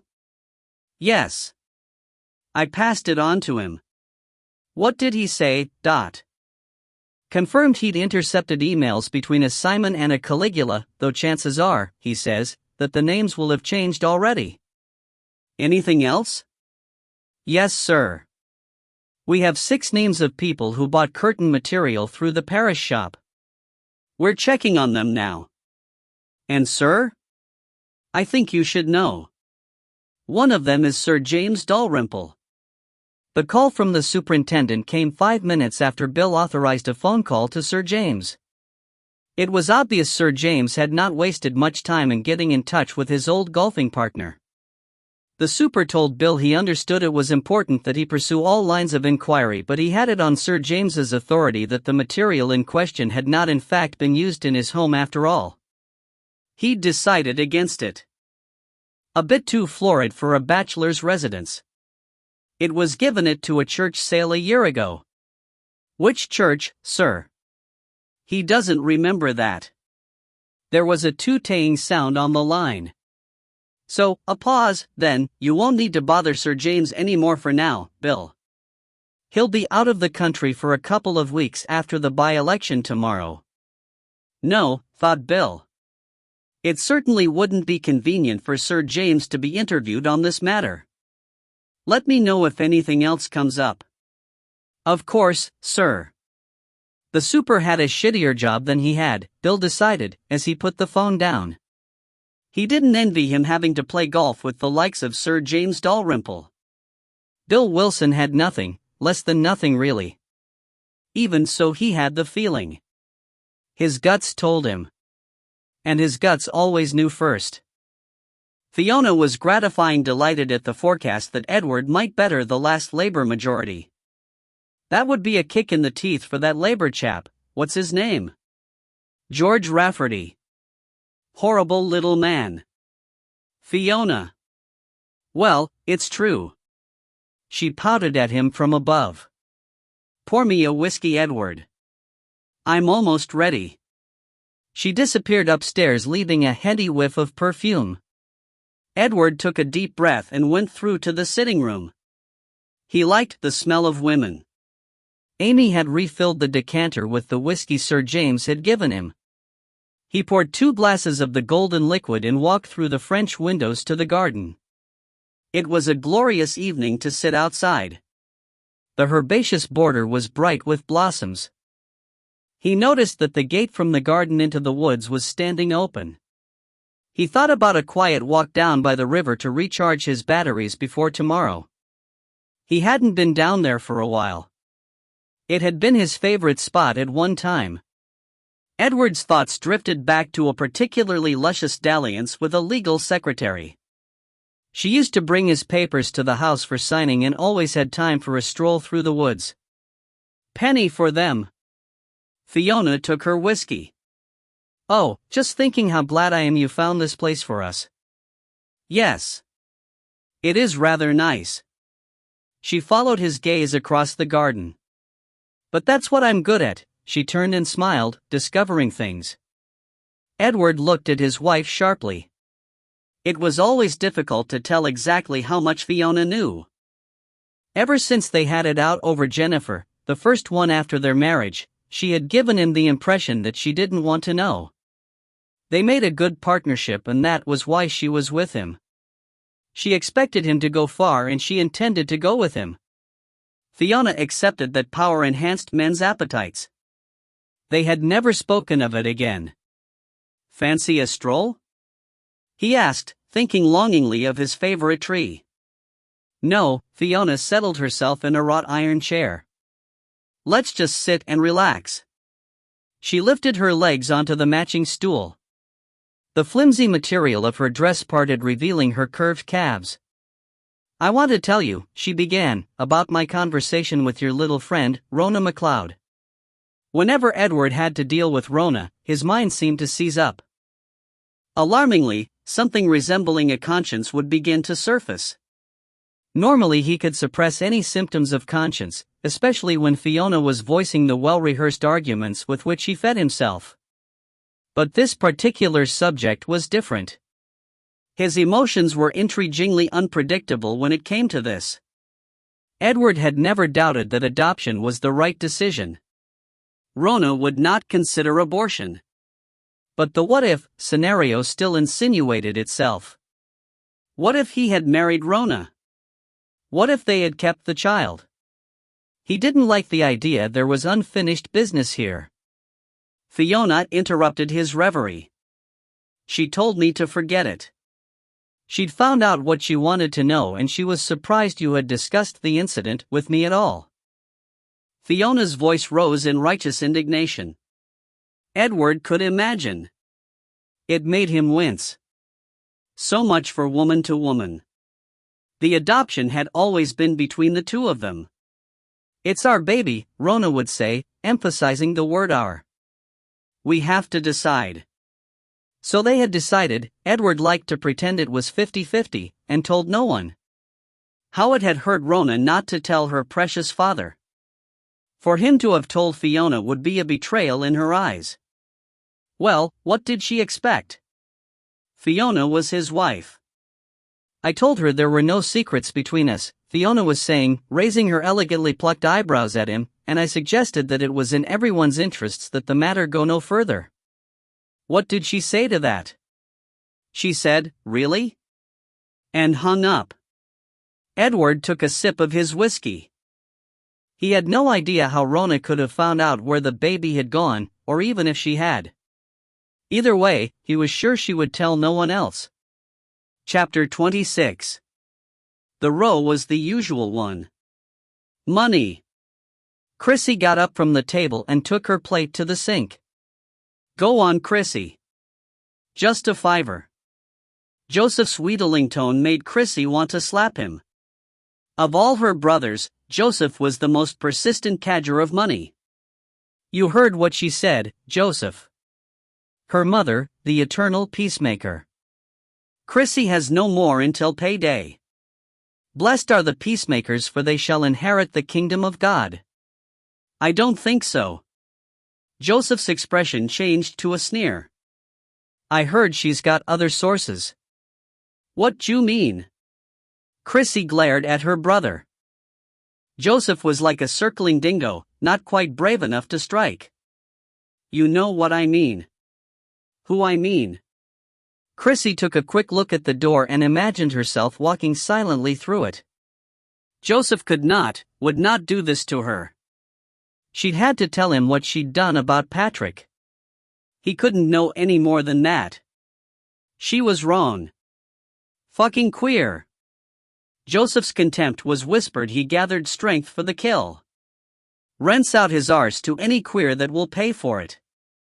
Joseph. Her mother was horrified. What are you saying? Are you talking about Neil? Forgive me, Father, for I have sinned. I'm saying, Joseph shot a vicious look at his sister. Your precious little Miss Whiter than White is having it away with a well-known rent boy of this city. A rent boy? What does that mean, Chrissy? Her mother looked at her pleadingly. Forget it, Mum. He's lying. He always lies when he needs money. Is that right? Joseph's voice was triumphant. Well, ask her who she went camping with and what was going on in the fucking tent. Stop it! Shouted Chrissy. Did you ask him where it had been before it got to you? Joseph's face twisted in malice. Don't, Joseph. Please don't, Chrissy whispered. Her mother was looking on with incomprehension. Then, with a huge effort, she said, You go upstairs, Chrissy. I'll come up in a wee while. Chrissy climbed the stairs like an automaton. If Joseph was prepared to tell her mother, he would tell her father too. Once he found out, the house would descend into bedlam. He would force her to tell him about Patrick as well. He would ban Patrick from the house. Her mother would be destroyed. Chrissy lay down on the bed and stared up at the ceiling. Since Patrick left, her home had become a prison. She only chose to stay there because of her mother. Chrissy could not abandon her. Your duty as a good Catholic daughter is to obey your father. Chrissy got up and opened the window.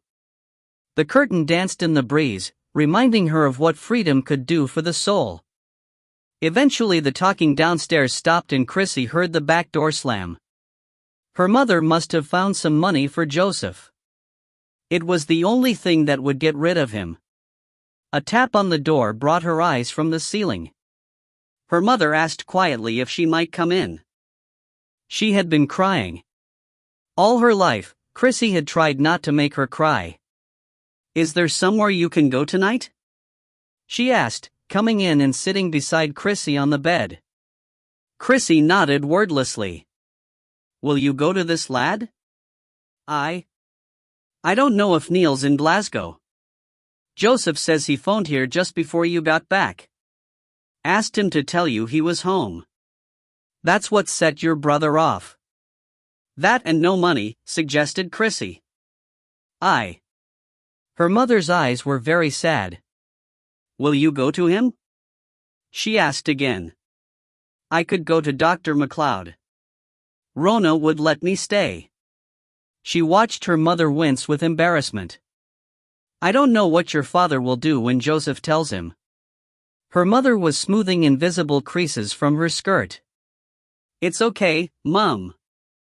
She said wearily. I know where to go. She patted her mother's shoulder. Will you be all right without me? Are you sure you'll be all right? Chrissy nodded. Don't worry about me. Chapter 27. It was 9 o'clock and still light. The day had been hot and there was a smell of rain in the air. Somewhere the heavens had opened. Chrissy hitched her bag over her shoulder and set off. A bus appeared in the distance. It would take her near the town center. She would go to Neil's flat. If he wasn't there, or if he wouldn't let her stay, Chrissy could not think of that happening. She would phone Rona. Neil's street was deserted. There were no cars parked outside and none passed her as she walked along. The clothes had been washed out. Strings from a disintegrating mop still clung to the shiny stairway and there was a pungent reek of disinfectant. Chrissy coughed a few times at the bottom, in case the woman she'd met before was already at work, but there was silence from the landing above. When she reached Neil's door she paused, unsure. What if he was with someone? Neil had sex for money. Neil had sex with her. No. Neil loved her. There was a difference between having sex and making love, she told herself. Their lives would change. They must. Chrissy knocked hard and watched aghast as the door moved under her hand. She stood motionless, her heart drumming in her ears. She gave a small push and the door swung slowly backwards with a moan, and the air began to fill with the sickening stench of singed skin. She gagged.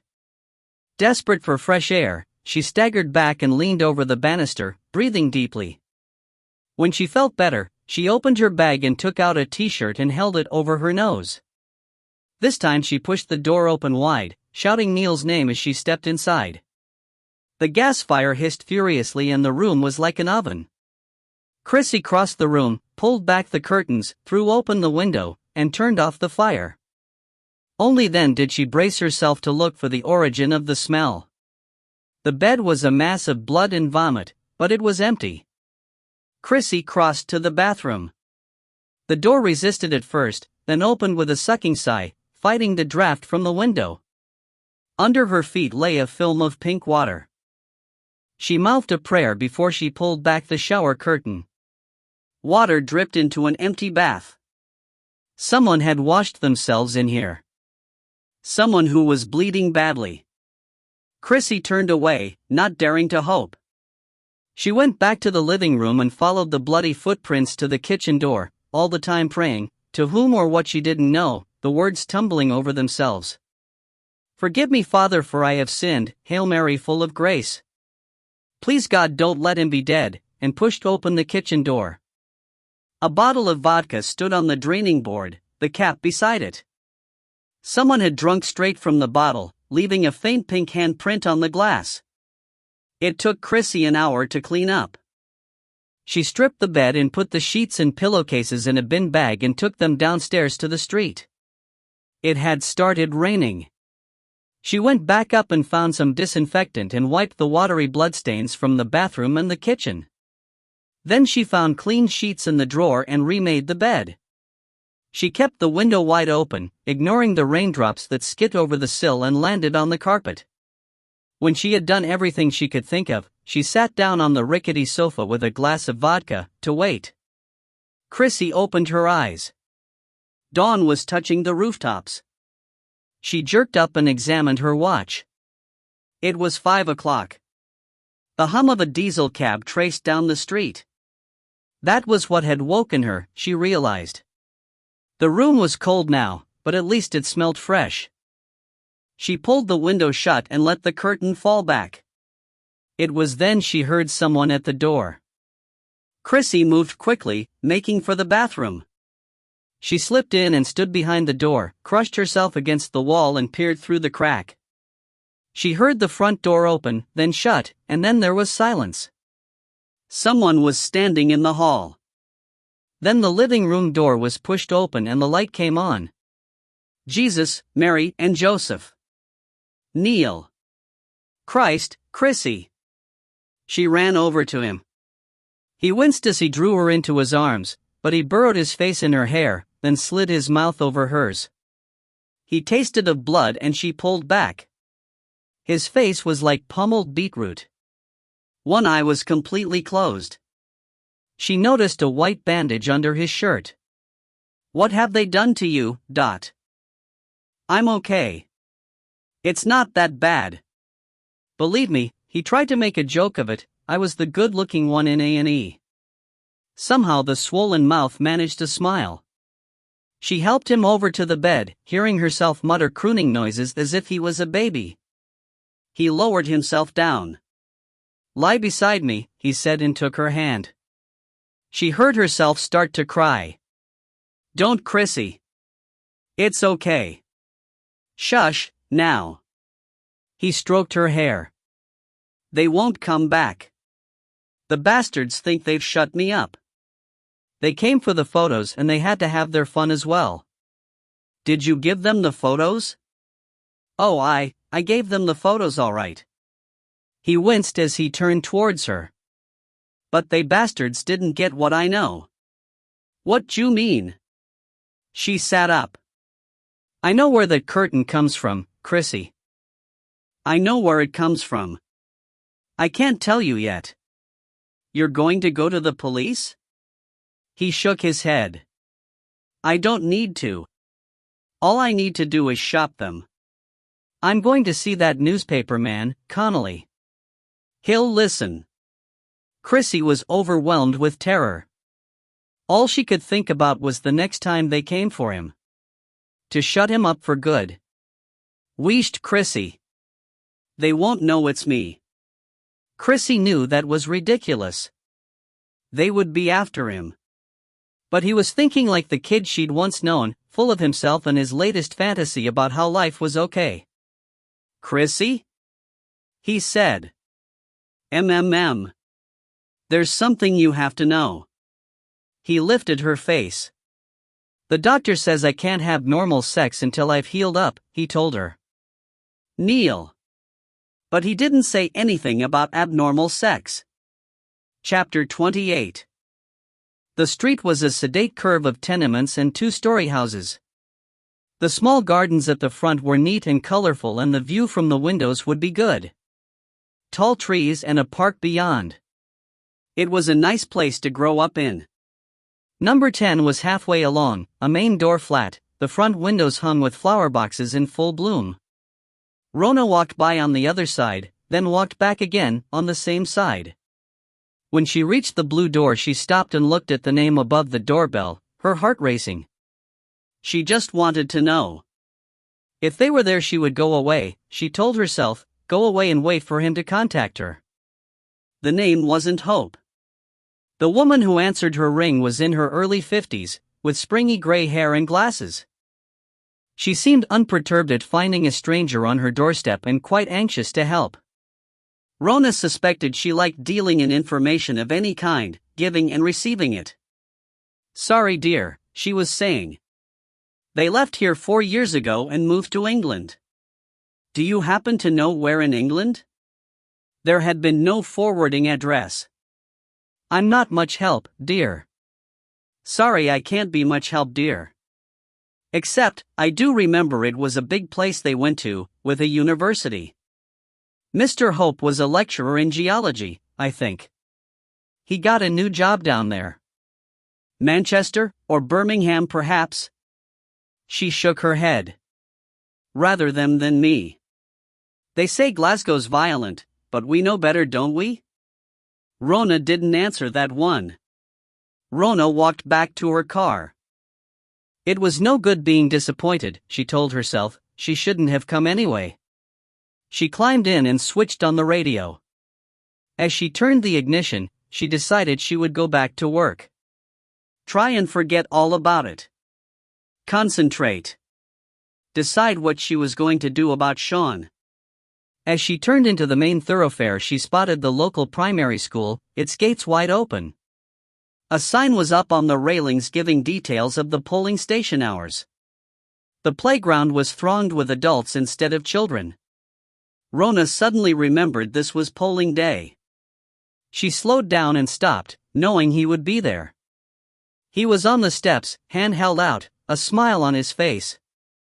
Edward Stewart, distinguished lawyer and happy family man, doing his bit to revive Tory fortunes in Scotland and looking, Rona thought, every bit the next MP for this area.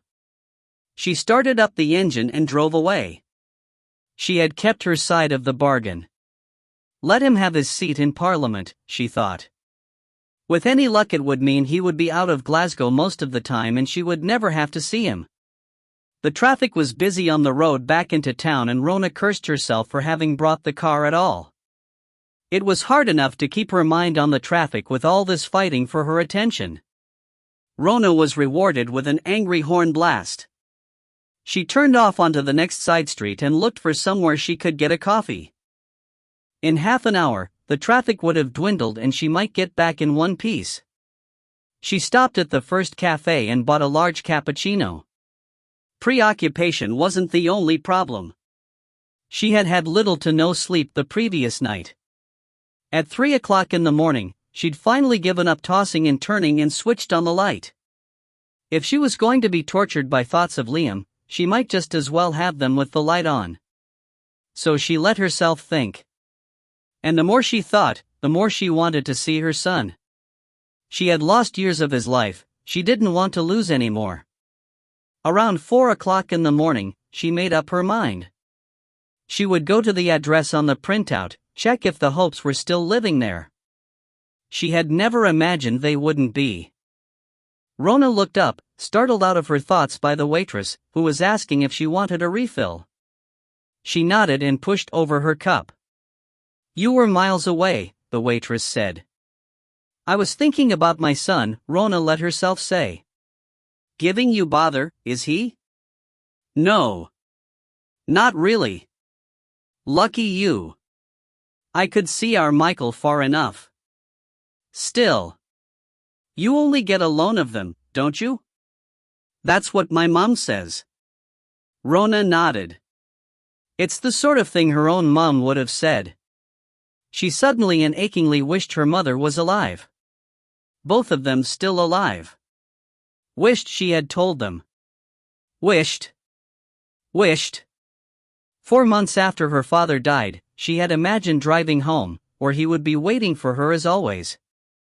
He would hug her and tell her how glad he was to see her. Silly. But it helped. Kept her going. Her dad told her she was adopted when she was 12 years old. They had been at the cinema. It was a Saturday in winter and very cold and they had had a chippy on the way home. A treat. Her gloves smelt of vinegar because she had eaten half the chips with them on, until her dad said not to. The news didn't bother her at the time. She wasn't even sure what adopted meant, not until she was 13 and her friend Louise told her all about sex and how babies were made. Even then, she didn't want to know who her real mom and dad were. It didn't really matter. Her mom had finally volunteered the information one day, while they chopped vegetables for the soup together at the kitchen table. Just in case she wanted to know, and couldn't ask. "Your mom was my cousin Lily," she explained. "She was a traveler." It sounded romantic. "She's traveled all round the world."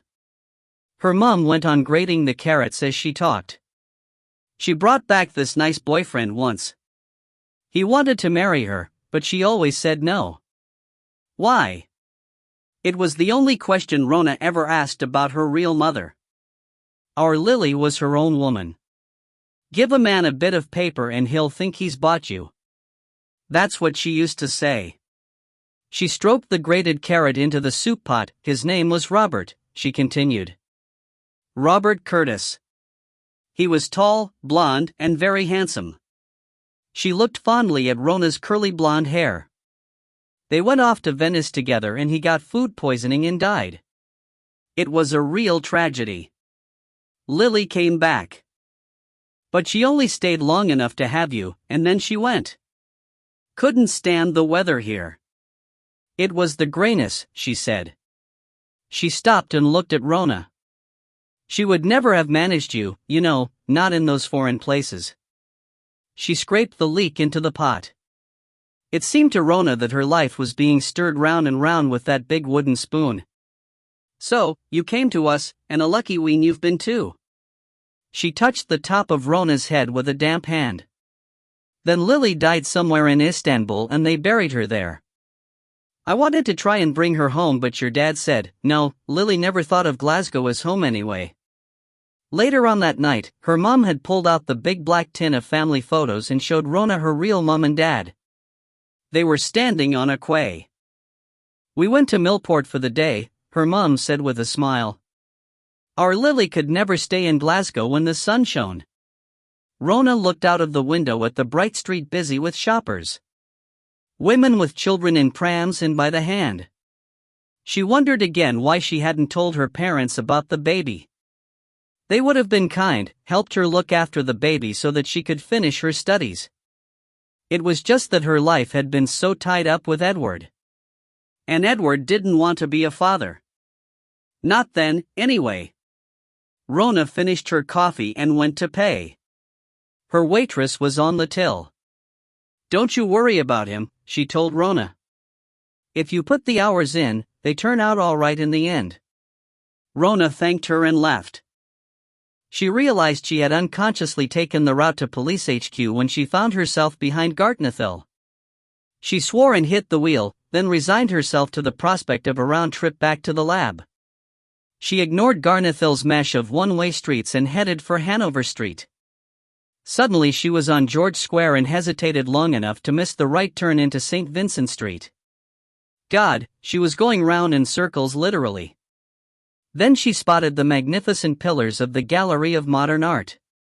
She could get to St. Vincent Street that way.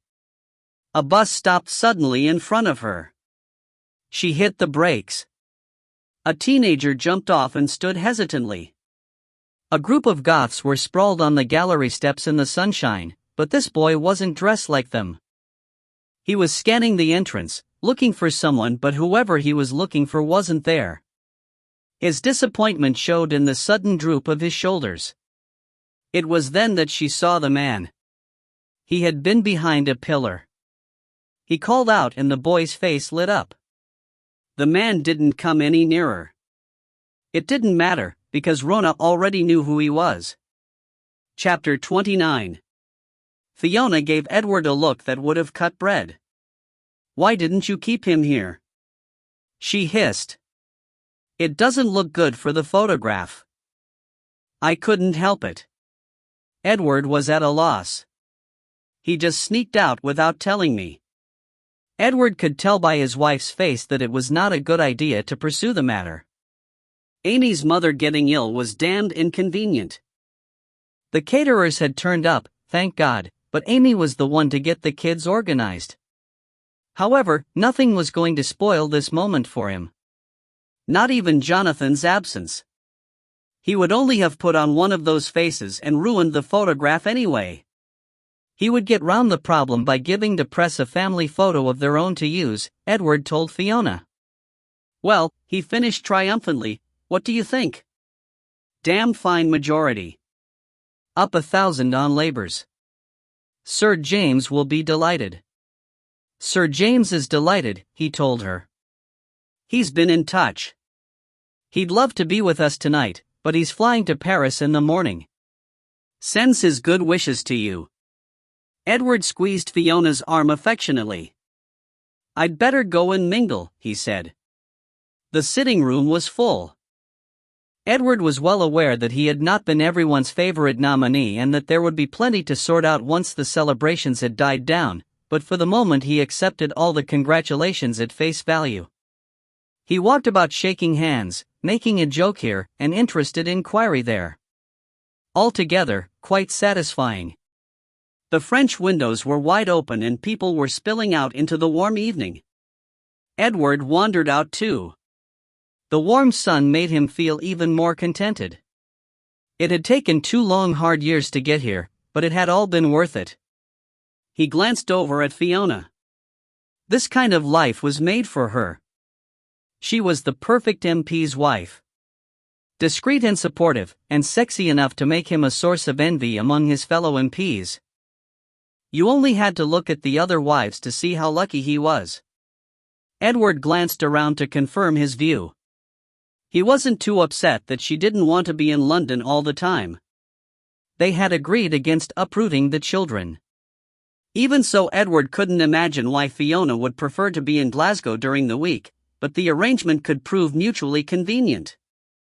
He, for one, would be glad to get away from the daily round of family life, especially the constant friction with Jonathan. The thought of the bachelor life in London was most attractive. He wouldn't have to worry about the state of the garden either. Even with a part-time gardener, Fiona still gave him grief about it. Sir James had offered the use of his London flat for a few weeks until he found his own.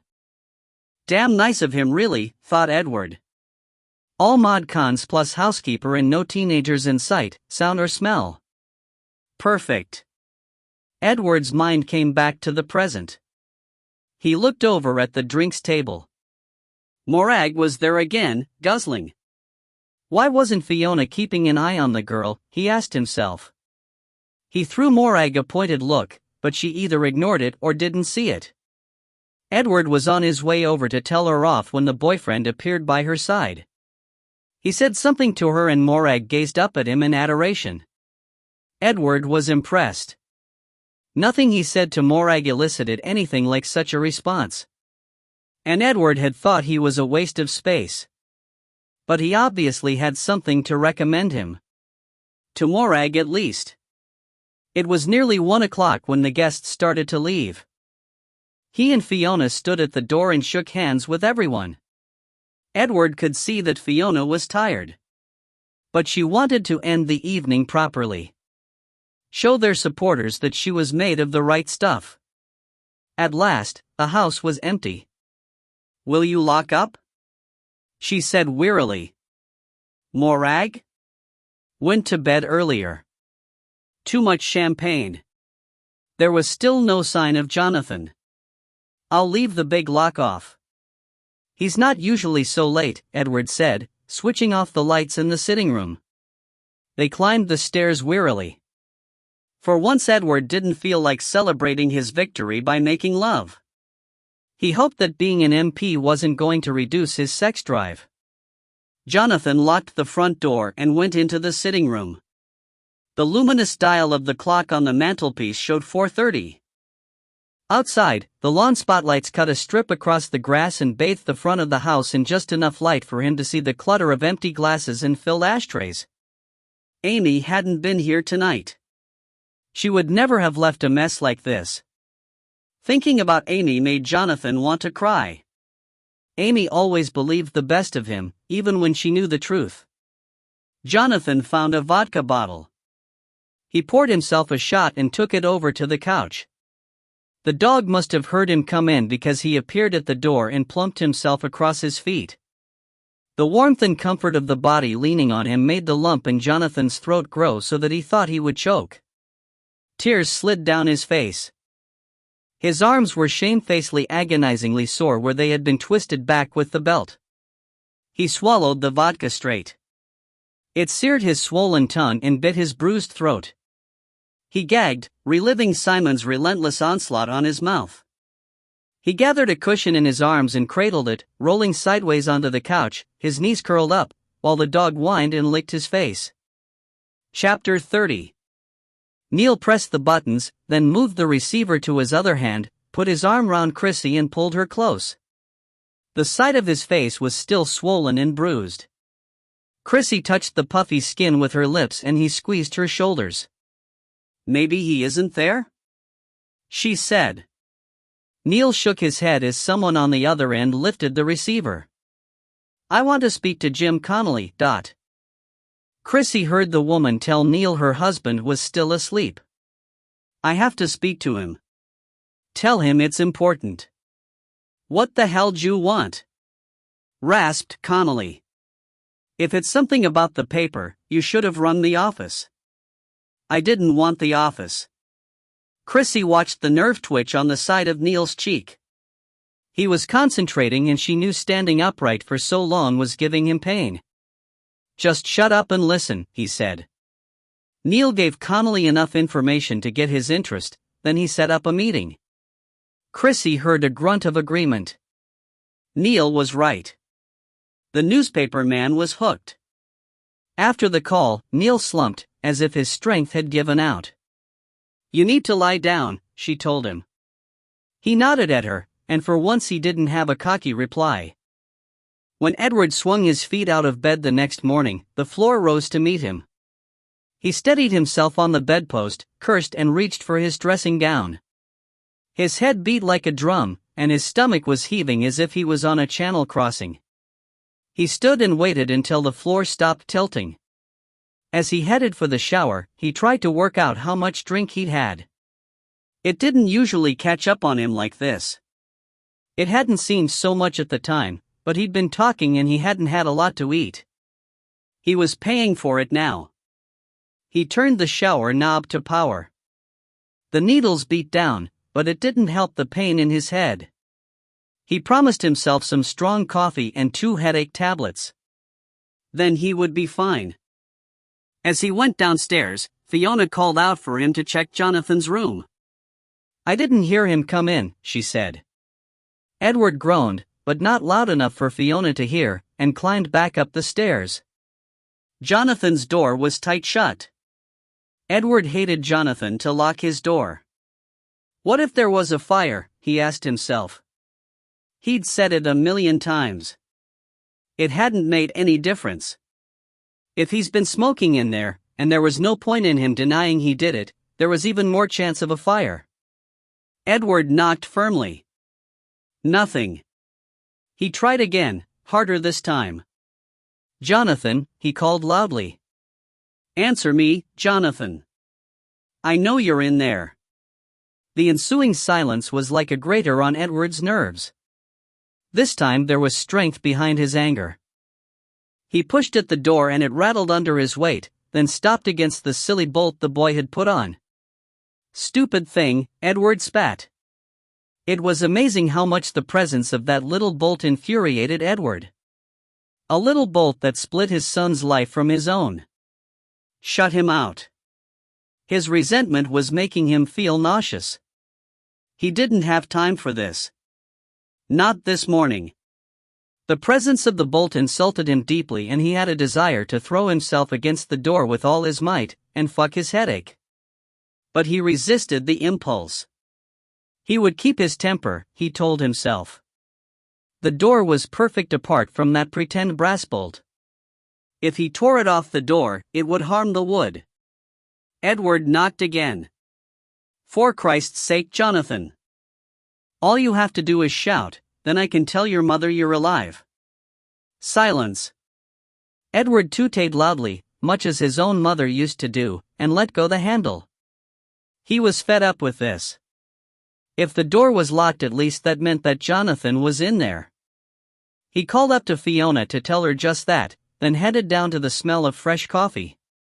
While Edward was at breakfast, 6 calls came through, including one from Ian Urquhart. Everyone was delighted, Ian said.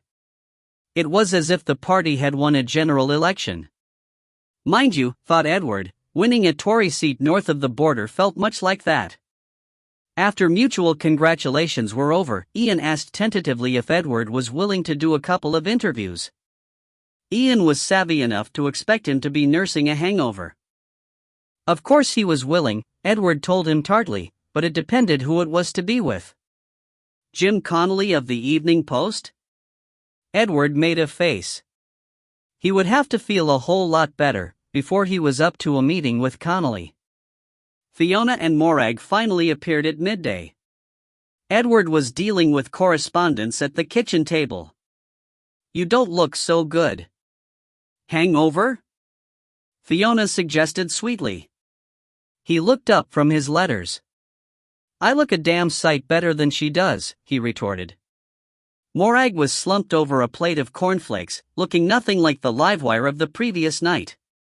She didn't even acknowledge the comment. "I have an interview here at 2:00, said Edward testily. "I hope she'll be tidied away by then." "Don't worry, dear. I'll make sure she's organized," Fiona promised him. "No sign of Jonathan yet?" "No." Edward went back to his letters and Fiona gave an exasperated sigh. "I think I'll go for my shower now," she said. Edward thought she was going to leave him in peace, but it was not to be. "Do go and get him up and make him take a shower. Tell him to put on something half decent. You don't want the press to think you've got an imbecile for a son. Do you?" Edward watched his wife disappear up the stairs. If they had an imbecile for a son, he thought, surely it was Fiona's fault? He was sure he'd read somewhere that a boy got his brains or lack of them from his mother. He climbed the stairs again, determined to get Jonathan's door open this time, even if he had to take it off the hinges.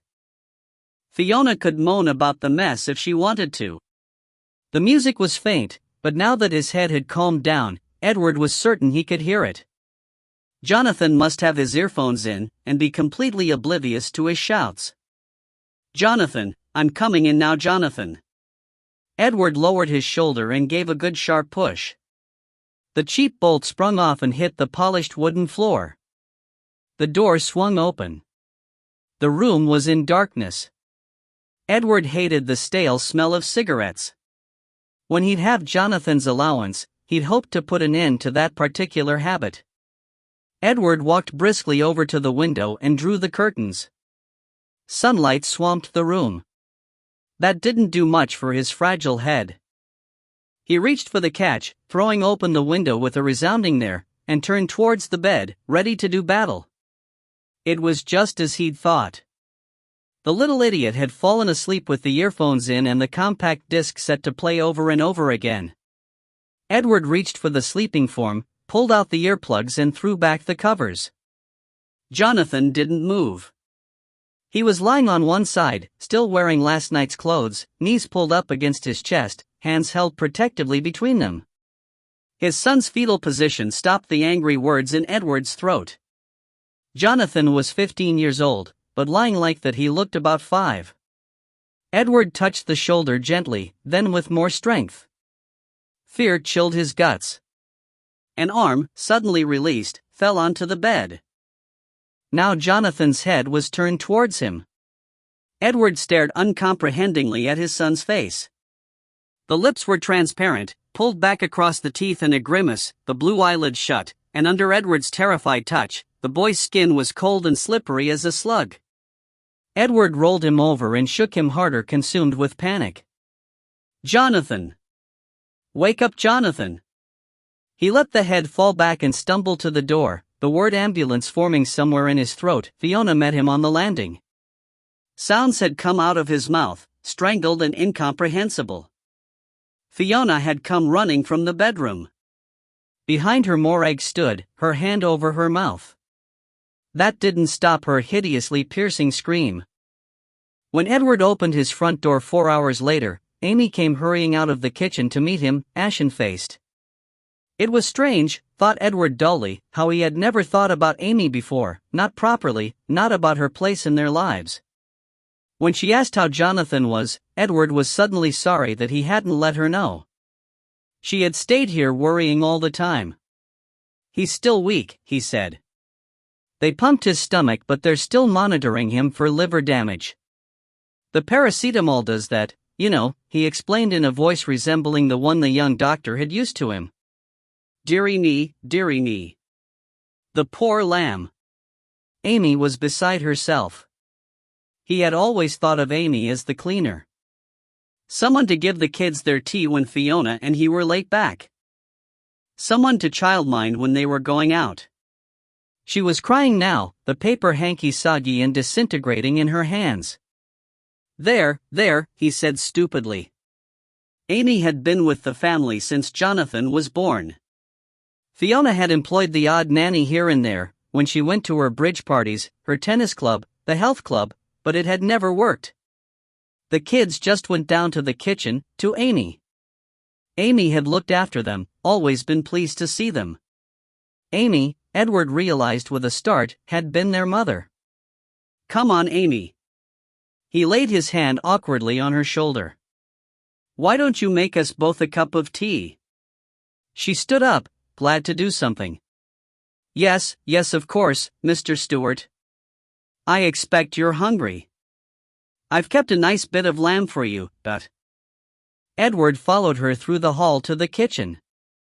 He suddenly didn't want to be in the sitting room alone. The kitchen was warm and comfortable. The big maroon oil-fired range beat a lazy heat around the room. "You sit down, Mr. Stewart. I'll get your tea." Edward nodded and sat in the chair next to the stove while Amy bustled about, checking the side oven for his lamb, pulling the big kettle over the hot plate. The dog crept out of its basket and came over and licked his hand.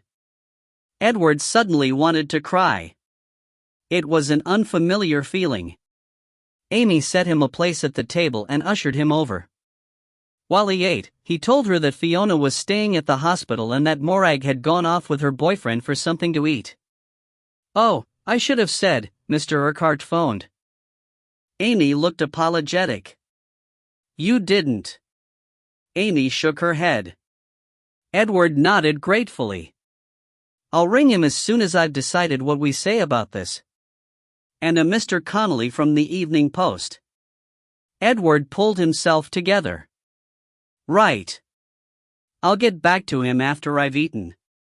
The food made him feel better. Edward drank his tea and pushed the plate and cup aside. "I'd better go and sort things out," he said. Amy lifted the plate and nodded. The sitting room was pristine again, the way Edward liked it. Amy had picked some roses and it was permeated with their light perfume. The order, the calm, the cleanliness of it all was confounded by the memory of what had happened. It made Edward long for it to be yesterday again. Yesterday, when life was sweet. He replayed the previous evening in his head, but this time Jonathan was with them, chatting to people, being pleasant, helpful. He saw himself, putting an affectionate arm about his son's shoulders, introducing him to people. In the hospital corridor, waiting for them to finish emptying his son's stomach, Edward had felt furious. What was Jonathan thinking about? It was so messy and unnecessary. Suicide. The doctor had questioned him closely. This young man, questioning him. What had Jonathan taken? Had he been drinking? Did he take drugs? How long ago had it happened? Was he depressed about something? Edward sank into the couch. Stupid questions. Questions that had nothing to do with their lives. My son is a stranger, Edward suddenly thought, an aggressive, irritating, messy stranger, who simply inhabits an upstairs room in my house. If he was a lodger, I would have thrown him out. It was Fiona who told the doctor about the empty vodka bottle and the paracetamol packet. Fiona, who said he had been depressed about his schoolwork, but had brightened up recently. The calm before the storm. What about his friends? The doctor asked. What friends? Morag had said. Jonathan only ever talks to his computer. Edward got up and poured himself a whiskey and paced up and down the room.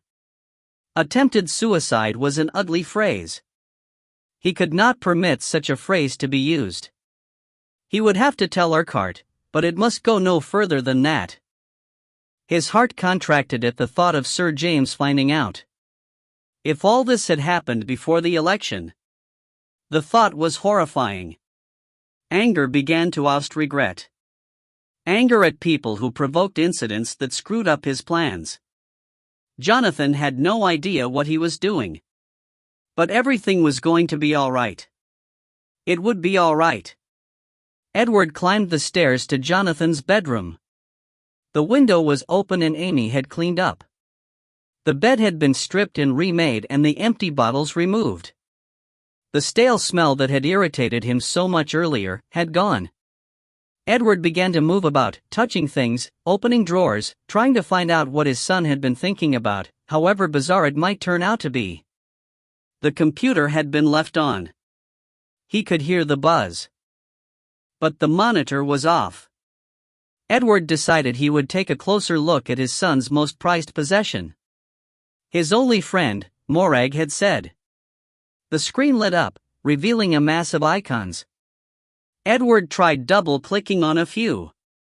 One opened to reveal a set of revision notes for physics and Edward was momentarily pleased, until he noticed a line of expletives halfway down. Fucking school. Fucking physics. Fucking university. Fucking Cambridge. It was baby talk. Baby talk with swear words. Typical. He tried another icon. The desire to investigate his son's life was fading. He turned away. He needed to phone Urquhart. Organize those interviews. get his head in order. But something compelled him to turn back. 2 email messages were listed on the screen. One from Mark. Edward remembered him vaguely as a school friend of Jonathan's. The other was from someone called Simon. Edward read them both. Chapter 31. Bill Wilson's gut feeling had never let him down before, and he was sure it wasn't letting him down now. The call from Connolly had convinced him of that. Sir James's fast exit to Paris was too damned convenient. The super had informed him that he could speak to Sir James's lawyer during his absence. Sir James was more than anxious to help. Oh yes? Thought Bill. About as willing as a Protestant is to genuflect. Janice was waiting for the next move. Right. It's time to organize a search warrant. Janice was goggle-eyed. Where for, sir? Sir James's country house. Falblair, I believe it's called. Sir. Or more precisely, Janice, the cottage at Falblair. Jim Connolly was not used to daylight, Chrissy thought.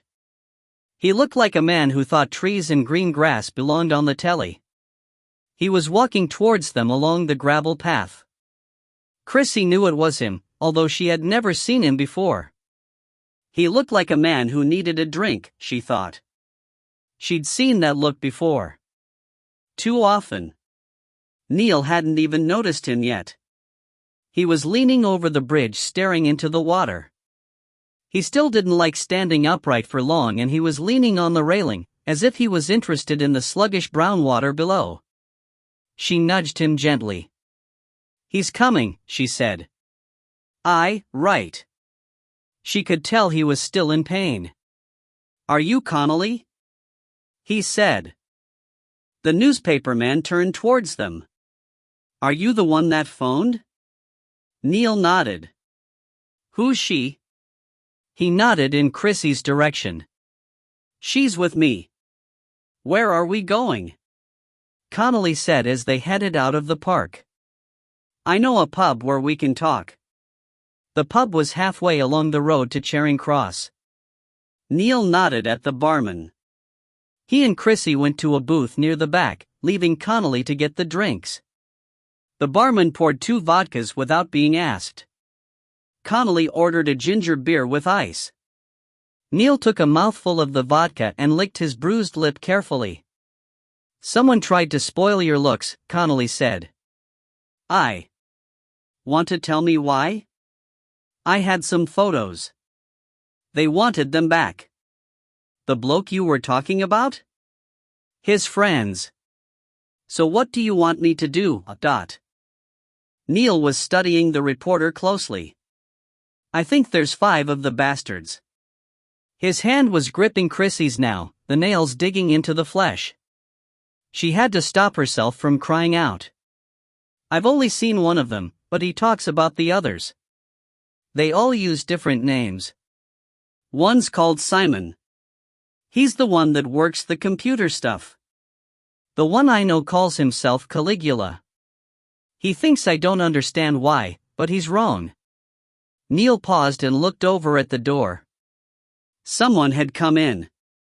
The barman returned his gaze and shook his head. Connolly was toying with his drink, waiting for him to go on. Caligula likes it rough, Neil said. He's into tying something round my neck, tightening it till he comes. That's the way Jamie Fenton died, Connolly prompted. I know. Neil nodded over at the barman and 2 more vodkas appeared. The barman looked to Connolly for payment. He dug deep in his pocket and pulled out a tenner. Neil waited until the barman had gone before he went on. The last time it happened I split when it got too rough. The stupid arse hadn't tied me tight enough. Too fucking excited. Chrissy nodded at him to go on. We go to a cottage in the garden of a big house. He takes me there and brings me back. I don't get to see where we're going. He ties something round my eyes and my hands. Likes his fun in the car, he explained matter-of-factly. Do you know where this cottage is?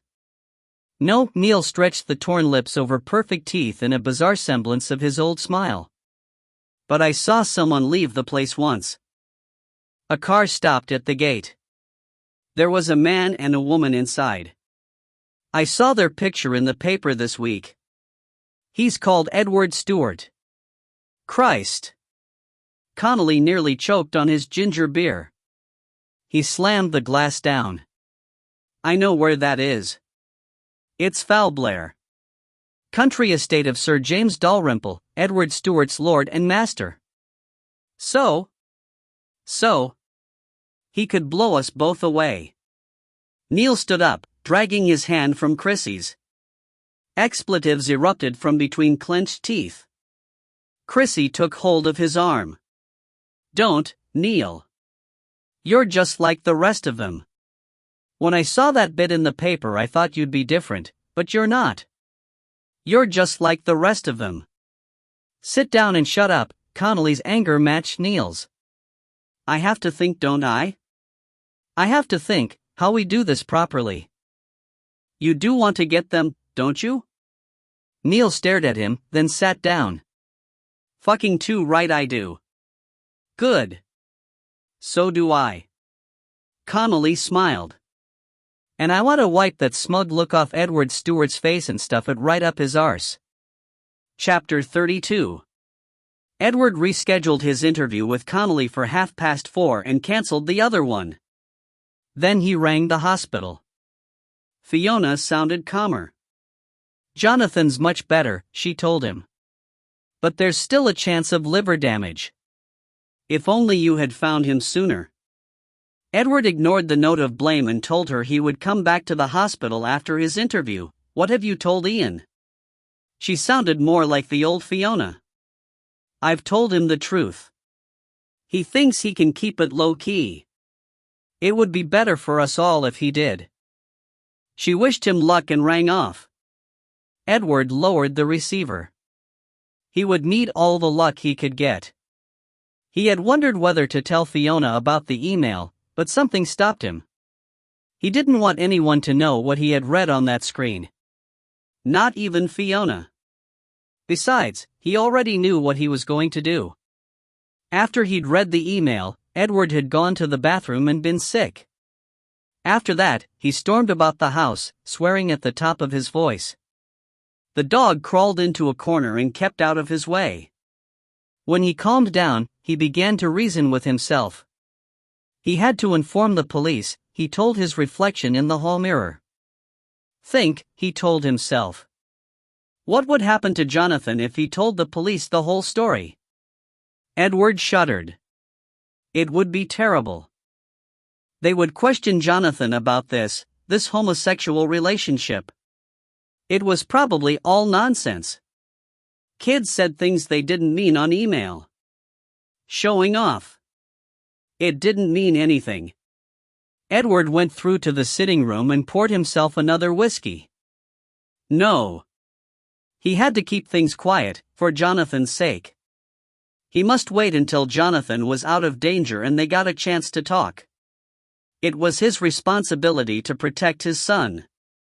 He sat down on the couch and the dog crept out from its hiding place and sat on his feet.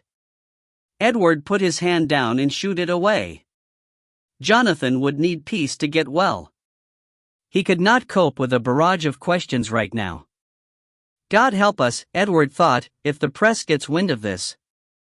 He didn't want to hear the small voice that spoke of other children caught in the pedophile net. Children who might be saved if he told the police what he knew. He did not want to think about that. His own child must come first. Whatever happened, he must not panic. He would inform the police, but not yet. Jonathan had been worried about school. He'd come in drunk and swallowed some paracetamol to avoid having a headache in the morning. He just took too many and didn't realize. That was all it was. Edward began to relax. He would sort it all out once Jonathan was better. For his sake, the family must not be dragged into a scandal. Edward could imagine what the gutter press would do with the story. They would have a field day. He fought to regain his composure. He would concentrate on this interview with Connolly. He had weathered storms before this, he could do it again. But Sir James would have to be told, he realized. He had supported Edward, put his name forward. He would have to tell him. Edward left a message with Sir James's secretary in Paris, asking him to return the call as soon as he was able. Then he sat down and began to prepare for his interview. Rona came out of the small back lab and checked the clock just in case her watch was wrong. It was 4 o'clock. Chrissy still hadn't phoned. She went back to her bench and tried to ignore the persistent niggle of worry that had been with her since she arrived back at the lab. Where was Chrissy? Rona had counted on her to talk through her own dilemma. She had been carrying the printout about in her pocket since Monday night. She wanted Chrissy to tell her it was a lot of nonsense, that she was making a fuss about nothing.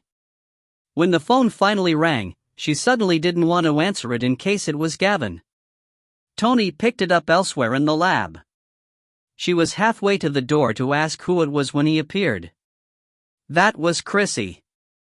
Says she's sorry. She's not very well. She'll be in tomorrow. Right. She tried to hide her relief. She also said, tell Rona not to worry. Thanks. Tony stood for a moment as if he expected her to say more.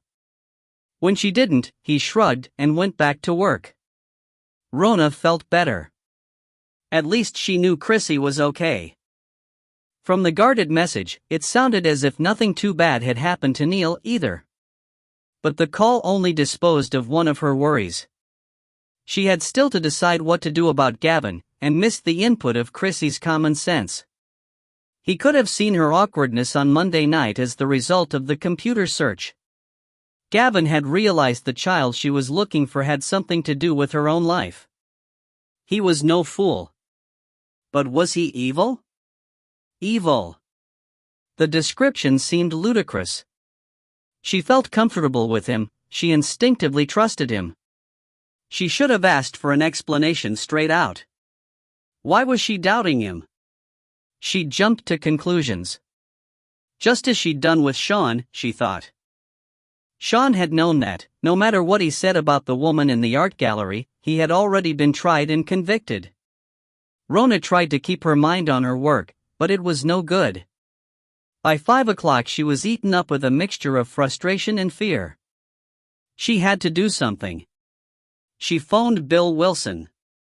When he came on the line, Rona stuttered out a story about a man she met at a party called Gavin McLean who'd said he knew Bill, and she wondered. Is this you checking out your dates with me now? Who else can I check with? So what do you want to know? He said he worked with the police. And? Is it true? There was a moment's silence. It is. Though he shouldn't have mentioned it. Must have been trying to impress you. She laughed. Gavin McLean runs a company called Cyber Angels. He specializes in forensic computing. He analyzes what's been on hard disks, tracks computer fraud, identifies hackers, that sort of thing.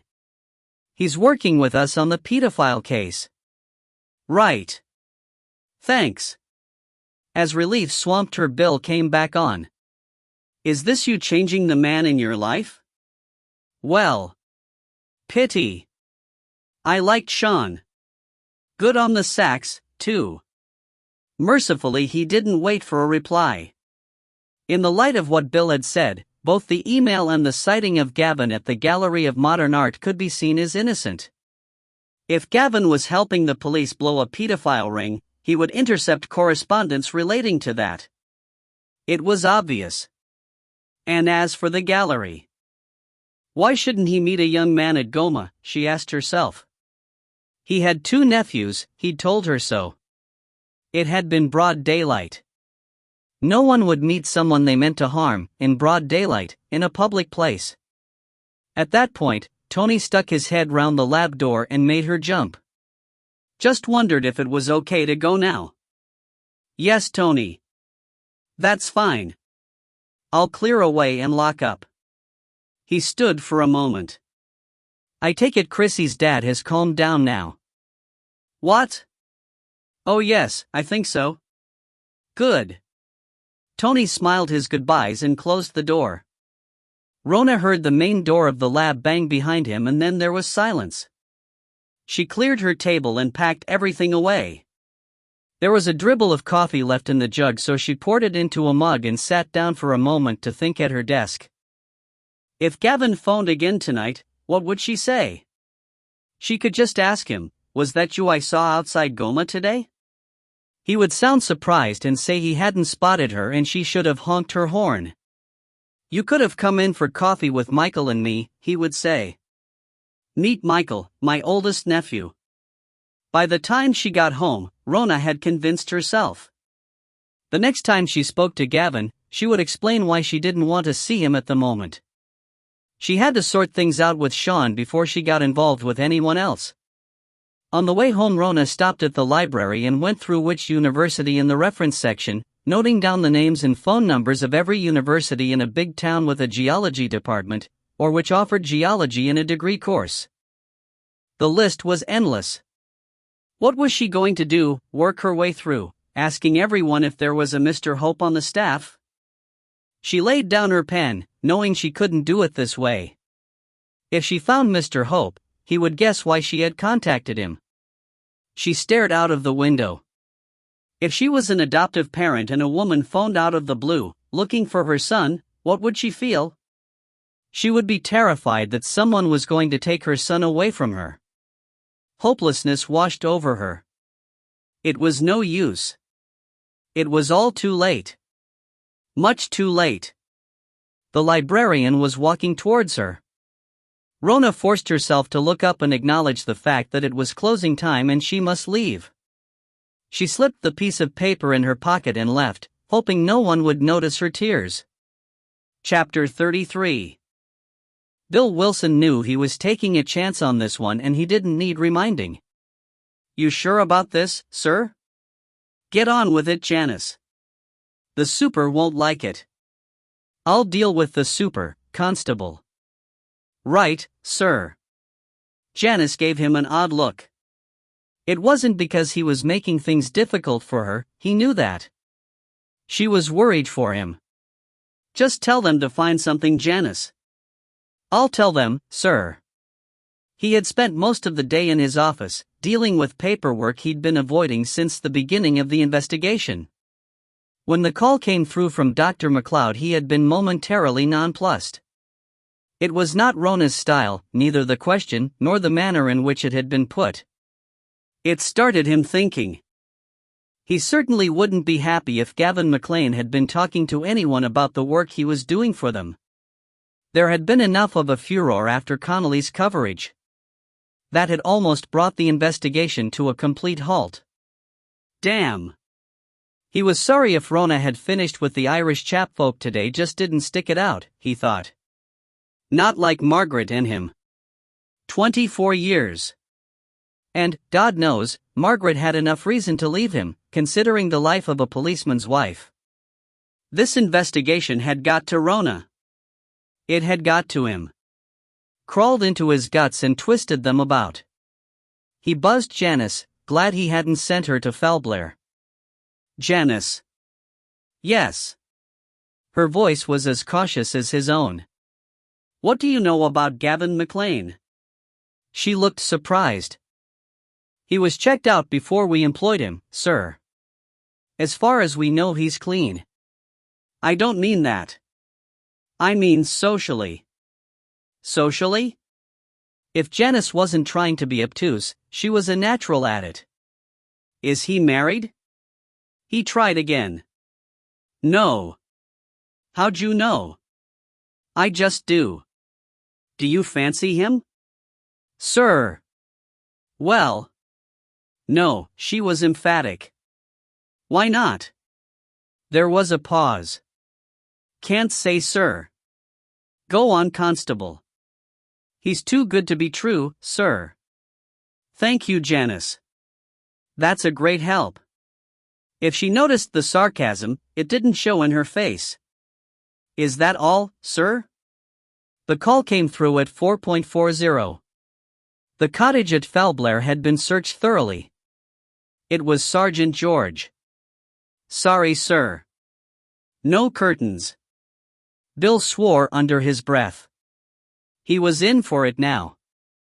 Connolly's contact must have been lying. But the voice on the other end stopped him. "We did find something that might be useful." As Bill listened, a smile spread over his face. His sergeant was right. This was as good as the curtain, maybe even better. "Drop it in at Forensic on your way back," he said. "Make a point of giving it to Dr. McLeod in person." Bill buzzed Janice. "Time for a coffee, Janice." "And Janice, I believe I'm going to have a nip of that whiskey in mine, the one Sir James sent. How about you?" There was someone at the door. She didn't want to see anyone right now. She sank back down into the bathwater and closed her eyes. She had promised herself a long hot soak, and then, she had rehearsed the words 100 times. She was going to tell Sean everything. Why she hadn't answered his calls, why she hadn't gone with him. Her suspicions about him, about herself. The bell went again, more urgently this time. The sitting room light was on. Whoever it was knew she was in, and wasn't giving up. She swore, got out of the bath, put on her dressing gown and headed for the intercom. "Yes? Rona. It's Chrissy? Chrissy. Come up." Neil was with her. Rona had felt curious about him. He certainly was a looker, bruised face or not. Rona led them into the kitchen. "Chrissy said you like vodka, Neil." He nodded. "Straight?" "Anyway." Chrissy accepted one too, saying nothing. She looked as if she hadn't slept for a week.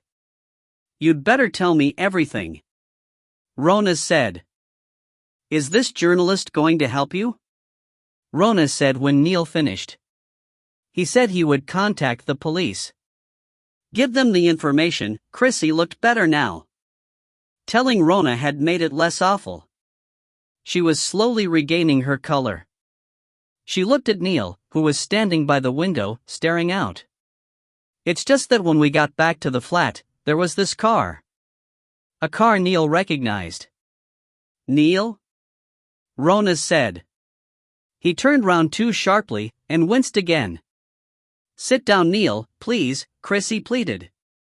"I'm okay," he said. "You can't go back to the flat, not yet anyway. You must stay here." Rona wasn't prepared to take no for an answer.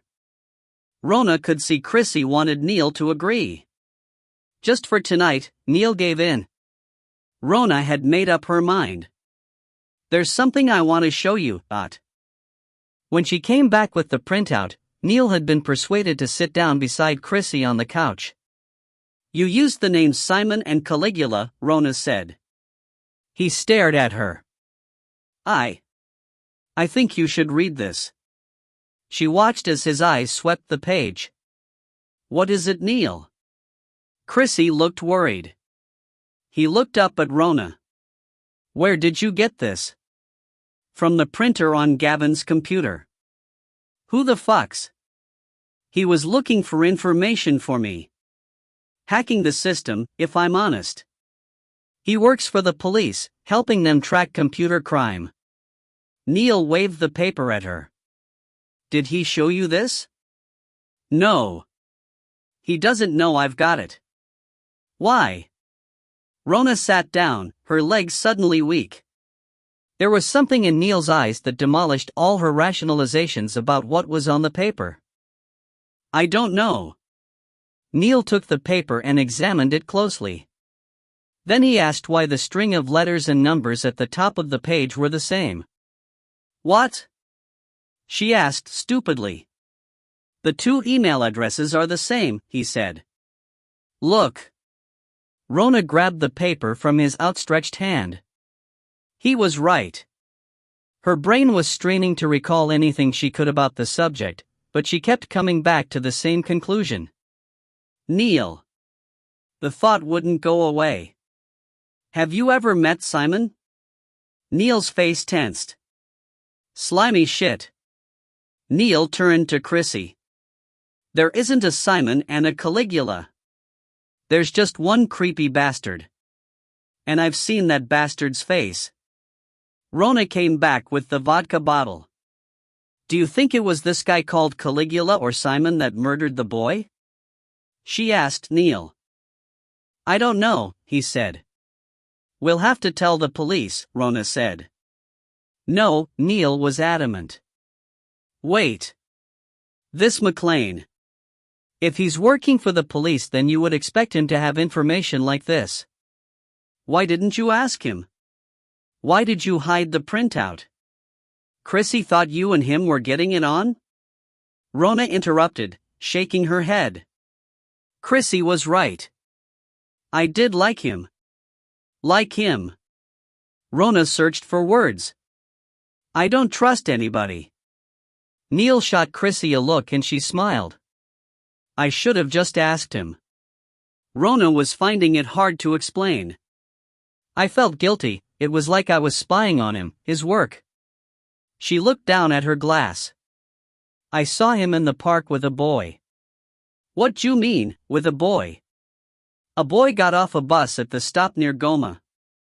He met a man. It looked like Gavin. Did you know the boy? No. But Gavin's got 2 nephews. It could have been one of them. What does he look like, this Gavin McLean?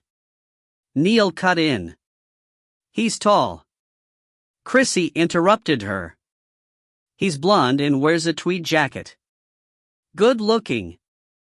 Smiles too much. You don't think it's Gavin? Rona asked Neil. No.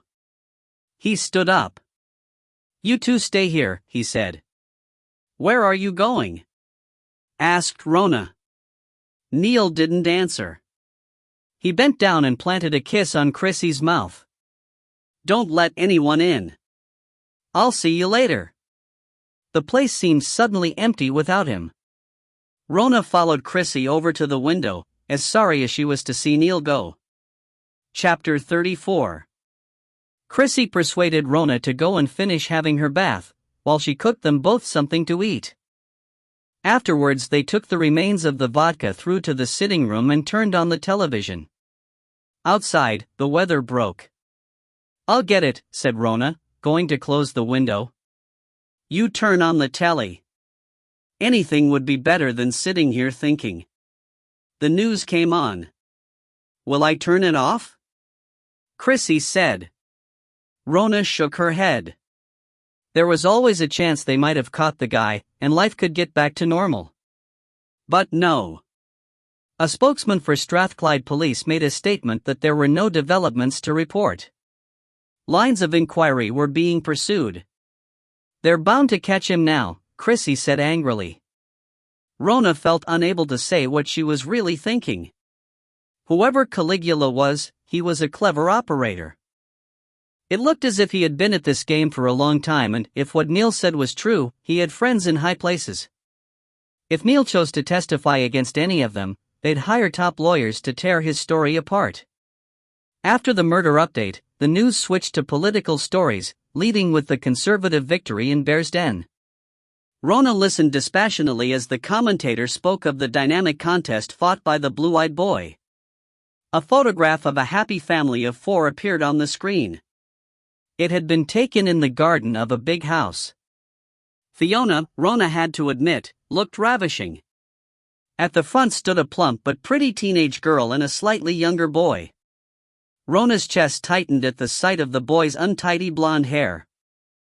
He looked as if he would prefer to be anywhere rather than in front of that camera. She felt a surge of pity. She knew how Edward could persuade people to do things they didn't want to do. The voiceover gave an inventory of his distinguished legal career, his climb through the party and his successful bid for power. Edward made a statement saying that his victory showed he had the heart and will of the people and he would do his utmost to put forward the Scottish perspective in Parliament. He intended taking a flat in London, returning to Glasgow at weekends to see his family and conduct constituency business. Had enough? Chrissy's voice broke the silence. Yes. I'll turn it off, then? Yes. As Chrissy reached for the remote, the family picture was replaced by a more recent snapshot of the boy, sitting in a bedroom with a black Labrador between his knees. The report continued with the news that Edward Stewart's son Jonathan had been admitted to hospital soon after the by-election for an unspecified reason. He was expected to make a full recovery. Why don't we put some music on? Chrissy said. Rona didn't answer. She knew where she had seen Edward's son before. You'd better phone Edward. And say what? Rona looked at Chrissy. Say I saw his son meeting a man I thought I knew at the Art Gallery of Modern Art. He'll tell me I'm being hysterical. What about the boy's name in the email? You said those lowlifes talked about a Jonathan. There are lots of Jonathans. It could even have been a code name. Rona. You know, and I know it's probably a coincidence, but if you think for a minute there was anything strange about that meeting, you've got to phone Edward. If he knows Gavin, we can at least relax about this one. I know.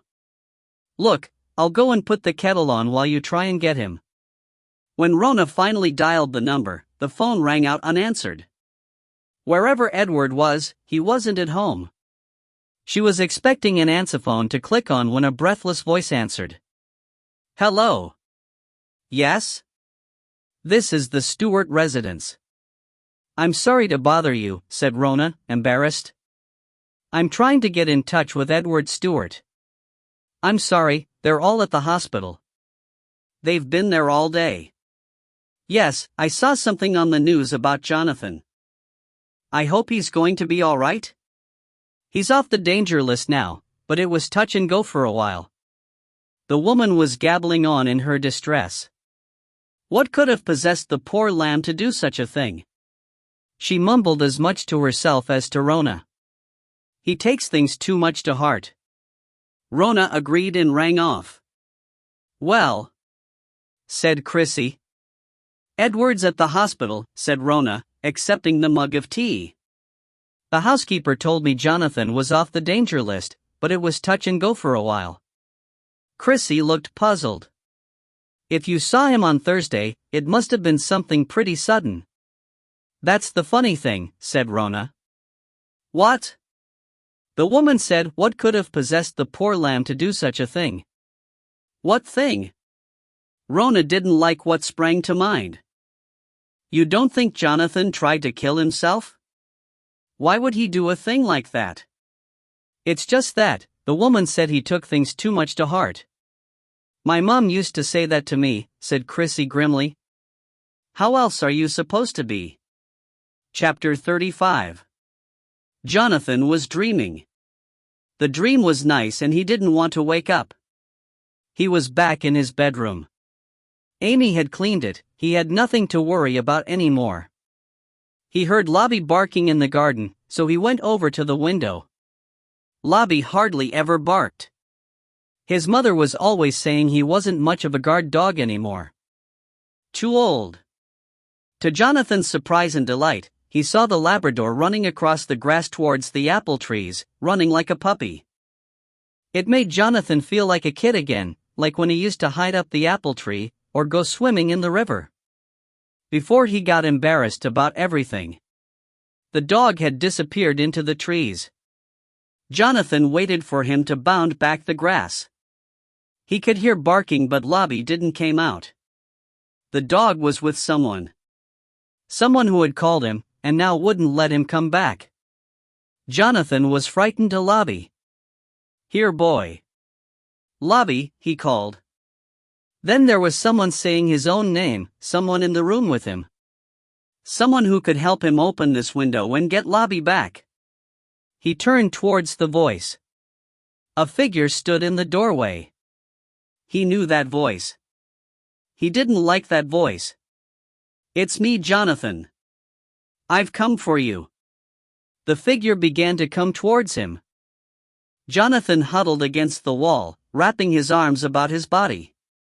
Jonathan. It's okay.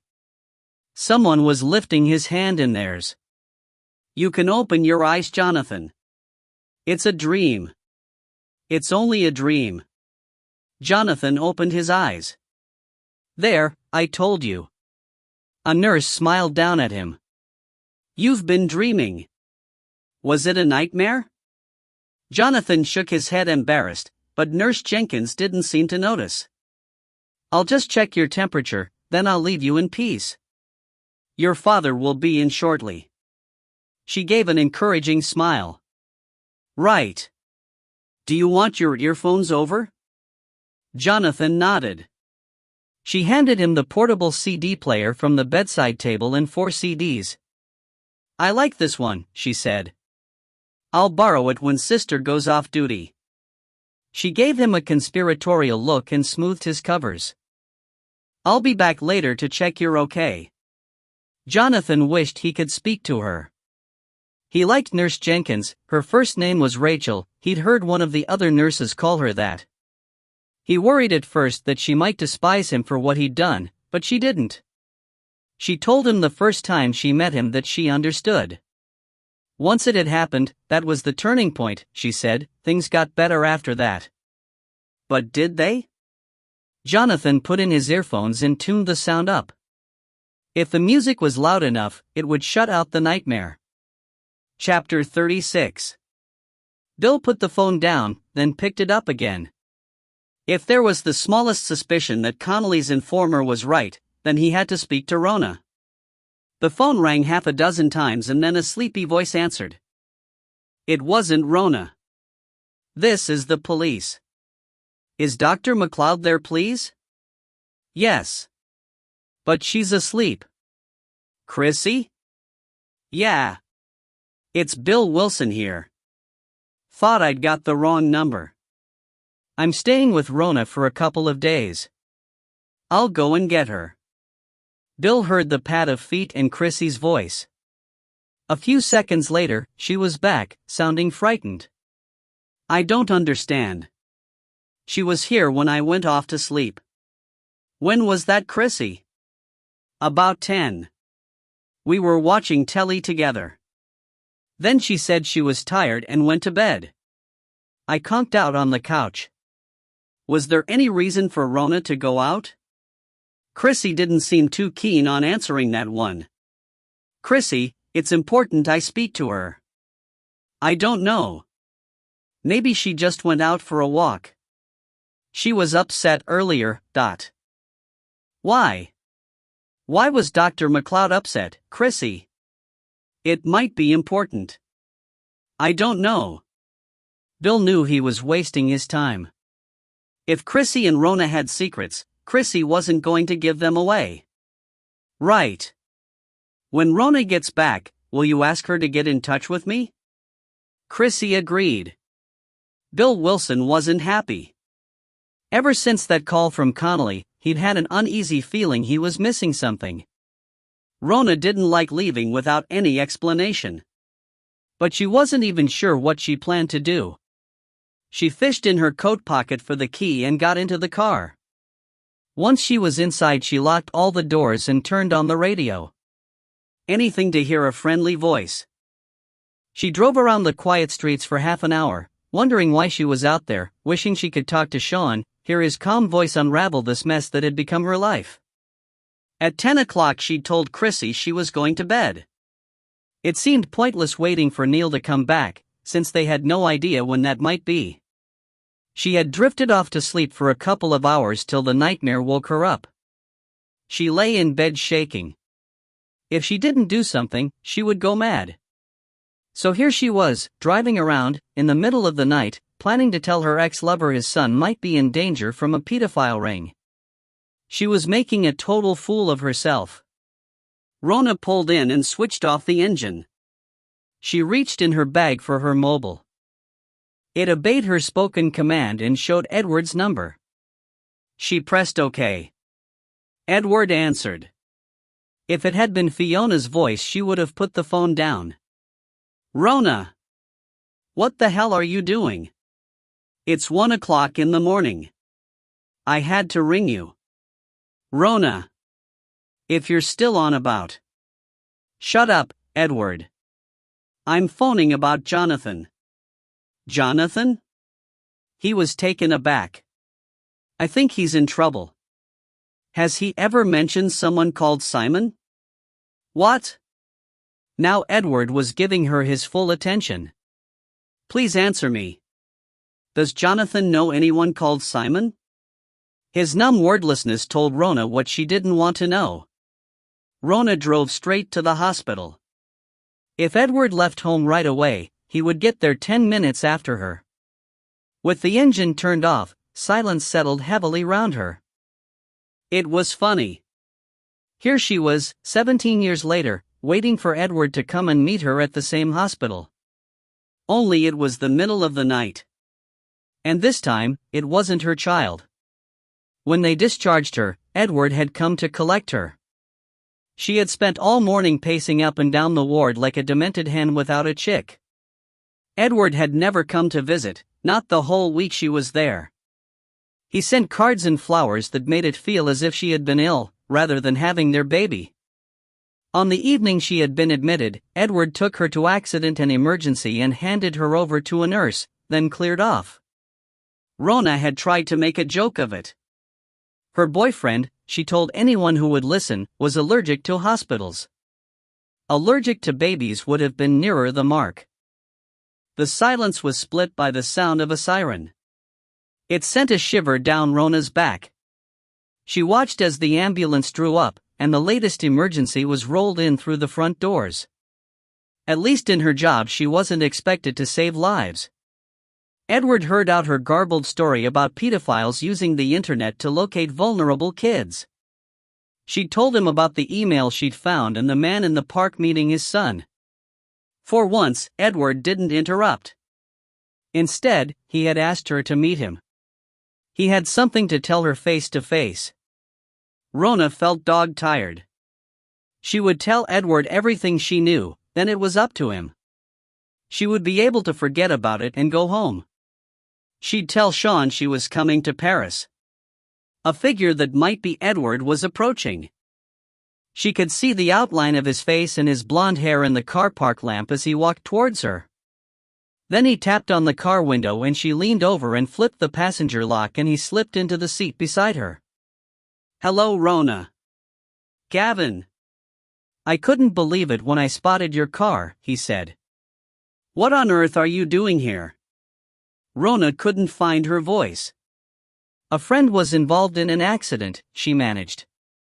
They've decided to keep her in overnight for observation. Gavin was looking at her strangely. Why are you here? Rona tried.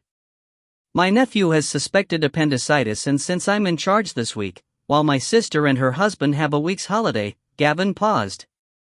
Are you sure your friend's all right? You look very worried. She's fine.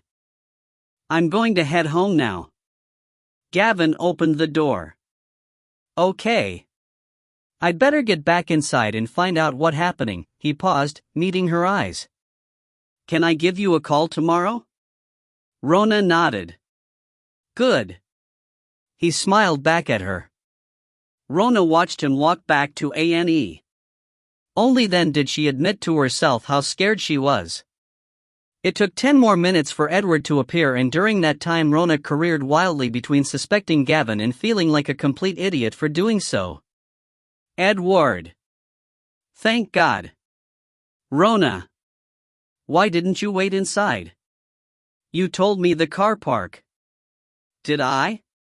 Sorry. Look. While I was waiting for you, that man was here. What man? The man I told you about. The one that works for the police. He's here? Why? He said his nephew has been admitted with appendicitis. And you don't believe him? I'm not sure. This is the same guy you saw Jonathan with? Yes. The guy with the printout? Yes. Right. Let's go and find if he's telling the truth. The A&E entrance was lined with trolleys as if there had been an earlier catastrophe that had filled the hospital. Inside, the reception area was as Rona remembered, apart from a lick of paint and a Trust Hospital sign on the wall. The nurse in charge wore her name above her left breast on a similar label, but she looked just as tired and overworked as the one that had admitted Rona all those years ago. Edward explained that he was there to look in on his son and he pushed his card across the desk. The nurse gave it a quick glance, recognized the name and said that would be fine. Mr. Stewart could go up quietly, please. Edward gave one of his charming smiles and the nurse's face lit up. He asked her if they had recently admitted a boy with suspected appendicitis. I think it might be the nephew of a friend of mine. The nurse nodded. Yes, there was a boy with appendicitis on the ward now. He's been sedated, she said. They're planning to remove the appendix in the morning. Thank you. Edward looked at Rona. Wrong again, his expression rebuked. Before they left, he delivered a few off-the-shelf pleasantries about the dedication of the NHS. The nurse was completely charmed. Chapter 37. Someone had brushed Jonathan's hair back from his face. For the first time Rona could see it clearly. He looked like his father, she thought, but his delicate nose was Fiona's. The charge nurse smiled at them as they passed, obviously recognizing at least one of the late-night visitors. One of the advantages of private healthcare, Edward said as he swung open the door.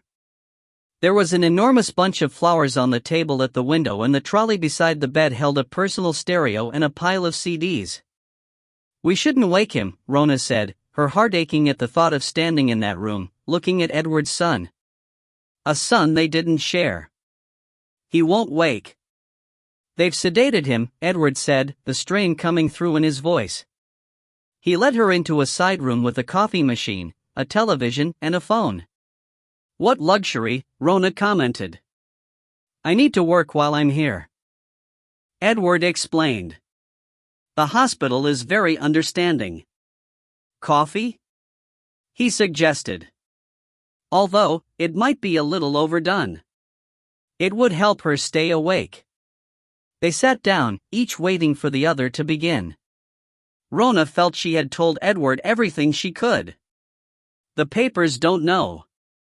Edward began finally. Jonathan apparently tried to kill himself. He looked at Rona's concerned face. I'm sure it's all a mistake, he insisted. Jonathan had been drinking. We found an empty vodka bottle and a bottle of paracetamol. Rona said nothing. Edward placed the cup carefully on the table. I believe he overdosed by mistake. It didn't sound like the truth to Rona. Where does this Simon come into this? She asked quietly. Edward crossed to the door and closed it. There was an email on Jonathan's computer from someone called Simon, he said. It made me think Jonathan was in trouble. Oh, Edward. Rona stood up and went towards him, suddenly overwhelmingly sorry for this man, who she had hated for so long. What did the police say? He turned a frozen stare on her. I haven't told them, he said firmly. But you have to. If Jonathan is in danger, you have to tell the police. Rona was remembering another young face on a dirty pillow. Edward's voice grew agonized and confessional. I can't, Rona. Don't you see that? He looked despairingly at her. It would ruin everything. He wanted her approval. Does Fiona know about this email? He shook his head. You're the only one who knows, . She was supposed to be pleased by being taken into his confidence in this way. You can't do this to me, Edward. She was furious. All he cared about was his reputation. She was even more furious at herself. If only she had told Bill Wilson what she suspected, instead of phoning Edward. You can't blame me for protecting my son, his voice was moving from defensiveness to defiance. You're not protecting Jonathan, she said scornfully. You're protecting your own career. There was a moment's silence. Then Edward said, "You once made that choice yourself. Remember?" "Bastard," she spat. But his words had got to her.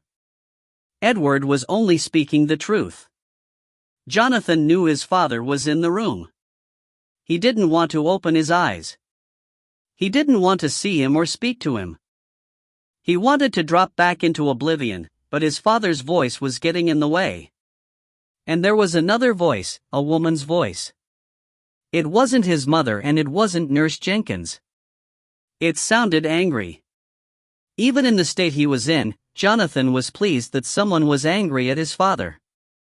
One thing was certain, they wouldn't be discussing what he had done. He knew that officially this had never happened. He was in hospital for a minor operation, that was all. Edward Stewart's son would never have tried to croak himself. That would be too embarrassing. The nurses had been warned to say nothing to him, he was sure of it. Only Nurse Jenkins showed that she knew. He hadn't had a visit from the psychiatrist.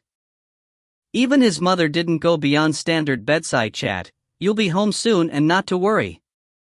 Amy was the only one he wanted to see and she wasn't allowed to visit.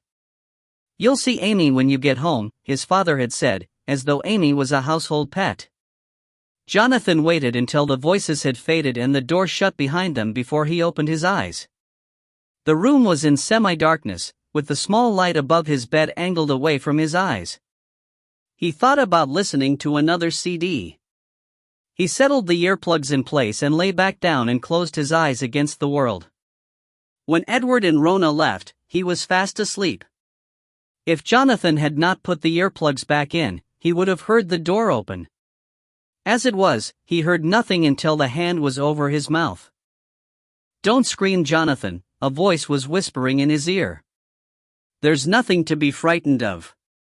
It's me, Simon. I've come to get you out of here."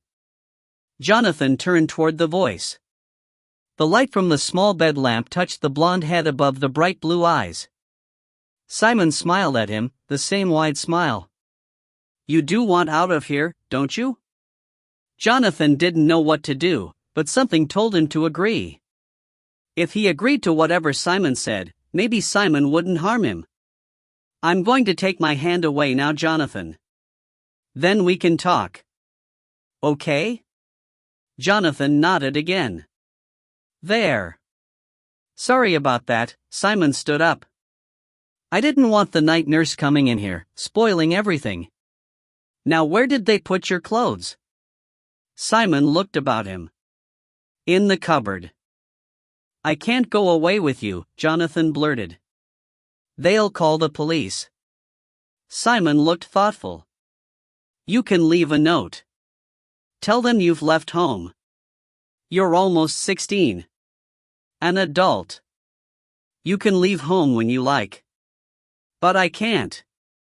The smell of Simon was bringing everything back. "I don't want to." Simon's blue eyes clouded. "I haven't any money." Jonathan was clutching at straws. "Oh," said Simon, his face growing pleasant again. "That's not a problem. I've got money. Come on, get dressed. Quick. I have something else to sort out before we leave."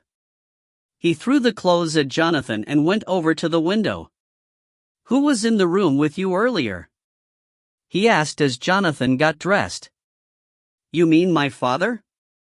"No, the woman?" Simon's eyes were cruel. How could he have liked those eyes? "I didn't see her." Simon was at the door now, looking down the corridor. What if Nurse Jenkins came to check on him? What would Simon do to her? Simon shut the door. "Right, Jonathan. You like playing games. Let's play games." Simon took out a roll of twine and a knife. "Simon. Turn round." Jonathan was so terrified and ashamed he did as he was told. The smell was circling him, as the twine dug deep into his wrists. And let's make it even better. A piece of cloth forced his lips apart. Outside the air was cool. Simon had resumed his caring voice, telling Jonathan not to worry, there was a blanket in the back of the car in case he got cold. Jonathan stumbled down the metal steps of the fire escape, praying that Nurse Jenkins would look in on his room now and raise the alarm. But the window above him stayed dark. His room was 3 stories up. Twice Simon stopped him, thrusting him down on the cold metal steps, until he was sure there was no movement behind the fire doors on each landing. Simon held the knife that he had cut the twine with. On the first floor landing, he held it close to Jonathan's face, and in the faint light of the emergency bulb, Jonathan recognized it. It was a knife from the set that sat on the kitchen surface beside the range in his kitchen. How had Simon got hold of it? It couldn't be the same one. If it was, Simon had been in his kitchen.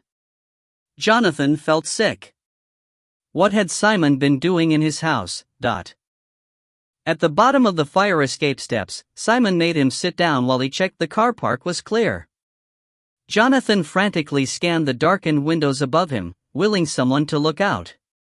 Right. Come on. He was bundled round the side of the building towards the shadow of a car.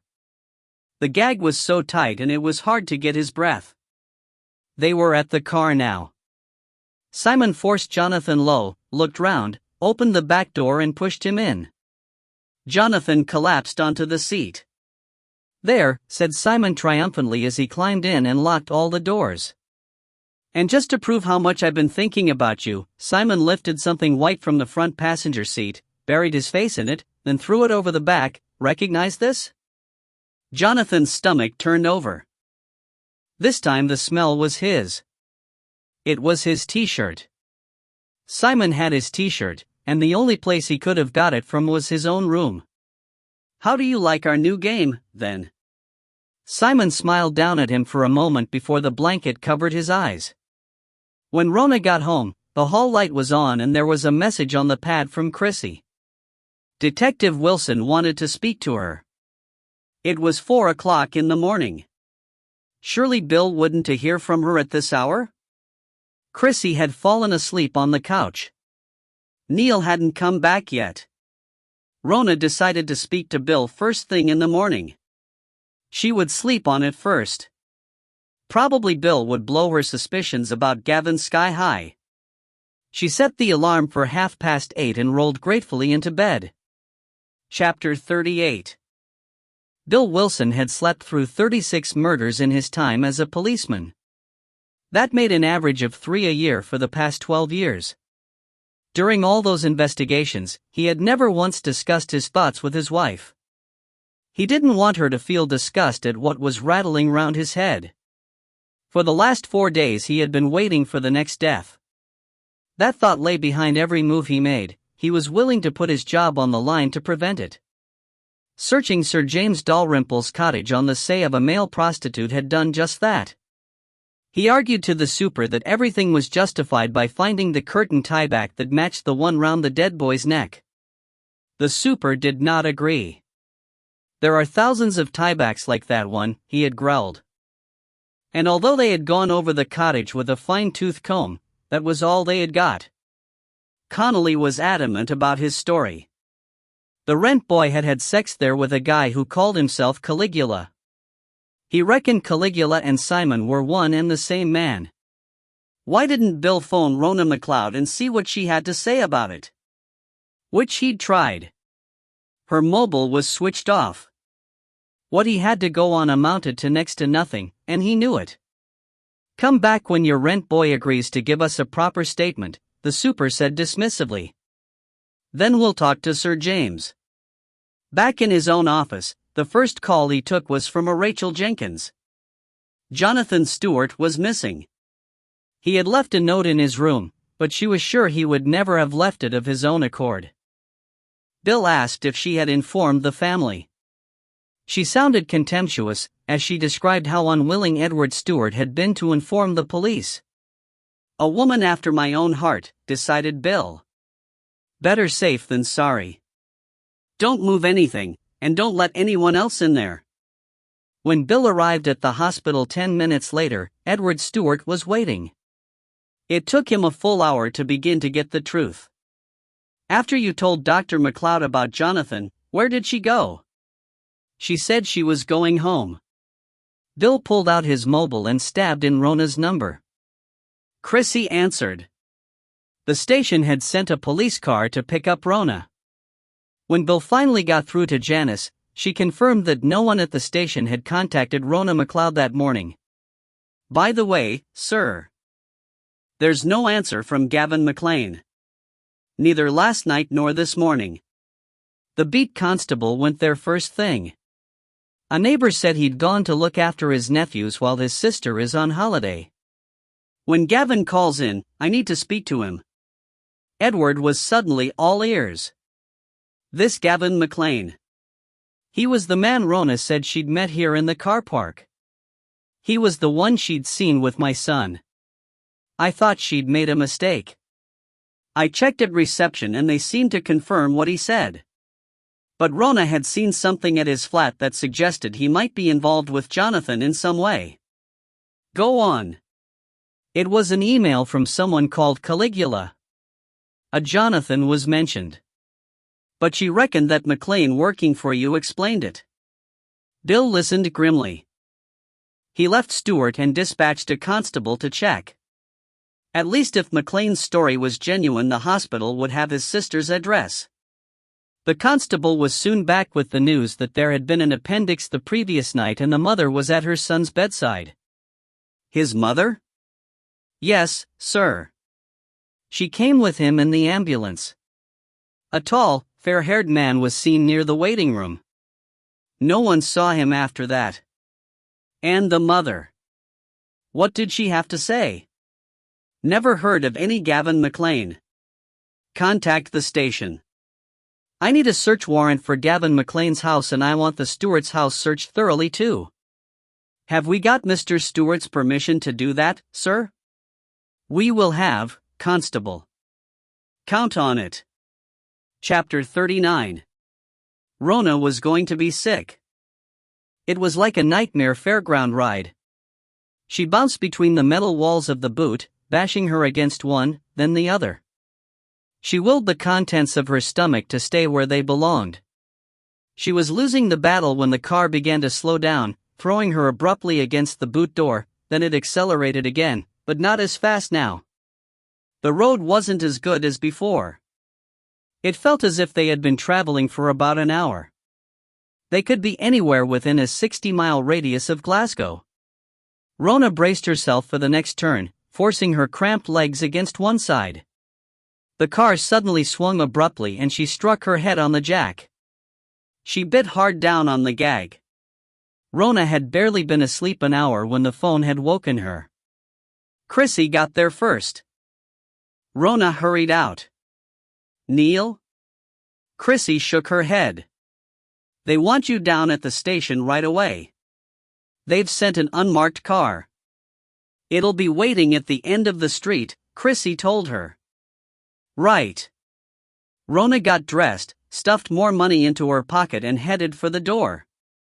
Don't worry, she called into the kitchen. Neil will be back soon. Chrissy nodded, unconvinced. The cloudless morning sky promised of a warm day. Rona walked briskly towards the corner. Bill would get this cleared up. She would support Neil's story. She would tell them everything, and to hell with Edward. Jonathan would be safe. She hurried over to the waiting car. As the driver got out, she called good morning, thinking it would be someone she knew. It was. Gavin McLean was still smiling when Rona felt the car jack hit her head. When she first opened her eyes in the suffocating darkness, Rona thought she had been buried alive and adrenaline filled her body. Her hands were tied behind her back. In blind panic, she kicked wildly at the metal walls. Once she realized she was in the boot of a car, she calmed down slightly. So often she had arrived at a murder scene, to find a body trussed up just as she was now. She had taken blood samples, urine, semen. She had swabbed the victim's fear and carried it back with her to the laboratory. For her it was a puzzle to be solved. This time it would be Tony carrying the swabs back to the lab. Tony who would ask Chrissy to carry out the tests. No. She would not think like that. If Gavin had wanted to kill her, he could have done it many times before now. He was going to dump her somewhere, give himself time to get away. She just had to be calm, think straight. And she must not be sick. She could not be sick with this gag in her mouth. She had to find a way to take her mind off the nausea. Then she remembered. When she was pregnant and feeling sick, she had found a way to cope. Whenever the nausea rolled over her, she would hum a tune, concentrating on every simple note. Rona began to hum through the gag. She managed the first few notes, then the next few. She got to the end and began again. Then again. The third time through, she realized what it was. It was the tune Sean was playing when she first saw him. She could almost hear the tender notes he always coaxed from his sax. She took a deep breath. She would not die. Chrissy would come looking for her, Chrissy and Neil and the police. Bill Wilson would find her. She was going to stay alive and she was going to keep Jonathan alive. Rona realized she hadn't heard the boy now for several minutes. At first she had heard him crying, the heartrending sound seeping down through the back seat and into the boot. She had tried to call to him, to let him know she was there, but the gag completely muffled the sound. All she could do was to go on humming her tune, and praying. The past 5 minutes they had been traveling over a dirt track. The car had been rising and falling, throwing Rona heavily against the roof and floor of her prison. She braced herself as the vehicle drew to a halt. It seemed an age till the boot opened. She could smell water. She was so dazzled after being in the dark that she couldn't focus as she was dragged from the boot. "Come on, Dr. McLeod. Come and see your holiday cottage." Gavin prodded her along a path and into a low white cottage. After the bright daylight, her eyes now had to adjust to the dim hallway. She felt the stairs before she saw them and tripped forwards, knocking her shin. Irritated by her clumsiness, Gavin pushed in front of her and began to haul her up behind him. Then, as they turned on a landing, she was in full light again. He didn't look at her as he went on pulling her along a low-ceilinged corridor. He stopped at the first door and thrust her inside. As she lay on the bare floorboards, he grabbed her hair. He propelled her towards the far wall and shoved her hard against it. Her head hit off the plaster. The exploding pain disorientated her completely. He suddenly released his hold and her legs gave way. She found herself sinking to her knees in front of him. With horror she realized her face was level with his crotch. He wrenched off the gag and looked down at her, speculatively blocking her efforts to draw back. He had her trapped between himself and the wall. He grabbed her hair again and yanked her against him. She balked as her face met the bulge of his erection. "It's all your fault. I was only going to the hospital to remind our young friend to keep his mouth shut." He jerked her face upwards. "Then I met you. You don't hide as much as you'd like to think." I asked myself, why would sweet little Rona be frightened of me? And I remembered the other time you looked at me like that. The night I found your son on that list. I wasn't frightened. He looked down at her pityingly. "You're a bad liar, Rona. I always know when you're lying. All that crap about Sean, when you really wanted me to fuck you. Well, your luck may be in there. But let's not hurry things. It was fun always watching you. And finding children is my speciality." The thrust of his words was dreadful. Liam. Had she led him to Liam? And all those other vulnerable young people. Children that Gavin only knew about because of her. "What have you done with Jonathan?" A smile crossed Gavin's face. "Jonathan is downstairs. I mustn't be too long. He's waiting for me." His strangely vacant expression terrified her. "Gavin, you could just leave us tied up. We won't be able to get away." We won't tell anyone about this. I can't do that. I have plans for Jonathan.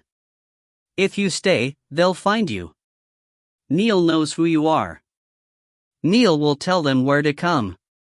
Gavin gave an ugly laugh. Don't you know? The rent boy's dead. No. He was very pretty.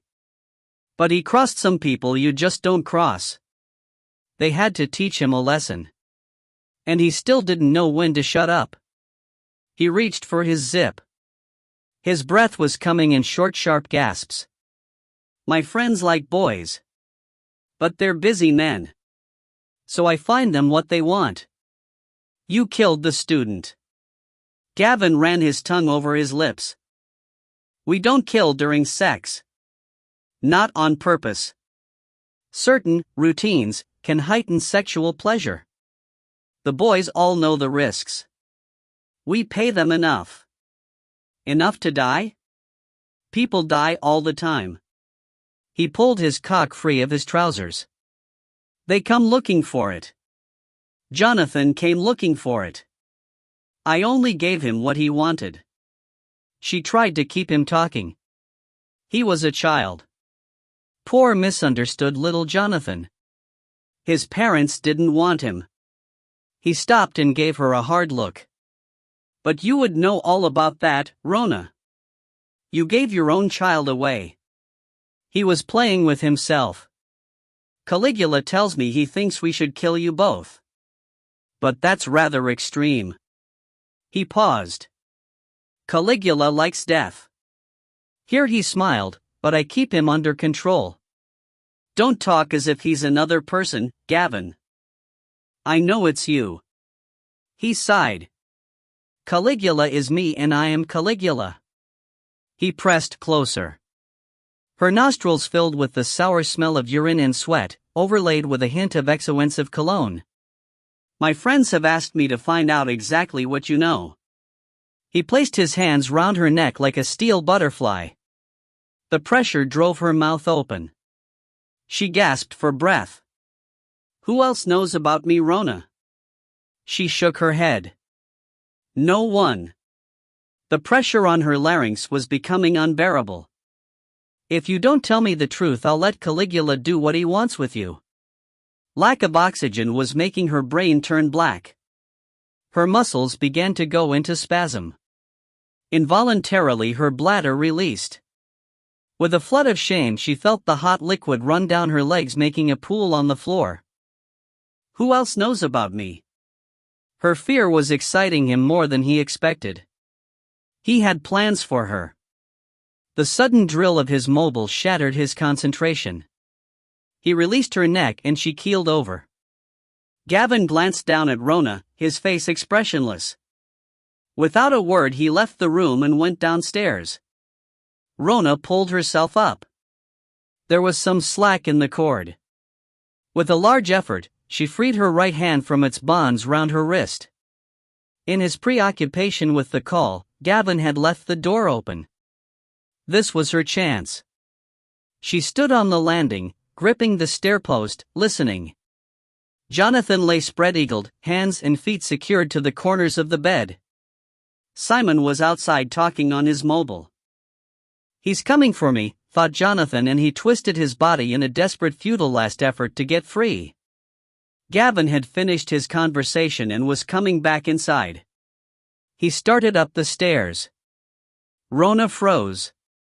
Suddenly, he stopped as if something had occurred to him, and went back down. I was going to keep you all to myself. We were going to have a little weekend up here on our own. Good food, good wine, and all the time in the world for games. Simon's smile made Jonathan's skin crawl. Then the smile vanished. And now you've spoiled it. Don't look at me. I don't want you to look at me. Simon sighed. I don't want to look at you. And neither will any of the girls, once they find out what you've been up to. Shut up. Shut up? Simon's face was a mask of distaste. I don't think so. I say what goes. I'll say whatever I like, and do whatever I like. Don't you fucking touch me. Simon smiled. Caligula was right. You're not my type. Chapter 40. The glass door opened and Janice came out of the cubicle. Bill Wilson looked up hopefully. She shook her head. He's still unconscious, sir. Bill looked through the glass panel at Chrissy's worried back. The doctor says he's lucky to be alive, sir. They nearly beat the life out of him. How did Connolly find him? Neil phoned, said he was meeting someone in the park near the bandstand. Someone Connolly should see. Connolly got there late and found him. Neil was trying to tell him something before he passed out. Something about a lock. They're at the lock, he said. They're at the lock, dot. Yes, sir. We're not short of locks round here, Bill snapped. The Trossachs, Loch Long, Loch Lomond. Spoiled for choice. Have you asked Chrissy what she thinks? Janice shook her head. As Bill pushed the door open, Chrissy looked up at him defensively. She wasn't going to let him try and question Neil, that was for sure. Bill pulled a chair up beside her. She was holding Neil's hand. His mother wasn't in, she said quietly. It was his father that answered the phone. I told him Neil was in hospital, she paused. He said he didn't have a son called Neil. Chrissy fell silent. There's something you might be able to help me with. Connolly heard Neil say the word lock before he passed out. Do you know what he meant, Dot? She looked at him puzzled, and then realization suddenly dawned. Yes, she said triumphantly. I think I know where he meant. Chapter 41. Jonathan felt the sweat prickling the side of his face. Simon had stopped talking to him. Now he was muttering quietly to himself. Jonathan lay very still.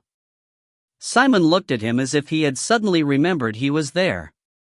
He went over and opened a bag, lying in the corner. Jonathan saw the leather straps and a whimper escaped his lips. This is what you came for. This is what you like, isn't it, Jonathan? Simon was coming towards him, saying his name over and over again. Jonathan's long cry propelled Rona downwards, even though she didn't know what she would do when she reached the bottom. The cry abruptly ended in an ominous silence. Rona stopped dead. It seemed an age until she heard another sound. Relief flooded over her. Jonathan's weeping meant he was alive. She could hear Jonathan moaning, a pitiful searing sound. Rona couldn't bear it. She had to get Gavin away from the boy, even if it meant bringing his attention back to her. Her eyes darted round the hall. The front door still stood ajar. There was a chance that, if she hid behind it, she would be out of his line of sight. She shut the front door and opened it again, then slipped behind. She heard footsteps. If he went upstairs, she was sunk. She stopped breathing as Gavin passed her and went outside. Rona immediately threw her whole weight behind the door and slammed it shut.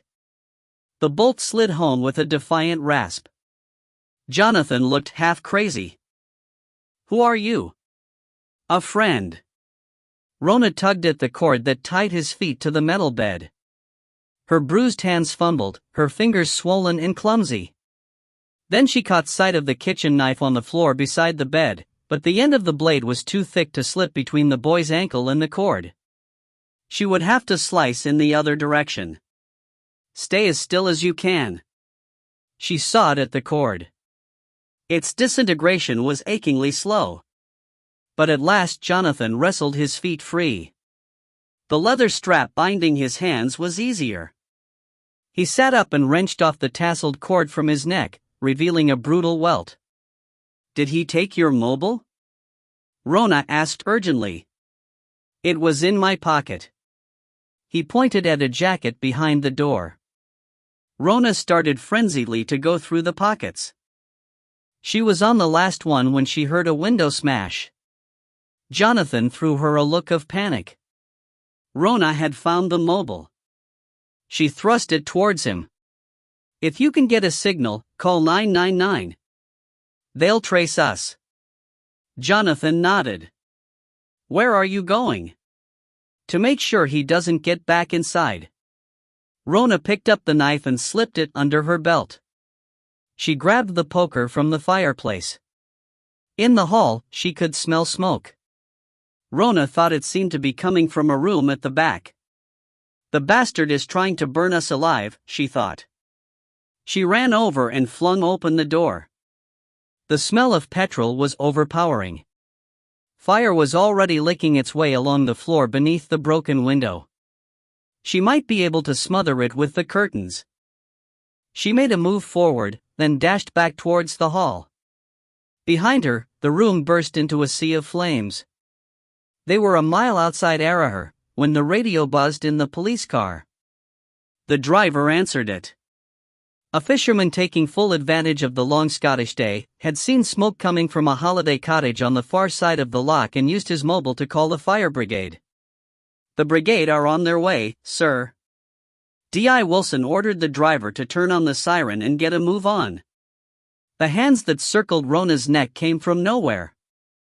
You never give up, do you? Gavin's voice was a devilish hiss. Rona dropped the poker and grabbed at his fingers, trying to prise them apart. He leaned back, lifting her bodily from the floor. Her neck was ready to snap. She scrabbled in mid-air, grabbing at nothing. Then her right hand touched metal. The knife. She pulled it free and swung it sharply over her left shoulder. Everything happened in slow motion. It met Gavin's eye. She felt the momentary resistance, the point piercing the membrane. As he staggered backwards, she heard a scream, but whether it was his or hers, she had no idea. Free of his grip, she slumped forward, gasping in the smoke-filled air. She looked up. Jonathan was shouting at her. She struggled forward. I'm coming. The words tore from her throat as she staggered towards the loch and the night sky and air filled with sweet oxygen. Bill was out and running even before the car came to a complete halt. The cottage was engulfed in flames. He ran towards the fire engine, scanning the group of figures for her fair hair. Then he saw her. Rona! Thank God. She was holding a boy's hand. This is Jonathan, she said. He wants to go home. Bill said a silent thank you to whoever was listening up there. The hospital for both of you first. Rona looked gray.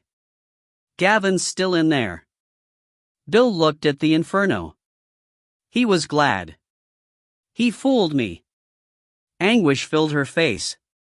He fooled us all, said Bill gently. Chapter 42. You wanted to see me, sir. The super didn't look up but went on reading the buff-colored report on his desk. Bill waited. When he did look up, his face was furious. I thought I told you to stop harassing Sir James Dalrymple. There are certain aspects to this case, ... The super's expression halted Bill in mid-flow. I understand Fenton's killer confessed to Dr. MacLeod and that he is now dead. No, sir. What? Bill took a certain pleasure in the effect the news was having on his superior officer. We can't be sure Gavin McLean died in that fire. Does Dr. MacLeod know this? Bill shook his head. The news is just in, sir.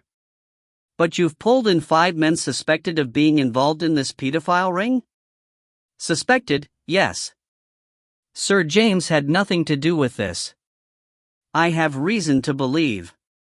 You have nothing to go on, Detective Inspector. But? Nothing but your bizarre obsession with implicating him. He did rent out his hunting lodge to pedophiles. We only have a rent boy's word on that, Neil McGregor saved Dr. MacLeod's life. Bill's voice was thick with anger. And for that we're grateful. The super became more conciliatory. The rent boy. He has a name, sir. The rent boy admits that he was always blindfolded when he was taken to this place, doesn't he? Bill knew where all this was heading. The lodge was thoroughly searched. Forensic found nothing at all to support his story. Is that not the case, Wilson? Bill held his silence. Sir James was out of the country when all this happened. I repeat, Detective Inspector. He has nothing to do with this case. I suggest you concentrate your efforts on finding Gavin McLean. With a curt nod, he indicated that the interview was at an end. Chapter 43. Sit down. You were told to rest and put your feet up, Dot. I'm not an invalid. Chrissy gave her one of her looks. Okay, Rona relented. But you'll have to turn the telly on for me. Chrissy dropped the remote in Rona's lap. I'll bring you a cup of tea, she said. Then I'm off to the hospital. I hope you don't boss Neil like this or he'll stay in there forever. Chrissy wasn't listening. Oh, someone phoned while you were napping, she said as she went to fetch her coat. He said he would phone back. It wasn't Sean? Not this time. Probably Jonathan, said Rona.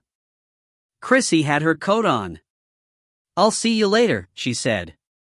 Tell Neil I was asking for him, Rona called after her. The person called back 15 minutes later. Rona was watching the news. They were interviewing Edward Stewart. The Conservative MP for Bearsden was being congratulated on helping the police track down 5 suspected members of a paedophile ring that had been operating in the Glasgow area.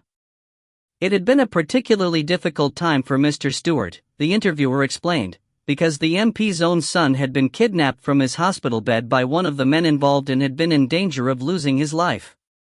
Rona pressed the off switch just as Edward gave a special vote of thanks to Sir James Dalrymple for his support at this trying time. Hello, she said into the phone. Is that Dr. Rona MacLeod? It is. I'm sorry to bother you, the voice paused nervously. My name's Liam. Liam Hope. Liam? And I think I might be your son, he said. Oh yes, Liam, Rona said. Oh yes. You're absolutely right. You are. Bill watched Rona take in the news that Gavin might still be on the loose. Sitting in the armchair in her dressing gown, she still looked pale and vulnerable. He's still alive. She said the words as though she already knew. I wondered, she looked up at him. When he grabbed me in the hall. He came in by the back door. He must have got out that way. We're running a check on all the hospitals. If he did escape, he'll need medical attention. We'll pick him up soon. She looked haunted. We've got mountain rescue teams checking the surrounding hills, just in case he's hiding out somewhere. She pulled her dressing gown tighter round her. I wish Sean was here with you. Don't worry about me. I've decided to go to see Sean in Paris, Dot. You're flying? Rona shook her head. You know me. I like my feet firmly on the ground. A sleeper and a trip through the tunnel.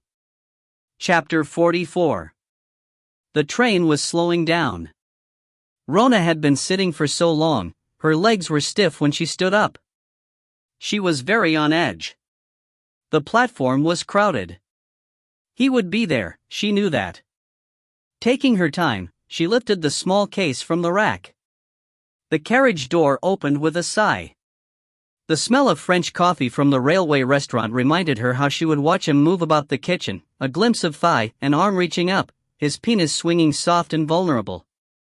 And he would whistle, that lovely melodious soundtrack to their lives together. He was standing at the barrier, watching for her. He smiled and waved. His face was so familiar that the horrors of the recent past melted, and all she knew was the smell of him, the taste of him, the warmth of his body, the gentle sweetness of their lovemaking. How could she have let herself get so close to losing this man? He came forward and took her case from her, his fingers brushing over hers. How are you? He said. His eyes were so blue. I'm fine, she said, And it was the truth. He put down the case. There are things I have to tell you. She didn't want to hear it. She put a finger on his lips to stop him. Just hold me. He put his arms around her and she buried her face in his chest, breathing him in. We've both been stupid, she said. She looked up at him and liked what she saw in his eyes. He kissed her. You taste like Ireland, he said. As they walked to the metro, he asked if she had seen her son and she said not yet, but she had spoken to him. He wants to come to university in Scotland. They left the station arm in arm. And as they walked, Sean began to whistle a tune so sweet that the sound of it in the Paris street caused people to turn and smile.